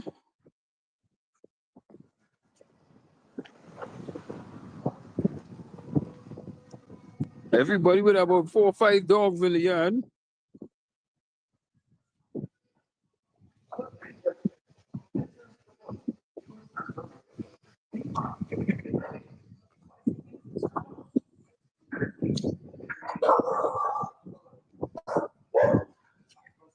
Well, go in.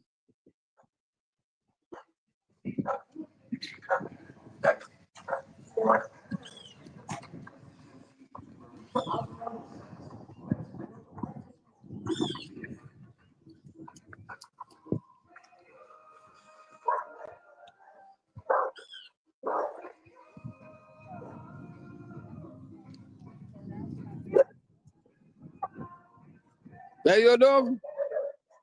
He going by the posse up there.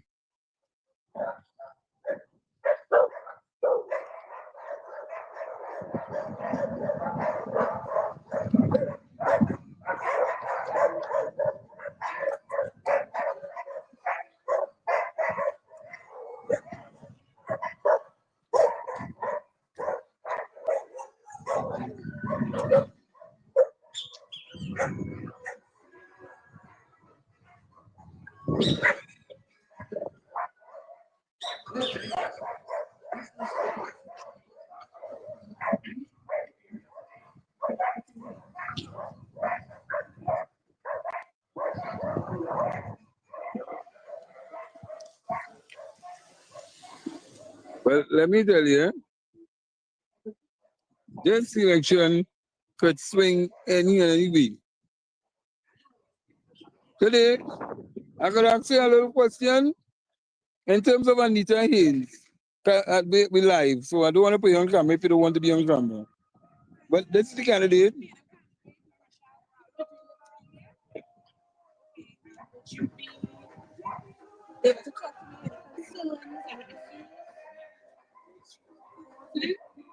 What's your name?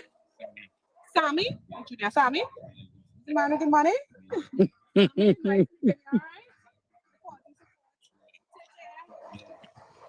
But I could ask you a question, sir. In terms of like the former candidate Anita Haynes, what are your reaction that she didn't get back she position as a candidate in the constituency? Was she performing, non-performance? No, you don't take part in the politics. But this drain here, I've seen this drain. When last you know if they ever clean this drain or fix this drain? County this one clean this? Yeah. And this drain going to where? It's going through our balance. Going straight through there? Yeah, it's probably the excavator pack up in the back. Yeah. So they're not going to put on a concrete structure? Oh, so they just running as a normal drain? Okay.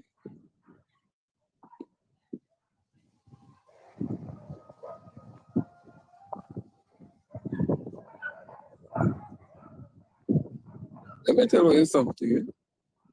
You see, deceitfulness is a hell of a thing. Eh? Yeah? Deceitfulness is a hell of a thing. The man said it's going clean. If you see that drain, I just show you the drain there. Yeah? And the man saying the corporation is come and clean the drain.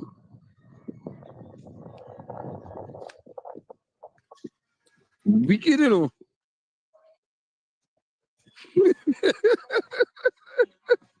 Yeah.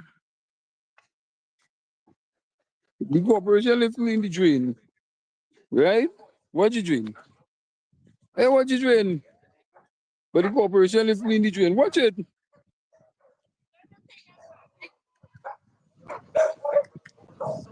Hey, watch that.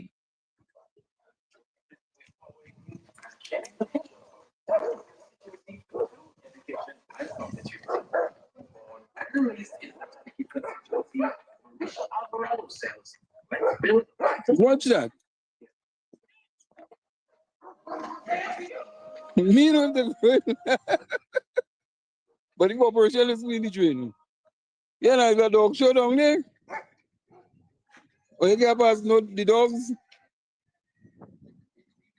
So they then they say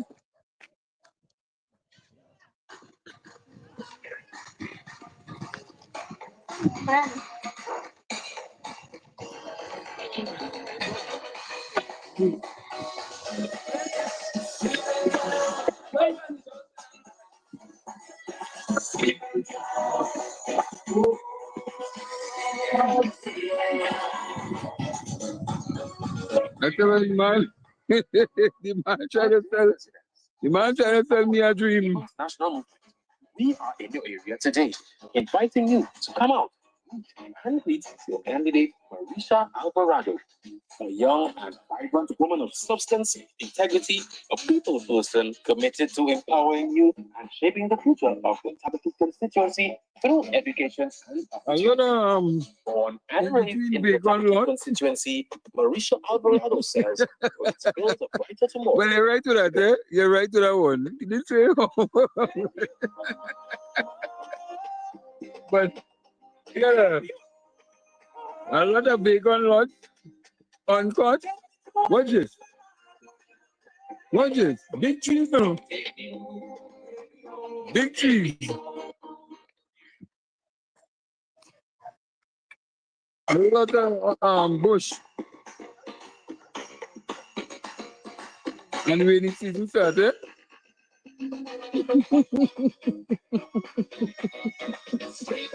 I'm telling you, they still a clean train. Watch out. Where you want to see train? What train? What you train? Good day, residents. This is the voice of the People's National Movement. We are in your area today, inviting you to come out. Meet and meet candidate Marisha Alvarado, a young and vibrant woman of substance, integrity, a people person committed to empowering you and shaping the future of the Tabakit constituency through education and opportunity. Born and raised in the Tabakit constituency, Marisha Alvarado says, let's build a brighter tomorrow together.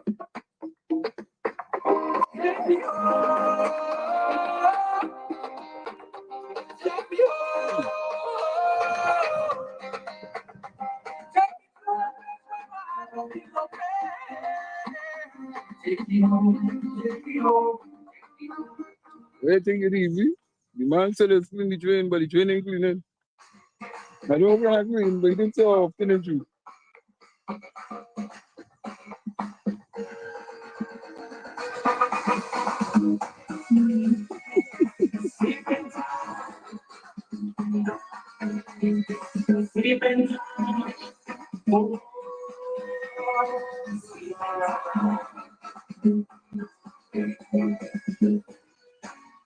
Good day, residents. This is the voice of the People's National Movement.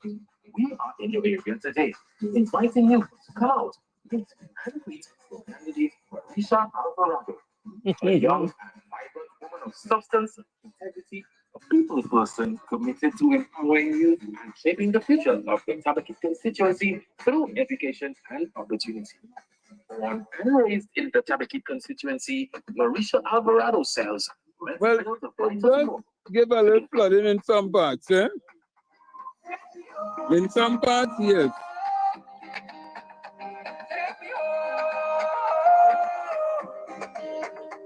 Take me to a place where my heart will feel okay. Take me home, take me home, take me home.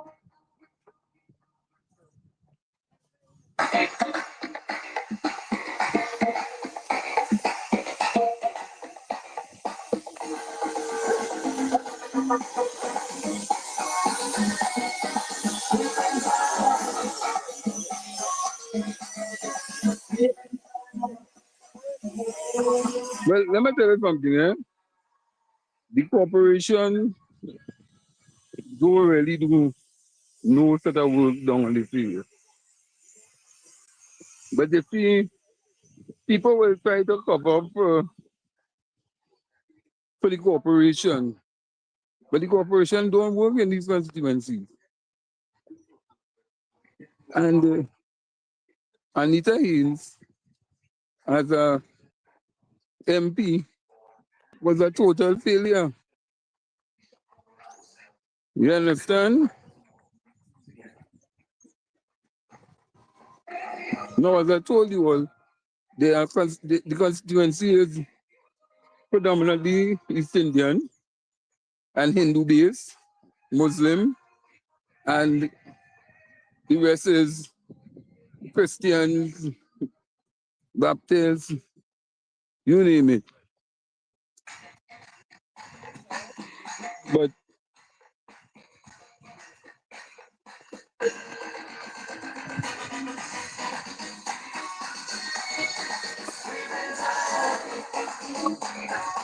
a lot of massive structures going up in the area.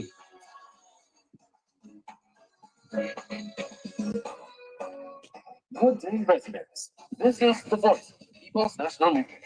We are in your area today, inviting you to come out, meet, and greet your candidate, Marisa Alvarado, a young and vibrant woman of substance, integrity, a people person committed to empowering youth and shaping the You future see, of what has happened is that through education and opportunity. these areas, The Tabaki constituency, the media doesn't want to highlight these areas because it is said that let me hide away these areas from the people.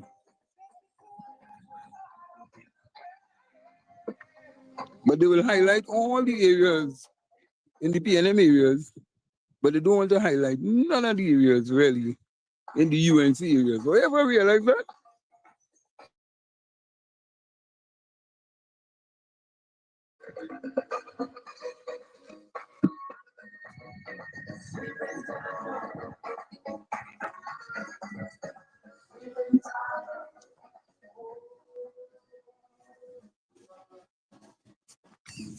But when you could have the Superior Corporation, which is riddled with scandal and bacchanal right now, where the coffin man and all, the man who was taught in Victor, crying out corruption in the Superior Corporation. And what is that? Kamala is balling, bring evidence. When the police was given a report and the police using documentation from the corporation, she's still balling, bring evidence. How you gonna bring the evidence to somebody and you don't want to do nothing about it? And that is the foolishness that is taking place down here.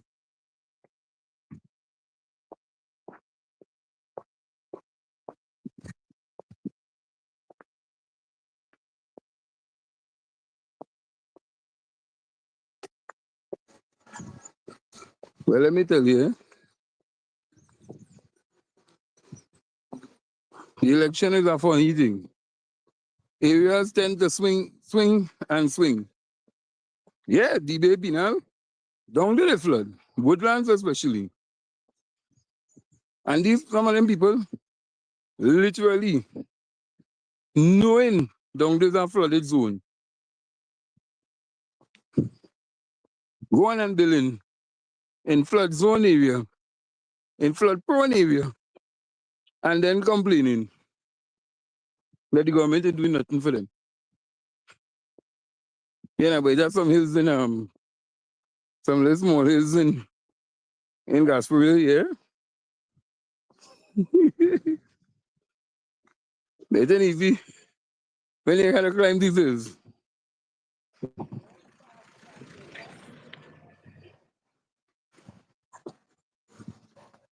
Oh God.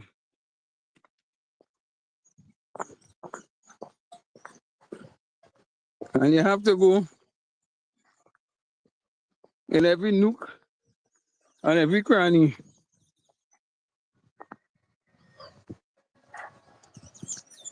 So we go down in Asja area.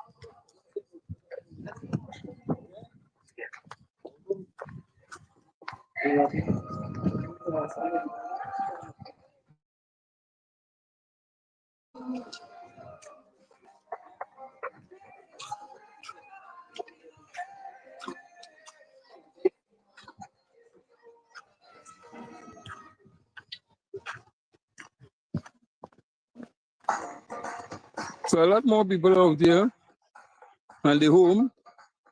So they're from the gallery.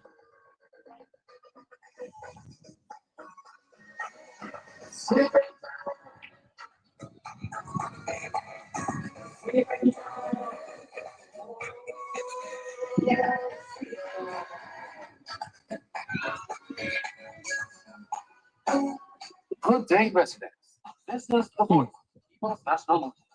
We are here today inviting you to come out and meet your candidate for Risha Alvarado, a young and vital woman of substance, integrity, of critical mission, committed to empowering youth, giving the people.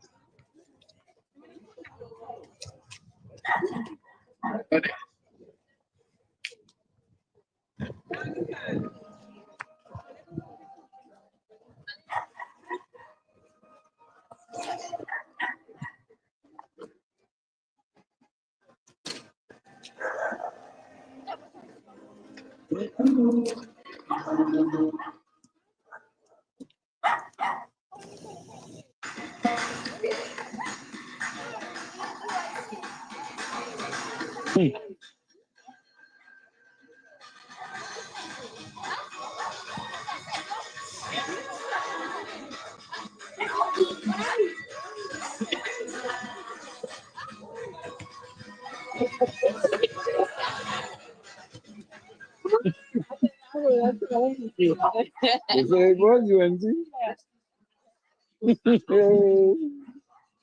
Yeah. What you got?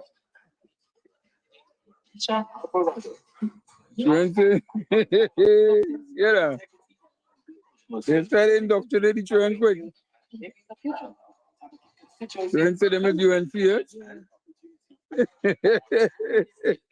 Constituency, Risha Alvarado says, let's build a brighter tomorrow together.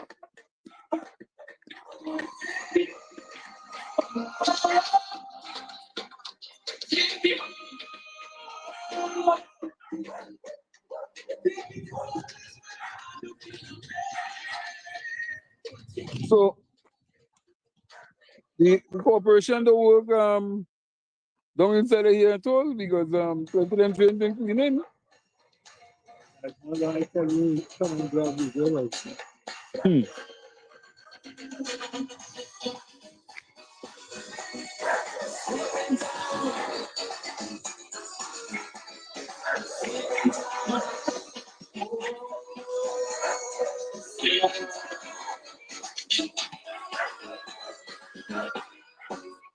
Good day, residents. This is the voice of People's National Movement.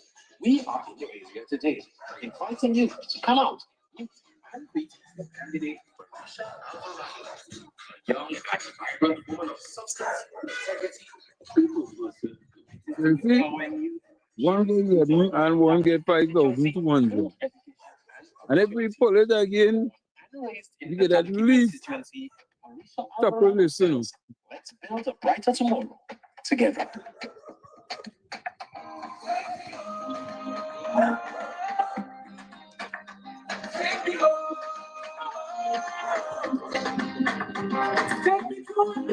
Every vote counts.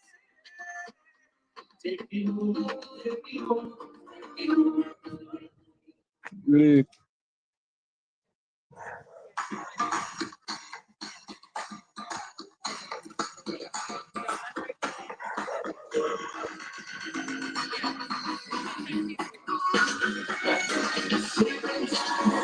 The vote for time.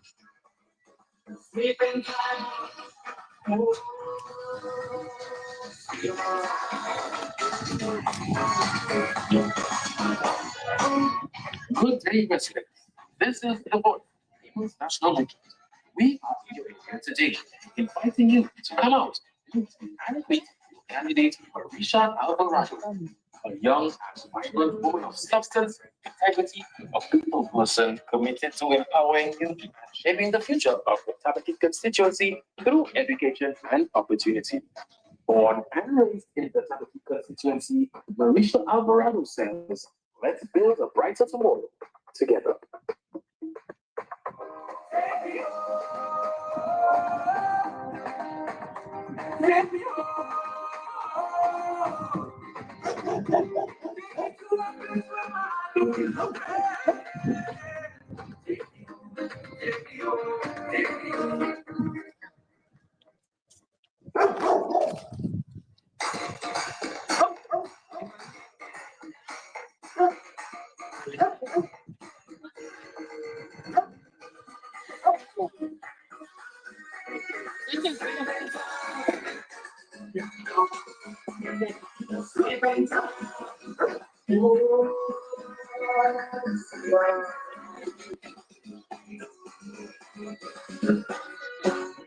Good day, residents. This is the voice of the People's National Movement. We are in your area today, inviting you to come out, meet and greet your candidate, Marisha Alvarado, a young and vibrant woman of substance, integrity, a people person committed to empowering youth and shaping the future of the Tabakit constituency through education and opportunity.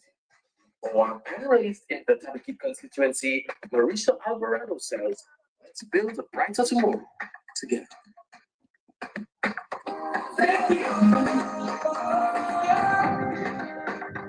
Take me to a place where my heart will feel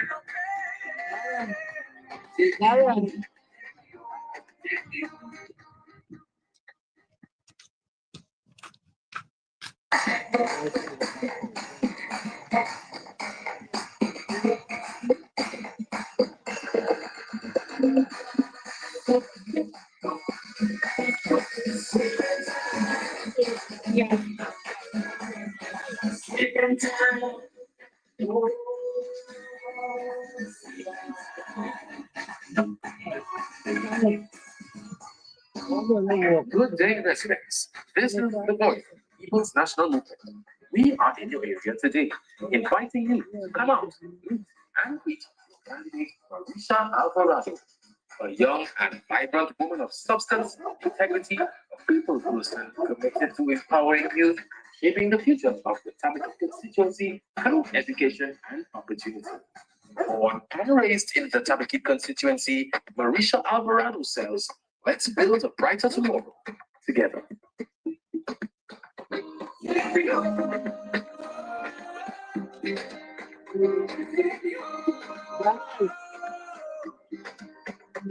Take me to a place where my heart will feel okay. Take you.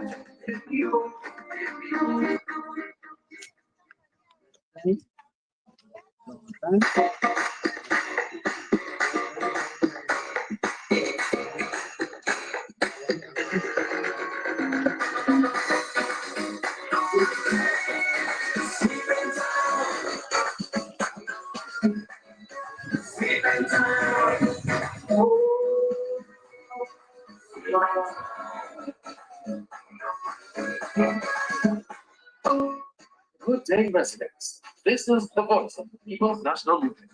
We are in your area today, inviting you to come out and meet candidate Marisha Alvarado, a young and vibrant woman of substance, integrity. Now, and those some people might think, well, you know, Empowering youth, shaping the future of the Tamaki constituency through education and opportunity. why going constituencies In the where, Tamaki constituency, Marisa Alvarado you know, says, let's build a brighter tomorrow together. but every vote counts. And while we may say, now it's more predominantly UNC safe seat, there's no seat that is safe in any election. Because today you could wake up, you could hear a seat that is predominantly safe in any area, going in a different direction. Why?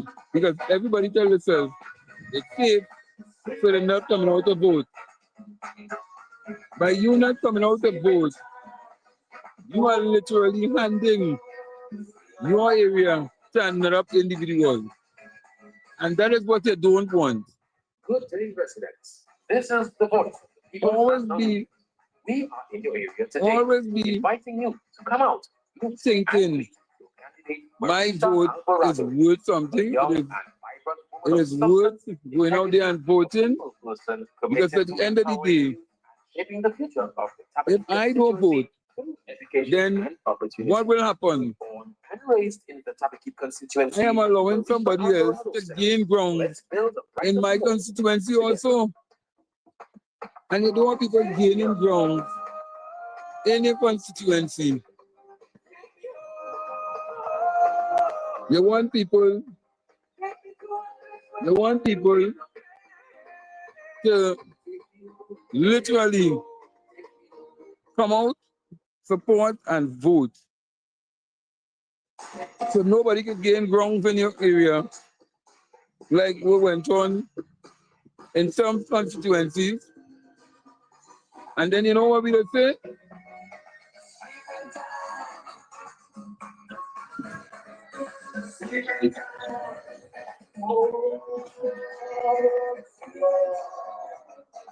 All right. Good day, residents. This is the voice. Today. But if we leave all the garbage and not doing the work in the area, the council is not working to solve the problem with people in the community because these people decide to vote here. So is it wrong for somebody having a democratic choice and that the representative decide that because they went and vote for another party, those who win decide are not representing them? This is the 21st century and that's what we are doing. So I want them to put them kind of videos here. You will make plenty traffic.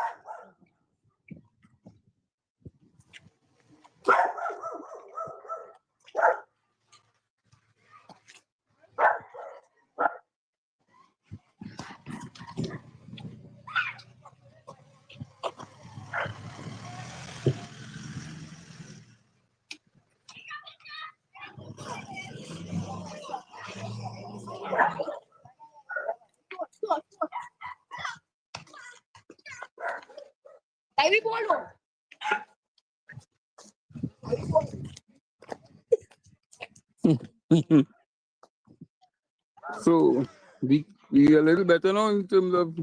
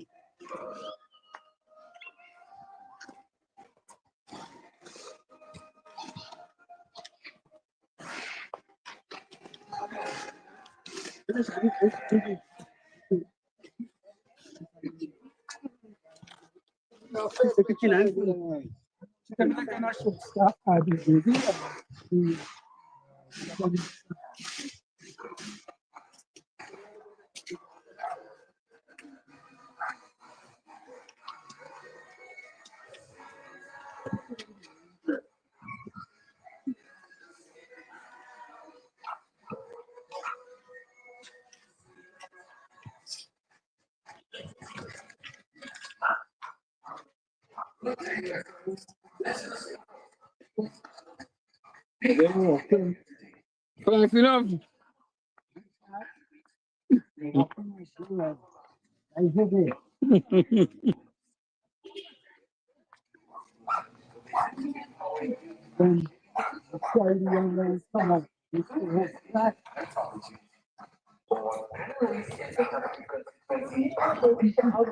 All right.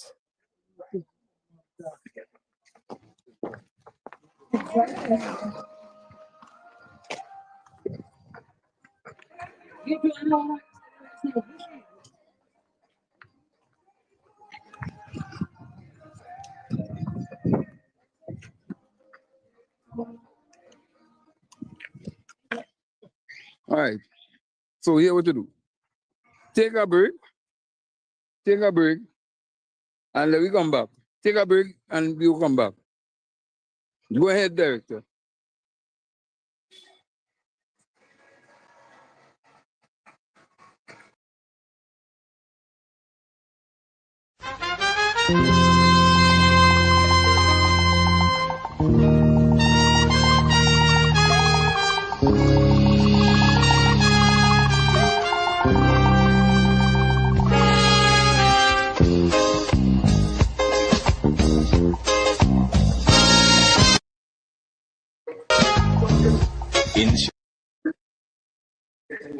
All right, so how we looking? The signal weak? All right, so there's the drain, there's another drain here. This is another drain here. Watch this drain.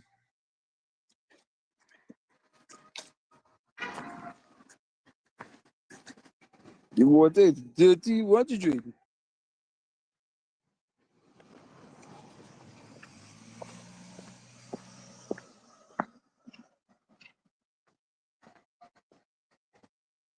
Slightly better. I want it to be better. I want it to be better because I want people to see how bad the drains are. But people, So let me fix it.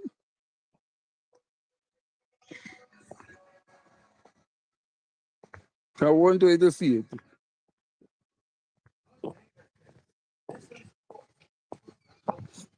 And people are accepting this foolishness.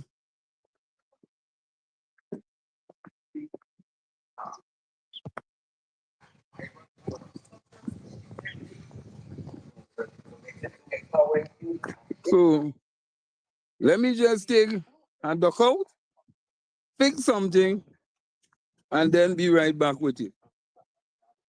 All right?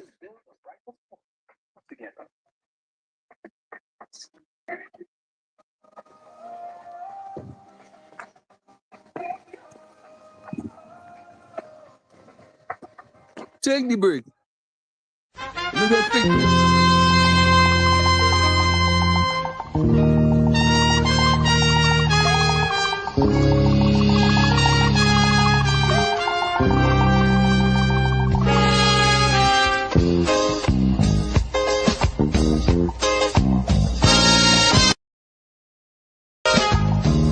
In short, this is what I have to say. Let us forget fights and grudges and concentrate. Come, let us sit and try to relate. Because now, more than ever, we must show discipline, tolerance, and production to build a strong and better nation. I say that is the main foundation. So come, let us work hand in hand, because this is our land. Come, my brother, come, my sister, and let us build a nation together. Oh, yeah. All right, so tell me how we looking. You looking better? I want to show you this. I want to show you this. If you're seeing this, watch this.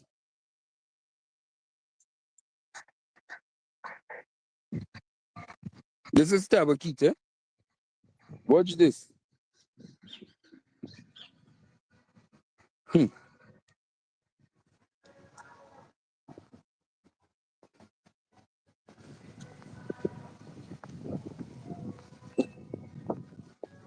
hope we're a little better.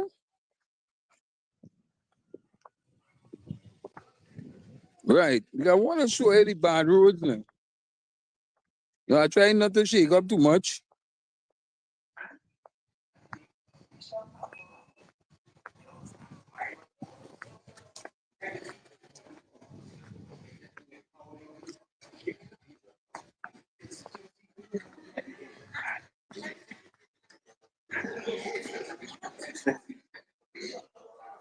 Not showing you. I try not to shake up too much, so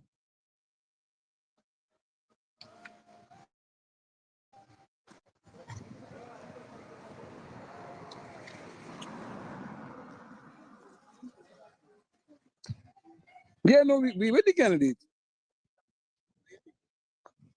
You walking with the candidate?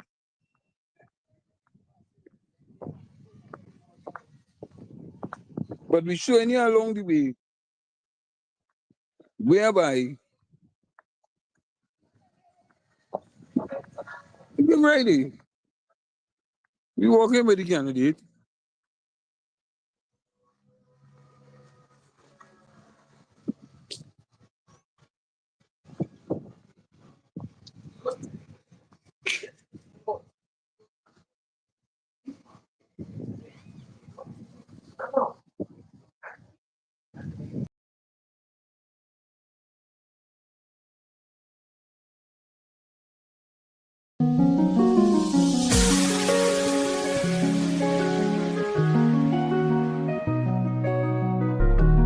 Ready, ready, show me who ready, ready, show me who ready, ready. This is the time, this is the place. All right, so we're coming out to the Gasparillo Astra Month, and we reach a junction Marathon Health Pharmacy. So for those who know the constituency,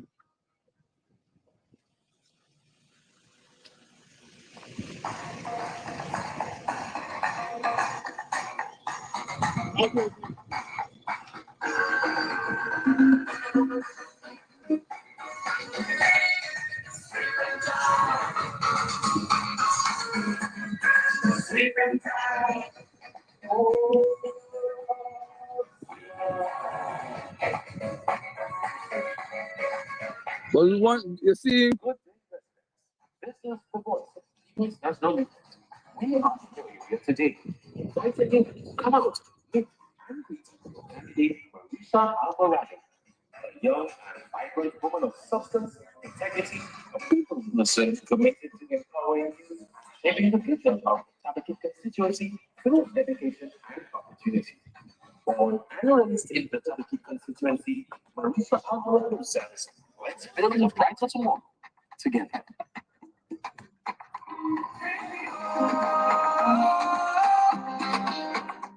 Take me home,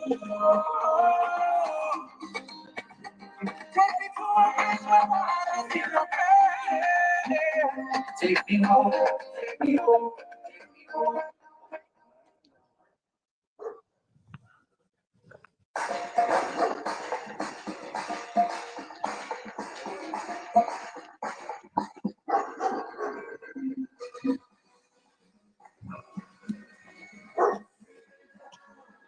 everybody home there? Constituents or and hear the issues prior to better representation of the training. Things that essentially is basic amenities that the corporation can handle, but proper representation. Yeah, my chance to have Here today, inviting you to come out, meet and greet your candidate Marisha Alvarado, a young and vibrant woman of substance, integrity, a people person committed to empowering youth and shaping the future of the Tabakit constituency through education and opportunity. Born and raised in the Tabakit constituency, Marisha Alvarado says, let's build a brighter tomorrow together.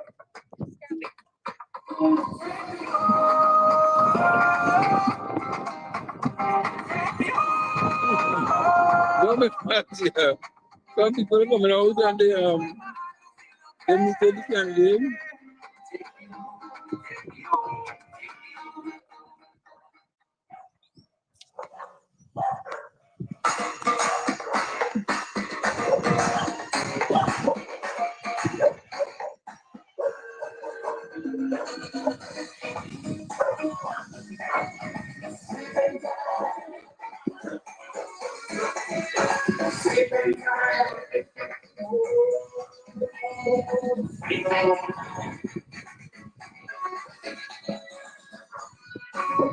Good day, residents.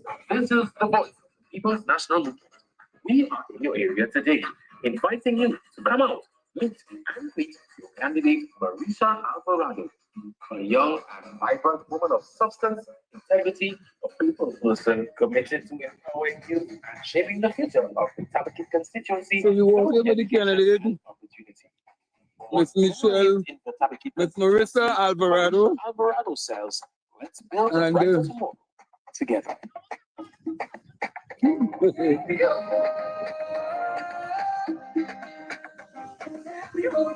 We are on the road.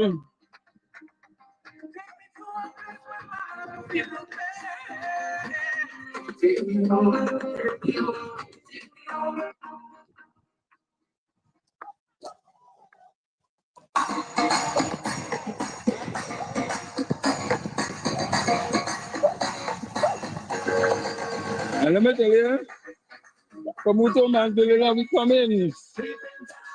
We come in, we come in, we come in. Take away your time.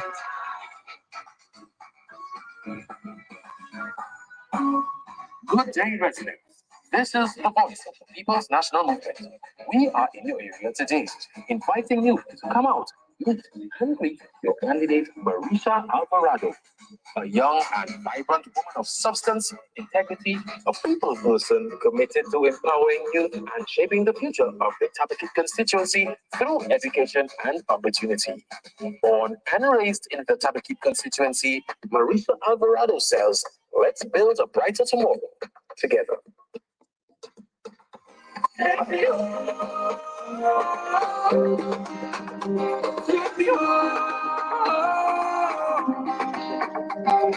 to a place where my heart will feel okay. Take me home, take me home, take me home. Nicholas.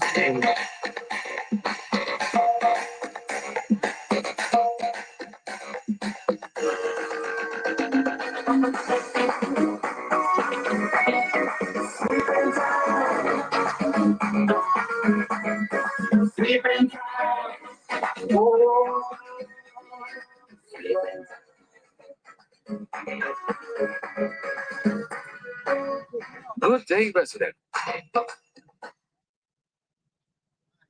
want to do a short video right here. This is Nicholas. Hero, Trinidad and Tobago national hero. Actually,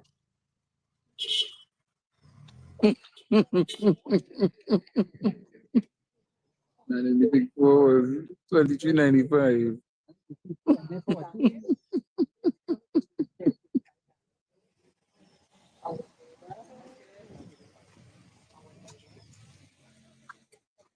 that's 2014. We were talking this morning about what she can do here. You know, if we had any opportunity to come back here at this point, so we could do it then. And had real think what national track record championship. 5 gold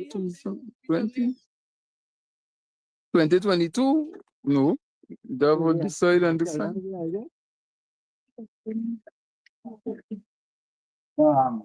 Nicholas.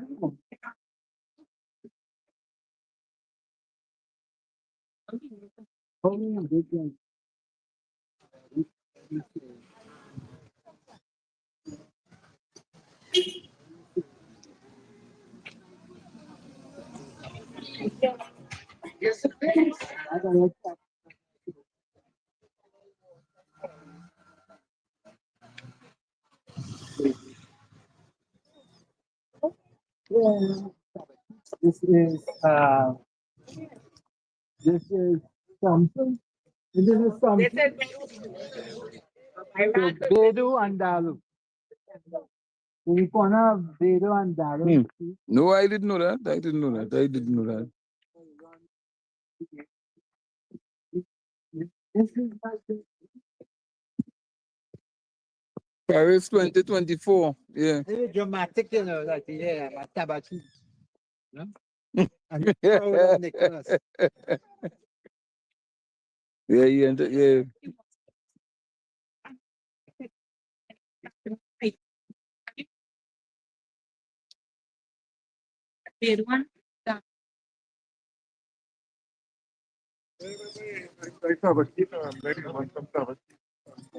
Yes, nice meeting you all. You send a t-shirt. You send a t-shirt for me. What size? No, it's too small. You send a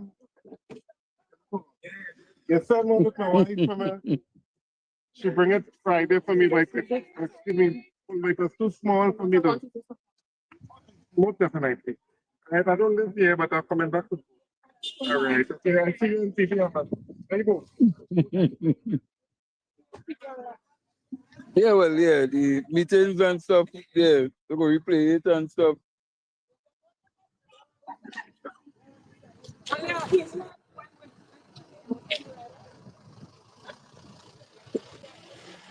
Right.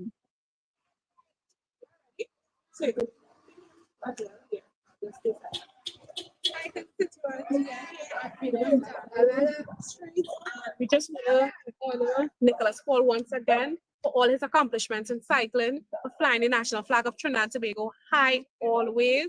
Thank you, Nicholas Paul. We appreciate you. We appreciate your work.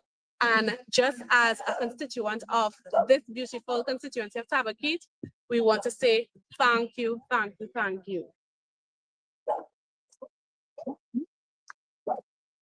Right.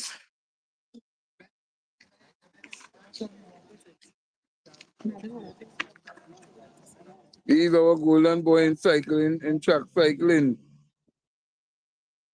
Well, look at that. I didn't even know the man living down here. You gotta be shaved from them, you know. You gotta be shaved. Imagine that.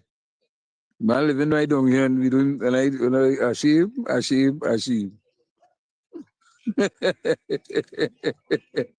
So,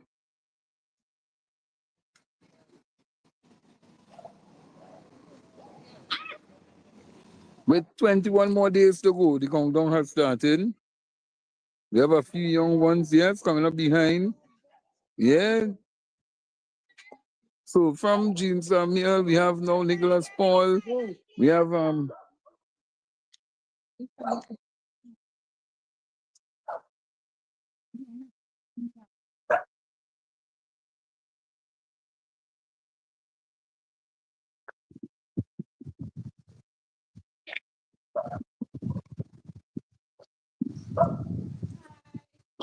look at it. The next one here. Living right around here, you know.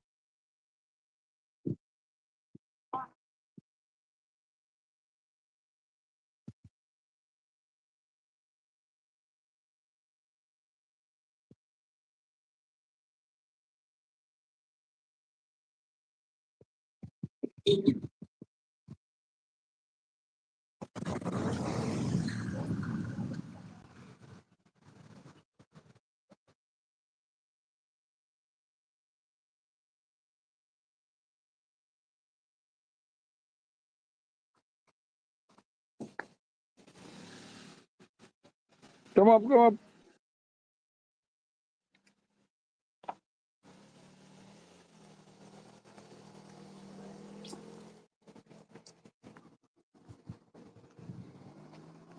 I like these lions here, boy. Yeah, so.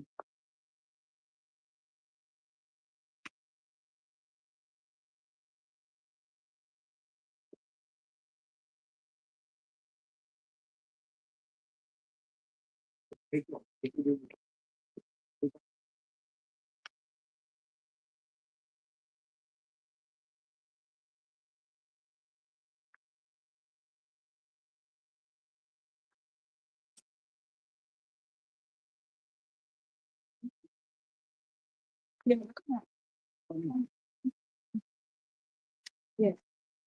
Also,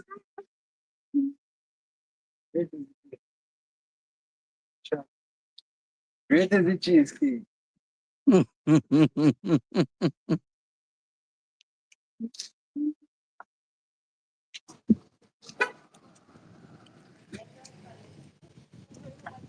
So Everybody in the morning, using a transport, 5 o'clock in the morning, keep up officers. so this concludes our tour down here in this part here for now. And then well there's another section. So they're doing it stage by stage by stage by stage. And let me just flip the camera here. Let me just flip the camera here so that you could see.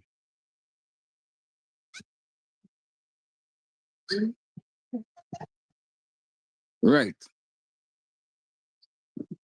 So it has been a hectic weekend, a hectic one. And we are in the constituency of Tabakit. We did bring you in. Don't prove yourself like last time, eh? I don't understand. Oh, that must be somebody else, okay. So we are in the constituency of Tabakit, and there's a lot of work to be done in Tabakit, basically. And I will be coming to do a video highlighting poor road, poor drainage, and really and truly to let people know what is happening. To let people know what is happening. Well, you know, I kind of step away from the road too, so yeah. But it has been a nice little walk, a nice journey, and a lot of people. But Tabakit is a big constituency, and you have to take it in portions by portions every day. So we did bring you Miss Alvarado. What we'll do is director, you will cut it up, and we'll put all the parts together, and we will highlight it and show it back on the wall, and bring it to you live. Now tomorrow, point 14. Tomorrow is point 14, and for those and director, I think Miss Jenny is supposed to be on. I think Miss Jenny is supposed to be on.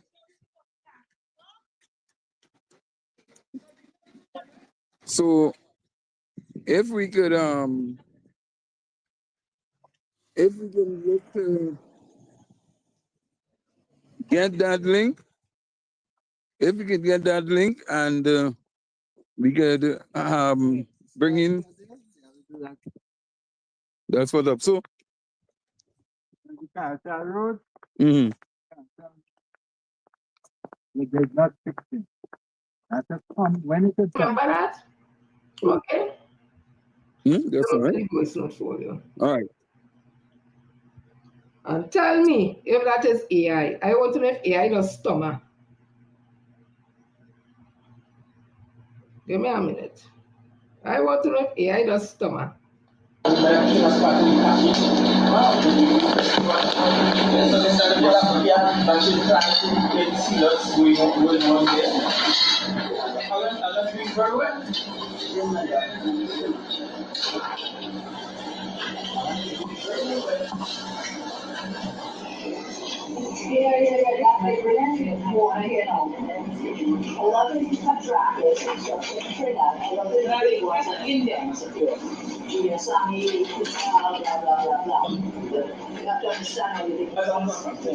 they bring in so on.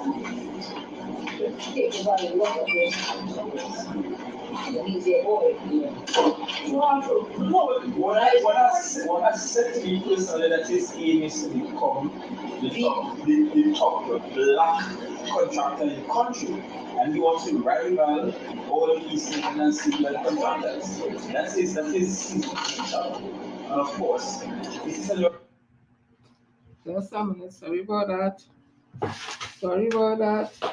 I want about talking. He's on the right hand of God, and not only that, he's God's best friend. All men are not created equal to this particular deliverer that we have. And one has been his best friend for a very long time. So it's not just what black is about, it's friend. Friend and family. And the one family is also from Missouri originally as well. So this is friendship that has gone many years back, many years back. Sorry about that again. Right hand of God, and not only that, he's God's best friend. All men are not created equal to this particular deliverer that we have. And one has been his best friend for a very long time. So it's not just what black is about, it's friend. Friend and family. And the one family is also from Missouri originally as well. So this is friendship that has gone many years back, many years back. Because for the child between 96 and 2001 was his. Alright, let me just give you the context. Like they eating somewhere, like they're having a dinner, must be a feast, 12 o'clock in the night, I don't know. Or banquet. I don't know. And they're talking about Warner, that the contractor from Tobago, and talking about how he's friends with basically the one from, Mason Hall, you know what they're talking about. So they're going to cut up, in my opinion, Warner from getting any contract. All right, do you continue?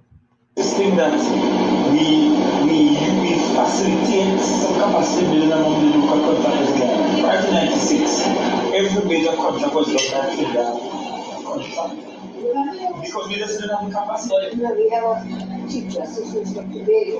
But that doesn't matter. I'm not sure. Well, let me say to you. I believe Chief Forces are here, right? So any case like this, I really have to be prepared to go through the process. I don't expect the way our chief manages his documents. I don't expect this to land in a fancy facade document, right? Because fancy facade are a little too unorthodox and liberal in this kind of case. So I know this will go. This definitely will have to go with the court. So be prepared to go to the court. I also think it's something the court will consider quickly. Yes. Because the court will see it as a matter of urgency. And any judge who's looking at this land will want to move on a matter like this. I think. And as I said, this doesn't take away from the political game and preparing for the election. No, that brings us to the second area, which is how do we collaborate in a more meaningful way? Because I want to set up a line of collaboration between the both parties. Right, so there's need for to keep some formal communication. I will ask you another thing. The embarrassment for some people. You did send some resources for you. I hear that you may not have received it for the last election. As in the TH election? Right, yes. Yes. As in the TH election had just ended? Yes, sir. So I give some money. I'm not going to call the names because I don't want this is for their party business.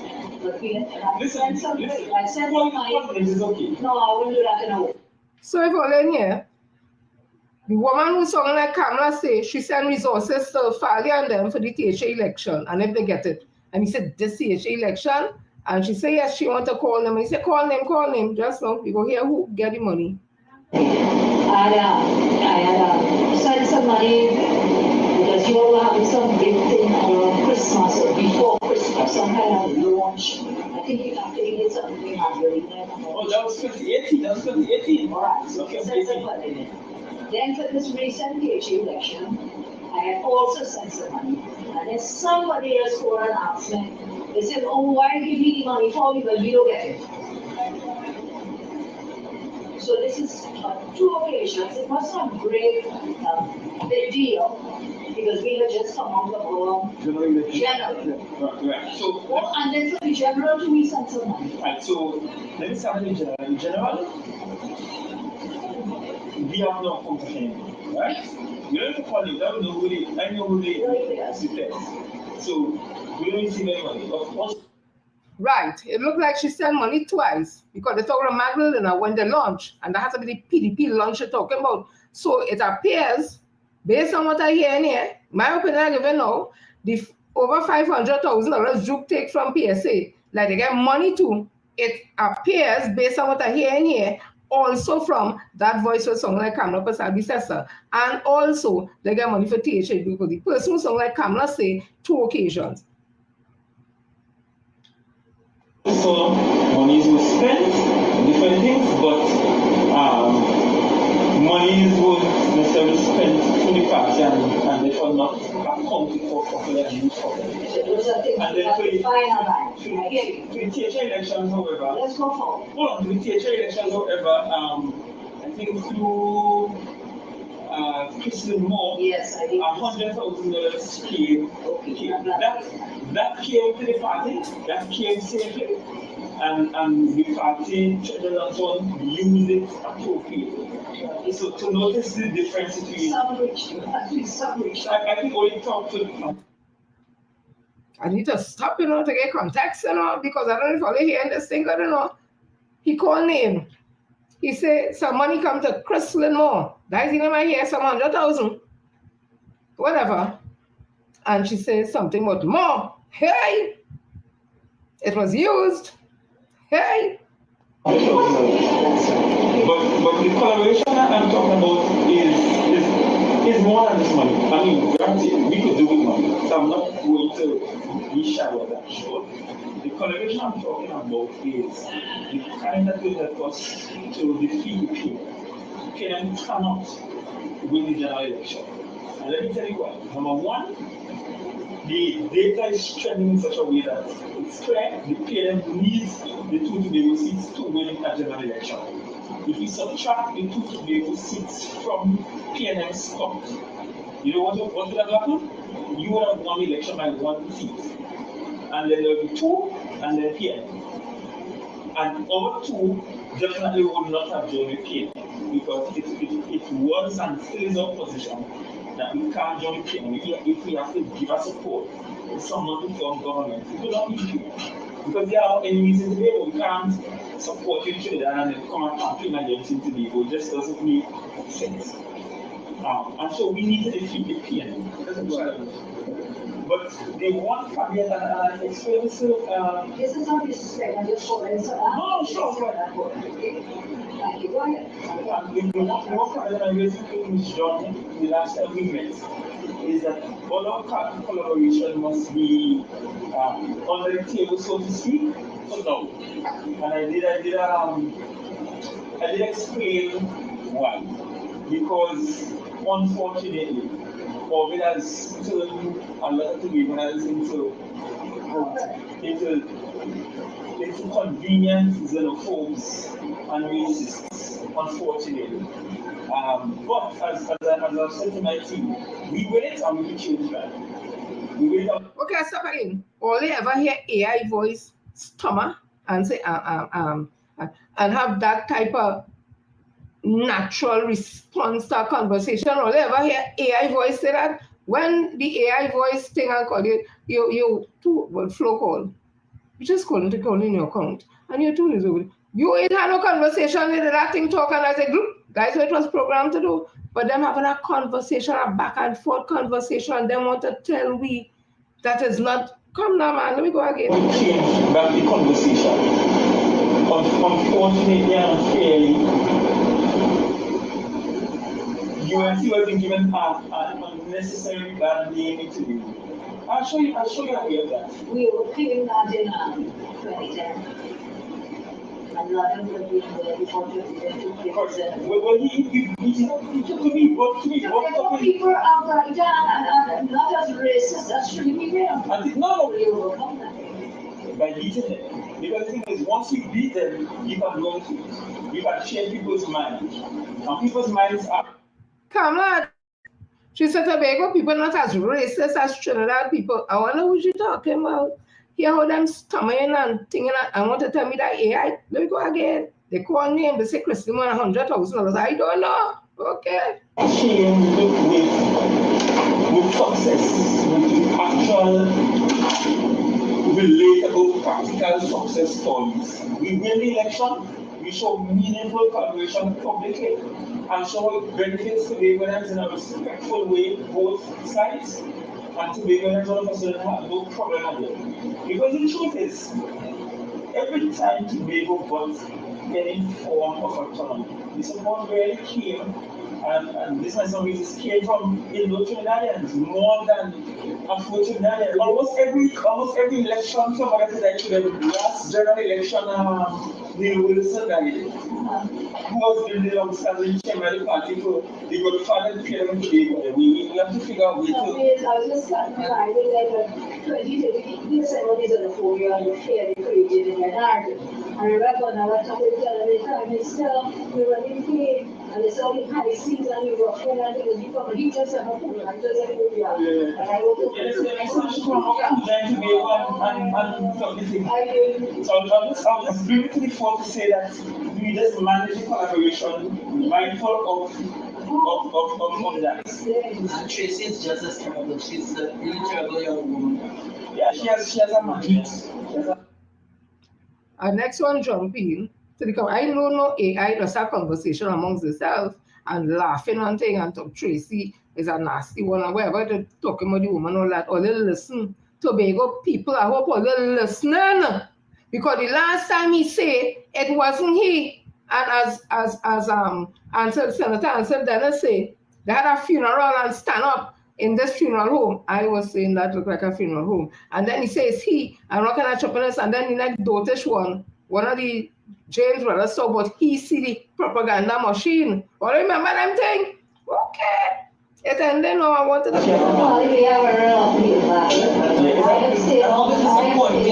because I feel that the young ones should make politics better. Because London is a devil, but you never know. If you understand the case, he gives you a nice Oh God. The thing said, like Jolene was said, say, what they hear right here and here? This was big high power. Listen to me. Listen to me.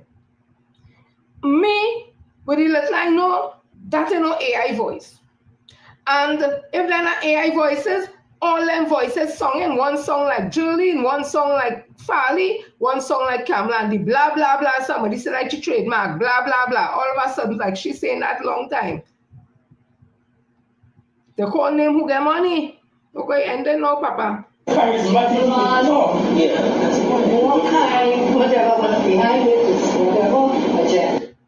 okay. Only here for listen. I want only to tell me if that is AI. Them can't vex with nobody if anybody say like Kamala voice. They can't vex with nobody if they say like Farley voice. They can't vex with nobody if somebody say like Jolene voice. They can't vex with nobody because that's something like them. Because they're saying it's AI. So they say it's not them, you know. They're saying it's AI. So if we can make out it's not AI, then who voices that? Okay. Let me see where oh God. Lord have mercy. Give me a minute, give me a minute to find back the stage. Oh Jesus. Oh Jesus, what we had, what it is we escaped from in 2015. God. Lord have mercy. So Fally say he not responding. It had not to respond, Fally. We hear your voice. Let me see where you have it here. Let me get it quick. Because I didn't intend to read the whole thing. After I listen to the whole thing, me want hear nothing Fally had to say, boy. Oh God, all the dangerous. Jesus, Jesus. All the dangerous, bad. All the dangerous, bad. Which part it is, boy? Oh God. I go find it. I go get it just now. What the hell I hear in here, boy? Yeah. That's not right. Oh yeah, give me a minute. Which part of this thing is? Fally says not your voice. Let me see. Fally say. He said I'm not responding to no voicing, right? So let me see if I find it here. Quick. You see, not responding. Right. No, not that one. Well, give me a minute. Give me a minute. Watch me now. If Fally tell all they run, stand up. If Kamala tell all they sit down, stand up. If they tell all they stand up, run. You might tell all they run. Right, let me see what he's saying here. But now the miscreants become a little bit more sophisticated. They have access to technology now. So I know they will piece words here, piece words there, and try to patch it together to form a narrative. But I want to warn you and to say this. For the rest of this campaign, I do not care to respond to the foolishness because Tobago has serious issues. And because they are short on ideas, because they failed on delivery, they must concoct whatever they think is necessary to distract you. But Tobagonians today are smart. This is not 2013. This is not 20 years ago where we are afraid of people and afraid of our names calling with people. So call my name with whoever you want. I know I'm a son of the Most High, and that's the most important thing for me. And I am confident that every move I make is lawful and morally sound and in keeping with the principles of my faith. Earlier, that sound like anything that patch up wasn't a smooth flowing conversation into the next. Was there any break in it that showed they pulled this and pulled that? I want Fally to know who is an Assembly Adventist and goes to church and understands keep the Sabbath, and I think he's some Sunday school teacher and all kind of thing. Stop talking about the Most High God and stop it. Because Fally, let me tell you something. You see the kind of lion thing all they'll be doing and telling, you know you could go to sleep in the night, Fally. And next morning, when they're trying to wake you, you call. Fally, you know that? Fally, you know. You could stand up dress so.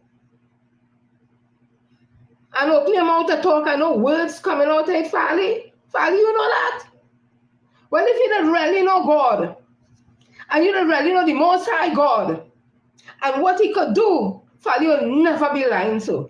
So I have to say, I don't know what God you serving, but I serve in the Most High, true God, Almighty God. I will never stand up and lie to people so. Go ahead and only be calling God and God and God. Go ahead. Anyway, they say there are plenty gods and laws, you know, but I want true living God. So I don't know if it's the true living God you serving. Oh God. Here the next one.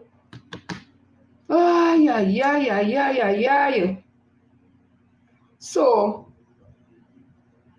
Sandals, the Prime Minister had, excuse me, the Prime Minister had a press conference today from Tobago, because he was in Tobago, and this is what he would have said in Tobago, and he has kept his word. He's a man who keeps his word as much as he can. He ain't perfect. No man is perfect.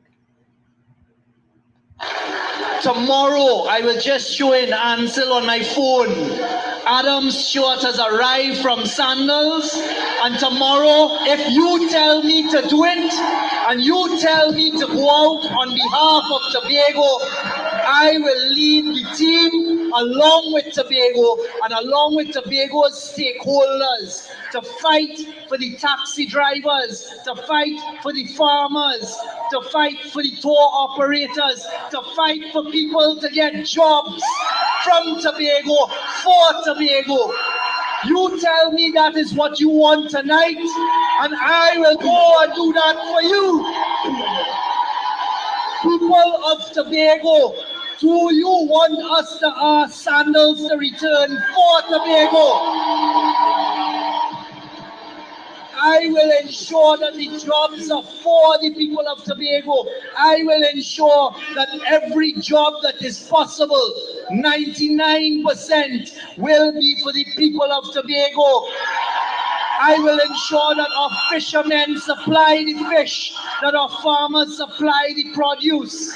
I will ensure that it is our taxi drivers that bring the guests from that brand new state-of-the-art terminal that is yours, from the people of Tobago, for the people of Tobago. Right? So the Prime Minister last night would have promised Tobago, if you all want the sandals, tell me, I will go get that for all you, because it's about jobs.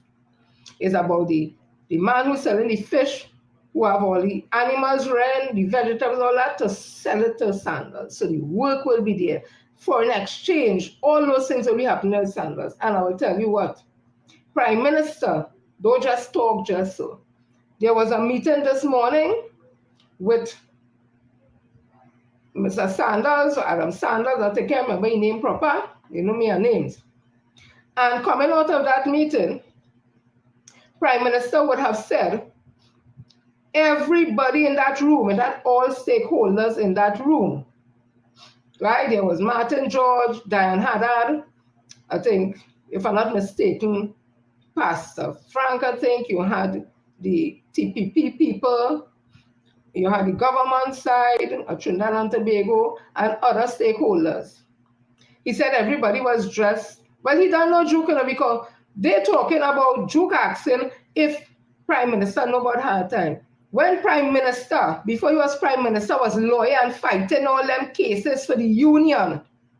He understands hard time because he was fighting for those workers to get all the rights and benefits, and he did win several cases. So he has said that. He saw somebody he might have met, I think it was from CW or one of those things, and thank him for the money, millions of dollars he win on their behalf in some case. So he understands hard time. You don't have to live it to know, but it could be around to understand how it impacts people. And because of his work in the union, as a lawyer for union, ask Rose if he ever paid Prime Minister Young, who was at the time just lawyer Young, for going to defend him when he could have lost the work up in, I think it's Trinidad, one of them places. Ask Roche, ask Philip Alexander. Yes, Philip Alexander. He didn't find nothing wrong with PM Stuart Young today, or who he was at the time, lawyer Stuart Young, when he went and fight for him to help him in a matter with something with some child. Ask him.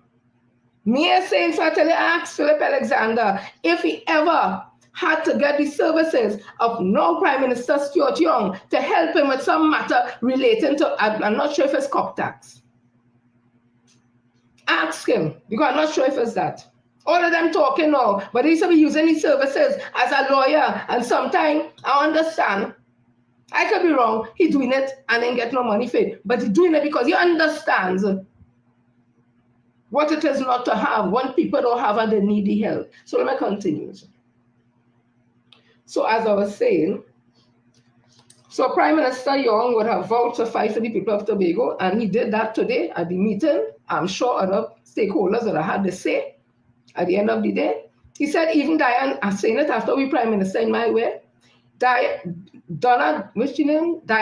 Haddad would have apologized to the Sandal man on behalf of how Tobago treated and insulted and all that. He says so, not me. Let Diane Haddad come out and say she never said that. But then again, I cannot believe it, because remember, when Dr. Rowley went to commission the NR Robinson Airport, she hold on to Dr. Rowley and crying and thanking him. So I don't know what's happening with her, but she apologized. Apologized to how Tobago treated the man and tell him come back, right? So as I was telling him, Jew, Prime Minister said, Jew come in, he have on the jersey, black jersey, must be the PDP jersey and a jacket. And I know how that man does behave, because we had 12 years that he in PSA. So I could just imagine coming in and ting, and after all of them agree and everything, they sign some agreement. I don't even think he signed the agreement, but he agreed and he walk out and go. That is what it is about with him. But you see, all them had one set of talk the day before and the day before. All them had one set of talk, and they go and sit down with the tail between the leg and have to bubble down. Because coming out it now, Fally talk, the same Fally who say, if they're coming back here, they have to come and build, they had to come with their own money, and blah, blah, blah, blah, blah, blah, blah, blah, blah, blah. As Cameron said, blah, blah, blah, blah, blah, blah, blah. He come out of the meeting and very piped down, though. Why he didn't say no? Why they didn't say no, they don't want Sandals? Why they didn't say they don't want that man, they don't want Stuart Young, because he can't lead the country? Them should not go and sit down in meeting with him. But the point is, the salient point is this. The Sandal man has agreed to look over the whole thing, waiting for a confirm yes, and they're going to start afresh, not from the old thing they had before. It's going to be a new starting, right? New relationship. So people at Tobago, only don't let Fally and them come back this time around again and stop all you from getting Sandals Hotel. Because if central government did take on who was getting on, only wouldn't have an ANR Robinson Airport, even hotter than we own. Only might not have it. So this is Fally coming out of the meeting today. Listen to him. He's talking in surprise. The fact that in a few weeks we have an election and some of the circumstances may change. But it was a productive meeting. We brought to bear in the discussion some of the issues that led to Tobagonians in the last iteration of this discussion to reject Sanders. We all agreed and we signed agreeing that we are going to invite Sanders to return to the table so that we could have conversation. This is not returning on the old arrangements, let me be clear. We're not there yet. This is about returning and getting to the point of presenting a proposal to Tobago. So we're looking at a brand new slate, clean page, starting from scratch, and not necessarily trying to build out what was based on the old proposals that we had, which I think Tobagonians will welcome, because as I've said before, I don't think Tobagonians have objections to Sanders. I think Tobagonians objected to what the deals were then, and this is an opportunity for us to have a fruitful conversation going forward and to look at what might be possible. Mr. Stewart, he did give a presentation, and I think one of the interesting things is that he said in his presentation that the Sanders model is for Sanders to build their own hotel using their own capital, and that in all of their operations, they only have one operation where they don't actually own the plant, meaning they did not invest their own money in building the plant. I know that was a concern for Tobagonians. Certainly, it was a concern I raised. But we're happy with where things are, and we agree that post the election on April 28th, that the conversations will continue, and hopefully Sanders will agree to return to the table in Tobago for us to have these conversations. So are you happy with the terms of this new agreement? Well, I don't know if agreement might be the best word for it, but essentially all of the leaders in Tobago said to Sanders quite in very simple language, come back to Tobago, let's have a conversation, let us start brand new. Let's look at what is possible. That's it. Do you still hold firm in your position that Sandals must bring its own resources to invest in Tobago?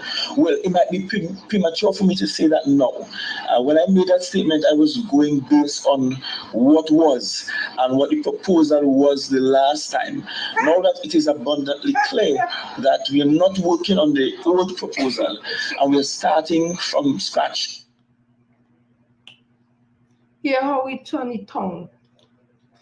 Hear how they turn the tongue. They should not sit down with Prime Minister Young. No, they should not get up and walk out and get on. How we change the tongue so now? It's all your folly who'd make Tobago people turn against Sandal brand. It's all you put them thing in people's head. Jukes at to tell them how they go take the little young Tobago boy and girl and have them with gloves on their hand and serving and all kind of thing like his master time. Is all you do that all over the world. People serving in hotel, them must make more money and tips with the services and all that. That is just for the workers, a part of the uniform. All they make them feel is something bad for the young boys and the young girls, and then they could be learning hotelry and all kind of management and all kind of courses and thing. All now they would be. So we're talking about, we have to baba down now. You're talking in a soprano voice. You have bass in it. You only have bass in a voice for Dr. Rowley. You have bass for nobody else. Although when I put on the phone, all it wasn't seen fairly. That voice we're talking in song just like the voice in the voice note and them, in the thing and them. No, see AI. I never know AI again must have infection in the talk and a little cough and a little stammer. And I didn't know that, Papa. Me and we reached there yet. Anyways, let me go ahead. So like that for Tobago. Now Miss Keisha Jackson would be making a ARSC of herself. I have my personal opinion on this whole thing with them. I think them just do that to get publicity, knowing that they can't really file and they're not going to contest to make some kind of kuchun back. And that's just my opinion. Because had they gone to the mock thing with EBC had to make sure they have all the documents in order, because they didn't have to pay to go there.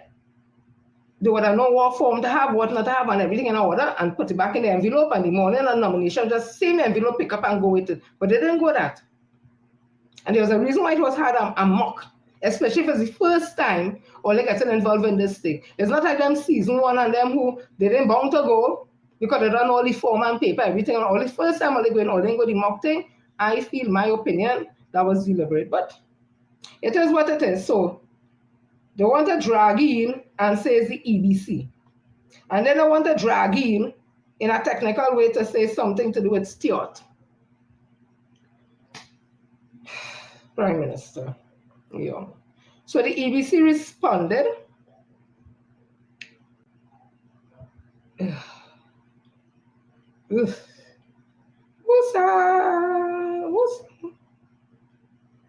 Come on, open up quick. So this was 21 hours ago. It's no longer 21 hours ago. But in the Guardian, it says here, EBC refutes APP, like All People Party, leader political sabotage claims. I know they say that you must forgive people because, you don't judge people where they came from, who they are. And that is a given. I don't pass judgment on people because you can say somebody's a thief, but you can't say they will always be a thief. To me, that's passing judgment because people could change. But you could, for the act they commit, you could judge them on that act, but you can't pass judgment to say they will always be like that, right? I remember her situation with Watson Solomon Juke. I even heard when she said she's the one who seek him out. I could be wrong because she saw something in him, some prime minister material or something. And that had me saying, what? Because we know Duke in PS over 12 years. Duke had no prime minister. Nothing in him. So she, this educated woman, a woman who apparently has money, a woman has traveled the world to watch Duke and say she see, because he says she seek you out. I think that's how it go. And she see her as having prime minister material. I was like, something.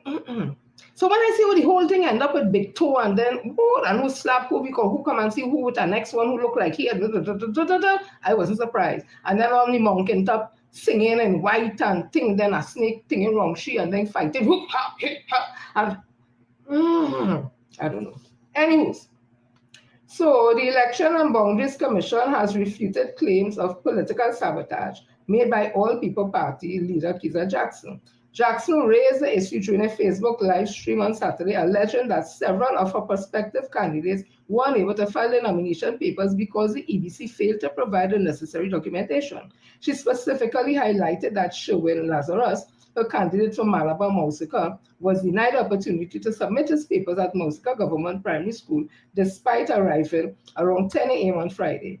Jackson claimed Lazarus was misinformed about the absence of a nomination exercise, and the returning officer at the location told him he could not be accommodated after returning just after 3 p.m. Isn't that what a party should have? Somebody who liaison with the ABC and discern what's happening and what? I don't know. Jackson explained that although the party did not take part in the EBC mock exercise on March 25th, her chairman had been liaising with the EBC ahead of nomination day. She added that while the party had received Form 38, 39, and 40, they actually required Form 37 instead of 30. Jackson also claimed that 8 of her candidates were successful, but the EBC initially announced only 7, later updating the figure of 161 after including the APP candidate. Honestly, EBC needs a new system because the system right now is archaic. They need to revisit those documents and these forms. I'm urging the EBC to go through a drill before calling an election to access the ease of application if these forms are applicable. And isn't that why they had a trial run and a mock run? That's the reason they had it, so that everything can be trashed out. Ugh. Ugh. In terms of our democracy, we must protect it. Here what's going on. Let me read what Ms. Narcis had to say. Appealing for some recourse, Jackson had a message for EBC Chief Election Officer Phil Narcis. Do what is right based on the principles on what our democracy is built, she said. In response, the EBC CEO condemned the APP's failure, to take part in the pre-nomination mock exercise and their tardiness in submitting nomination papers, calling it unfortunate. She emphasized that nomination proceeding closed at 3 p.m. as required by the Representation of the People's Act, and noted that APP had not adhered to necessary procedures. By Ms. Jackson's own admission, neither she nor any of her prospective candidates sought all in-person interview or discussions with the relevant returning officers regarding the submission of their nomination paper, she said.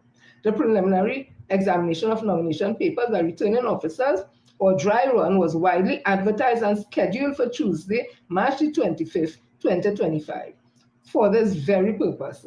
Additionally, returning officers keep their office open during the holiday weekend and in the days leading up to nomination day to assist prospective candidates with any concerns or questions regarding the process, she added. It is unfortunate that this political party was unable to avail itself of these opportunities. Regarding a candidate who could not file his nomination papers at Malabar Mausika, he entered the office at 3:12 p.m. Nomination proceedings closed at 3 p.m. as stipulated by law. So when this woman talking about democracy and democracy, there are laws and place that all a breach. If all a breach and laws before they get inside, what are they going to do? Political sciences Dr. Mukesh Basjo said responsibility rested with the party to follow the established procedures. I think the EBC provided a reliable opportunity for all political parties to submit their papers for vetting before the actual nomination date. It was voluntary, not mandatory. If parties had encountered any problems, they could have resolved them a week before, he said. I rest my case, me reading no more. He added that it was up to the EBC to decide whether to offer any redress as they were not at fault. talk done. But I guess the behaviors will continue because it may be a strategy of their own for whatever purpose, right? So I see here again that, again, this government have to come out and claim documents are false that have been circulating. I saw one, I think, had to do with the meeting that UNC had up in Center Excellence, like somebody put out on stationery looking like fire service, that fire service had to turn back people and whatever to make it look as though so much people come to the thing that they couldn't fit inside. Fire service had to come out and say that didn't come from me. So they're trying everything. People will be very, very, very, very vigilant, you know. Oh. So 4 hours ago in the Express, Al-Wari forged CPEP document, part of this information strategy. Minister of Rural Development and Local Government, Faris Al-Wari, says a fake community-based environmental protection and enhancement program CPEP document compelling workers to attend meetings in support of the Prime Minister was part of a strategy of disinformation. I unequivocally condemned the circulation of a fabricated document purporting to be issued by Mr. Keith Eddy, Chief Executive Officer of the Community-Based Environmental Protection and Enhancement Program, CPEP, the minister stated in a media release Monday. He continued, the document which falsely claimed that CPEP workers are being coerced into supporting the Honorable Prime Minister under veiled threats of exclusion from future employment is not only entirely fictitious, but is a malicious attempt to undermine public confidence in our democratic institutions, in the leadership of the Prime Minister, and in the integrity of government programs. I wish to make it abundantly clear that no such communication was ever issued by CPEP, its management, or any agent acting on behalf of the government. Al-Wari also attributed a political motive to the fake document. The dissemination of this falsehood is designed to exploit vulnerable members of the public by sowing seeds of fear, suspicion, and political resentment. It forms a part of a disturbing and deliberate strategy of disinformation being pursued by the opposition, United National Congress, and their cronies, aimed at manipulating public perception through deception, forgery, and fear-mongering, he added. Excuse me. This type of conduct is irresponsible, reprehensible, and anti-democratic. They are also deeply corrosive to the civic fabric of our society and should be rejected by all decent and civic-minded citizens. The people of Trinidad and Tobago deserve leaders who speak truth. And we see where the UNC and PEP or P whoever and PDP and TPP, all that was lie. And one does cost people. Or remember Faith, Dr. Faith went and cost with the people and them. I don't know why they didn't tape she. It is alleged. And here the man didn't have one or boots, whoever it is, and something so, and you must ask it, and she say, hey, where she get it from? Oh God, oh, hello, it is alleged. Let me continue. The people of Trinidad and Tobago deserve leaders who speak the truth, build trust, and work in the interest of the nation, not political actions or rely on lies, division, and desperation. Al-Wari added. The minister urged that as we approach the April 28 election, he called on all citizens to stand firm against the tactics of misinformation and to demand accountability and integrity from those who seek to lead. He ain't getting that from UNC. He ain't getting that MP5. The UNC must be held to account for who holding a UNC to account. They didn't even want to join the ethics thing, whatever. They didn't want no part in that. They want to say what they want, do what they want. Who holding them accountable? The 17 seats that has always got to 18 seats. Them ain't holding them accountable. Them just going to be, they say we sheep and always fanatics and sycophants, but trust me, you see them 18 seats UNC does always get. It don't move. That is sycophant. That is fanatics. Let me continue. Hey, Usa. The UNC must be held to account for their shameful attempts to weaponize falsehood in the pursuit of political gain. I remain resolute in my commitment to true transparency and delivery for San Fernando West and for the Republic of Trinidad and Tobago stated. The CPEP Company Limited in a social media post on Monday said the memo is 100% fake and was never issued by us. Where is the cyber unit? Because if you could, Something in right here. Where's the cyber unit? Facebook, if you only post something, people report it and just pull you down. And right here in Trinidad, people putting up all kind of false thing and it and nobody to That's unacceptable.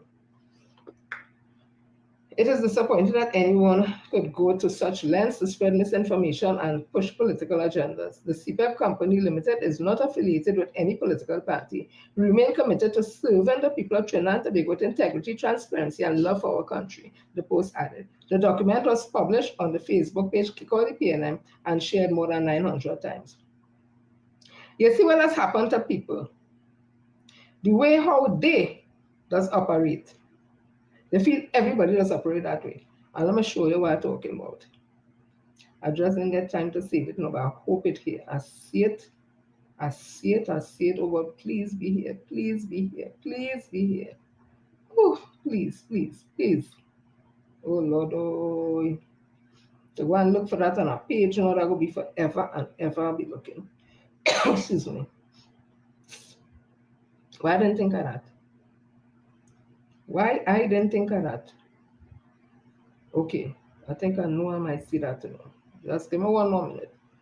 Because I don't have time to waste. Real thing to talk. So we see name. S-C-E-H-N-S-T. Let me see if I find it here. A silly thing today, you know.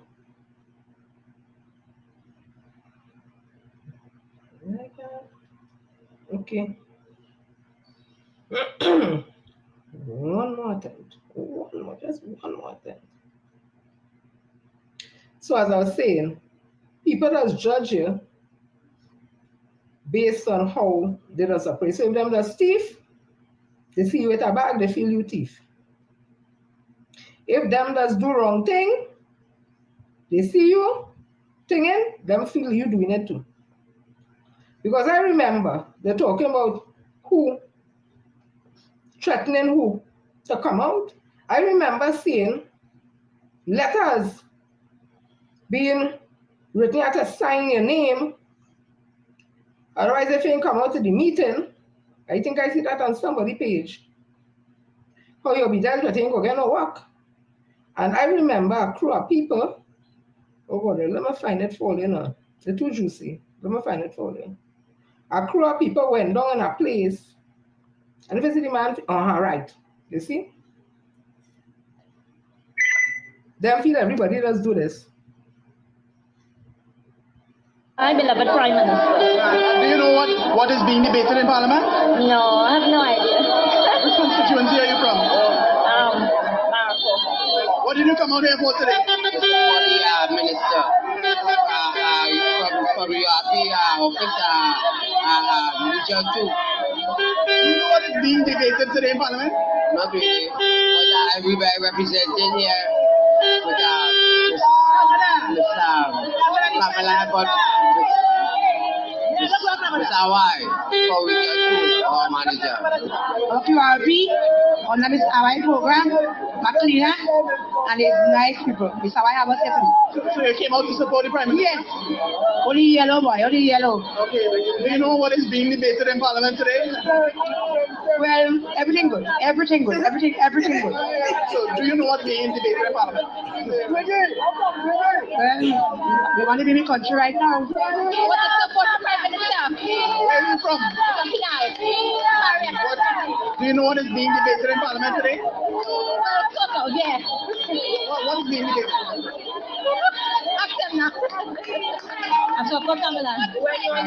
Do you know what's being debated in Parliament? Yeah.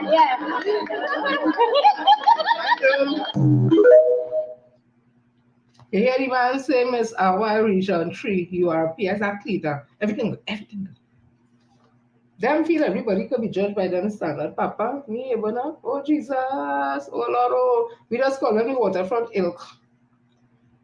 So, Kamala says she purged the UNC.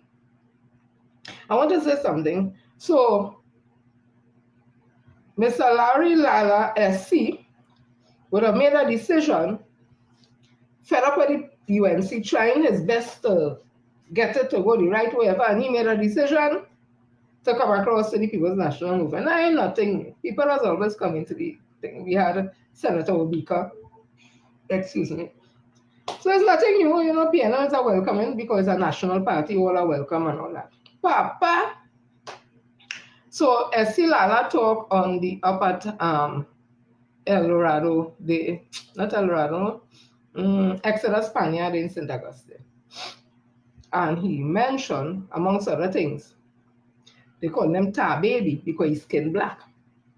So if he's Indian and his skin black, they call him tar baby. What they calling me?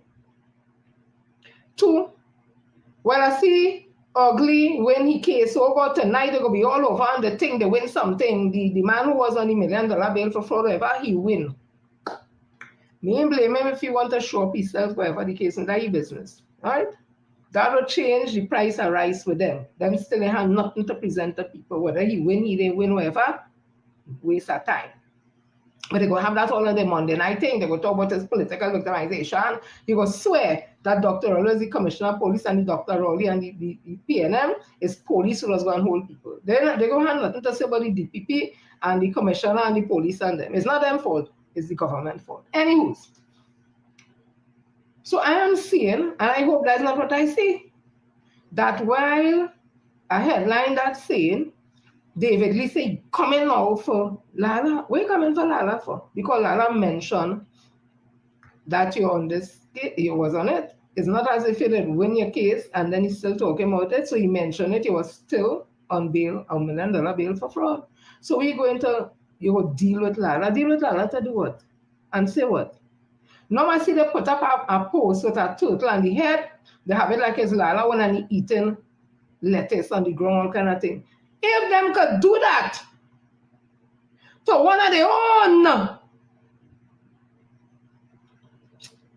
what they going to do to people who look like me and all that, boy? What they dragging the man and doing them all them things because you don't want to be in the UNC no more? So all they have him down, but it's the same thing they do Senator Runuka. When she was in a picture with me and Rick, what they tell, she's going to forget to tell. She ain't reading it and I'm looking to see when they go talk about me and Rick. Nobody had me and Rick to study. They call Senator Runuka all kind of nasty, dirty, stinking thing. And that is one of their own. Me a surprise. I grew up in the community, you know. I was honest, I grew up. And I don't talk about all Indian at all. All Indian don't get on so. But you see, some of them, all they play with them and feel them as jokers and they inside the UNC apparently. So they're dragging now Lala SC because he had come across so he's star baby. And now they have him like a turtle with the hair thing out eating grass, like if PNM come in office, like how you go eat grass and all that. All little wicked and dirty and stink. Who doing that? And then only one African people to vote for. But then again, it has some African who like themselves. There's Negroes, they don't love themselves. So they're willing to go anywhere where they can get a little crops and a little crumbs. And they feel that is it. And then tomorrow, they're hungry again. Let me continue. Yes, Papa. Start to love all yourself, you know, whether you're Indian, Chinese, Syrian, whatever it is, start to love your blasted self, you know. Because if you love yourself, you'll be able to love anybody else and don't get no horrors. You see, when you love yourself, anybody could tie you up. And you see me, I love my blackness. They should call me tar baby, me a business. Black is it, black don't crack. And plenty of the Caucasian just come down in the heat to try to get dark like me. Just I don't know kind of suntan thing to get dark because they understand the value of the melanin in the skin. So Senator Lala, not Senator Lala, no, Lala SC, let her call it tar baby. You don't get no horrors with that. You don't get no horrors with that. It just shows they're showing up how they just treat African people. So when Inchan Ishmael, let's say, he is an Indian for a little see because he won't head ball wherever it is, and he's been places with them and the kind of thing that I say about African people and how they scorn me, all that, we have to believe it. So when I say an influencer, to know one of them or somebody saying, or someone I'm talking about, they don't want to hear nothing about no African and Indian thing, Miss Lady, that is a reality. You may not want to hear about it, but that is what is happening. It is real. Racism is real, and unfortunately, Kamala said it. Again, it's them that say to their own mouth. She said, we racial across here. Who is the one who racial? So all who don't want to hear, I understand some people don't want to hear about this race thing, but it is there and it is real. And if we don't address it in a positive way, it don't have to be negative, it don't have to be insulting, but I am for one, all for the conversation for race relations to start. Because it is there. No sense we hide we head in the sand and oh God, we don't want to. Why don't want to talk about it?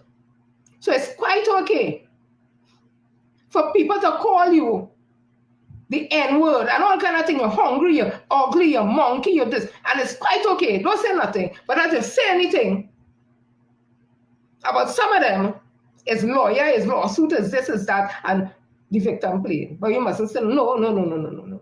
I was born equal like everybody else. We just want equity. Don't say those things to me. I'll have nothing to say to you, and it's a love at the end of the day. But when they confront me, I confronted it, not with ignorance, but with education and knowledge, understanding my history and understanding the history of our Indian brothers and sisters who came to this country. Just like the Syrians and the others, I read and I understand what the journey meant, what they may have gone through, and the way the society was built based on that. So me ain't taking no chop it up, nobody ain't calling me no hungry and no more. No. And I will answer you to suit. So, Prime Minister Young would have spoken about, as I say, Kamala Persad says she purged the UNC. I know when you take a purge, it is expel the poison and toxics from your body. You know when you take a purge, it's to absorb toxic and poisons and all them things. Because that's what she has done. She purged all people like Anita Haynes, Allen, Dr. Rai Ragbir, Rashton Parry, and the list goes on with a couple of them, whatever it is, to bring in. Who? So that purge is no good purge. That purge is no good purge, so she just talking shopping. So that's again telling you. So she purged, excuse me, Anita Haynes Allen, Rai Ragbir, Rashton Parry, and bring in Roger Alexander, who they say never went to screen. So that's a disrespect. So that's what I tell all you. It has some people who voted for the UNC. They don't care. They will still we if PNM put a crap in a tie, we go vote for it. It's not what they're talking about. PNM people ain't doing that. You put a crap in a tie, they want to find out all kind of thing about the crap. Otherwise they ain't voting for no crap. It seems to me the UNC supporters are do that because they bring Alexander in Tanapuna. He don't live Tanapuna. He ain't campaign in Tanapuna. He was a screen, I understand, by the screening committee at the UNC, but he's a candidate and they put out people like Anita and all them who could stand up and talk. And you could see Roger Alexander having a debate in Parliament. Jesus, Lord have mercy. Even Rudy and Darcy could do better than he, and I just tell Rudy all kind of thing.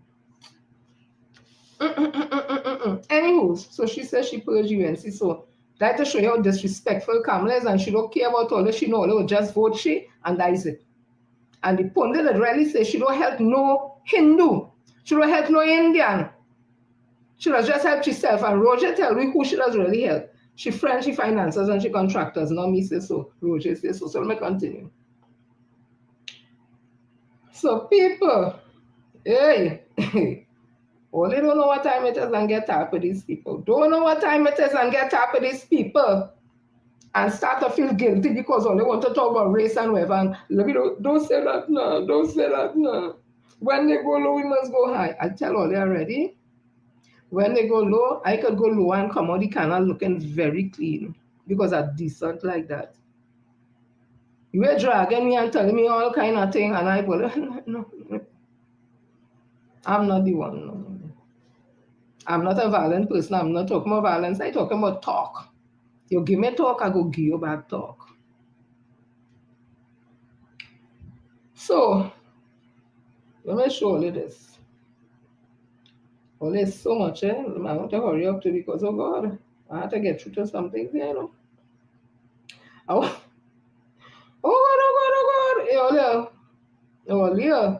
Just now, the damn thing, she close. No. What do you think, UNC Cabal? What do you think, boy? I just had to take my time earlier. Hi, Joycelyn. Hi, everybody who's locked on. I know some people just come to Mac when they jump back out. That's quite okay. Victor Roberts. Coming back to the point, do you believe that Kamala could take this country forward? Do you believe that Kamala have the physical strength and the mindset to take this country forward? And the answer to that is no. That is the answer. She cannot. Kamala cannot even stand on her own. That is reality. So when you believe that 2010 to 2015 could come back, you, the people who believe that, you of yourself, you are not researching. You have no idea about the world economy. You have no idea as to what is transpiring in the world today. So you believe this fire in the sky will come back. You believe that, look, to the end of the day, you will get laptops and you will get increase in pension and you will get 10% public service and you will get that and you will get that. Or they believe that rubbish. And then other believe this slogan, when UNC win, everybody win. Well, I'm going to burst your bubble here this morning. When UNC win, all ain't winning nothing. That's what the slogan should be. When UNC win, Barry Padarat win. When UNC win, David Lee win. When UNC win, Khadija Amin win. When UNC win, Ravi Ratiram win. When UNC win, that is the team that will win, not you. So all them wake up and get smart in this country and don't vote on pie in the sky. Alright.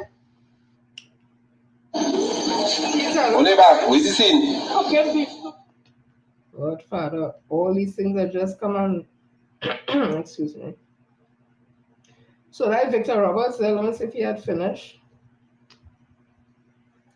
I'm not going to take this country forward. Do you the physical increase in pension and you will get 10% public service and you will get that and you will get that. Or they believe that rubbish. And then other believe this slogan, when UNC win, everybody win. Well, I'm going to burst your bubble here this morning. When UNC win, all ain't winning nothing. That's what the slogan should be. When UNC win, Barry Padarat win. When UNC win, David Lee win. When UNC win, Khadija Amin win. When UNC win, Ravi Ratiram win. When UNC win, that is the team that will win, not you. So all them wake up and get smart in this country. Right? Victor Roberts has been speaking up a storm. Let me working to making sure forest leaders stay. He speaking up a storm now, Papa. So look at who they want in office. All the time these people right in the head, right? Tell me the right. Just now. Oh God, there's so much thing. This is a TikTok, TikTok. Just now, I'll find it just now. No, not this one. Well, look at my minute.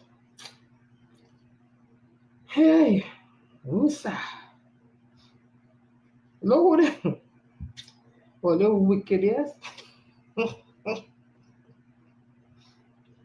God, oh. Where it take? Oh God. No, it's not that, boy. Yeah, see, I want to see TikTok, right?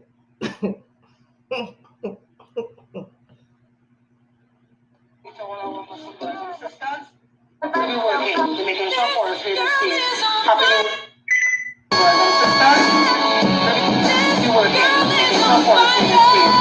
Diwali to all our brothers and sisters. We working, making sure forest leaders stay. Happy Diwali to all our brothers and sisters. We working, making sure forest leaders stay. Happy Diwali to all our brothers and sisters. We working, making sure forest leaders stay. Happy Diwali to all our brothers and sisters. We working, making sure forest leaders stay. Happy Diwali to all our Muslim brothers and sisters. We working, making sure forest leaders stay. Happy Diwali to all our Muslim brothers. Oh, let's see how frail Kamala looking. Kamala back like it curving and she 210 and oh God, like she here, we saying she does use she security as a human prop, so like she trying she best not to hold on to the girl hand, but oh God, Hold on, let's sign this next one. Only it's not right here. Not all it's not right here, it's not right here. So when we hear Kamala and that voice, think they saying it's AI, because them voice sound like Kamala and Farley and Julian John. It sounds so to me. They say nothing new. Listen to this conversation with the CTTRT. Oh God, who is them, boy? Is a corporation. They said they voted for the party, but the corporation given all the jobs to a Hocketa resident in a nutshell this Steven. So listen to this back in our audio. Oh Jesus.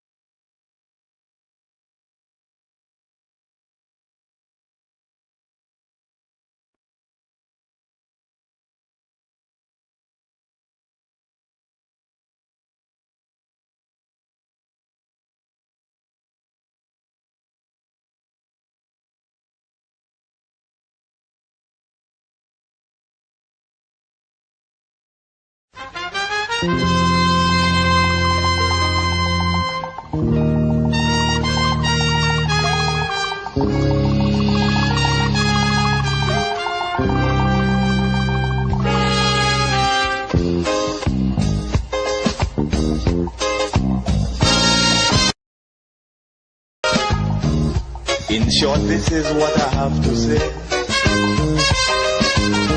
Let us forget fights and grudges and concentrate. Come, let us sit and try to relate. Because now, more than ever, we must show discipline, tolerance, and production to build a strong and better nation. I say that is the main foundation. So come, let us work hand in hand, because this is our land. Come, my brother, come, my sister, and let us build a nation together. Oh, yeah.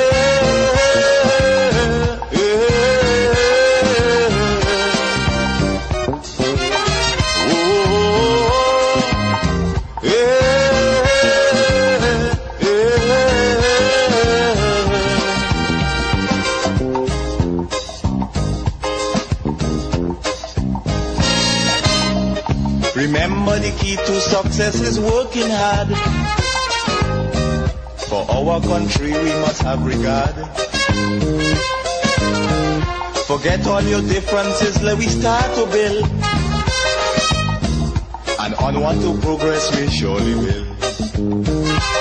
Because now, more than ever, we must show discipline, tolerance, and production to build a strong and better nation. I say that is the main foundation. So come let us work hand in hand, because this is our land. Come my brother, come my sister, and let us build a nation together.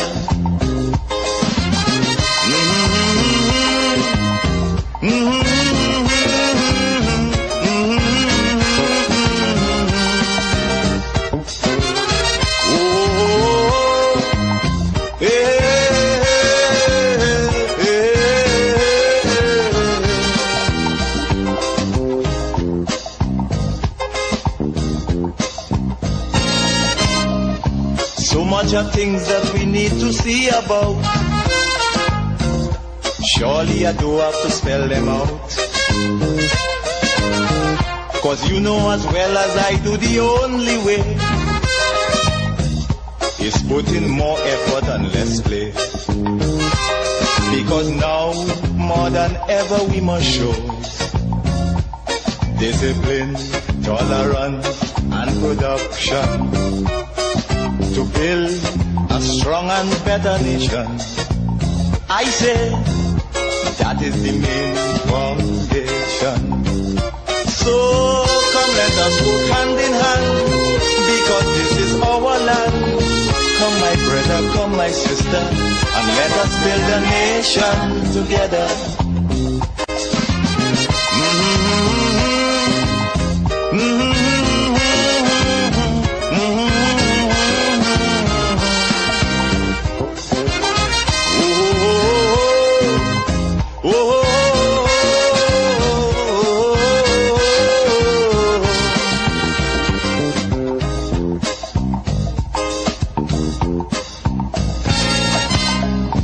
This also goes for every Trinbagonian who going to live in a foreign land. Now is the time to come home and do something, instead of staying out day and freezing. Because now, more than ever, we must show discipline, tolerance, and production to build a strong and better nation. I say that is the main foundation. So come let us work hand in hand, because this is our land. Come my brother, come my sister, and let us build a nation together.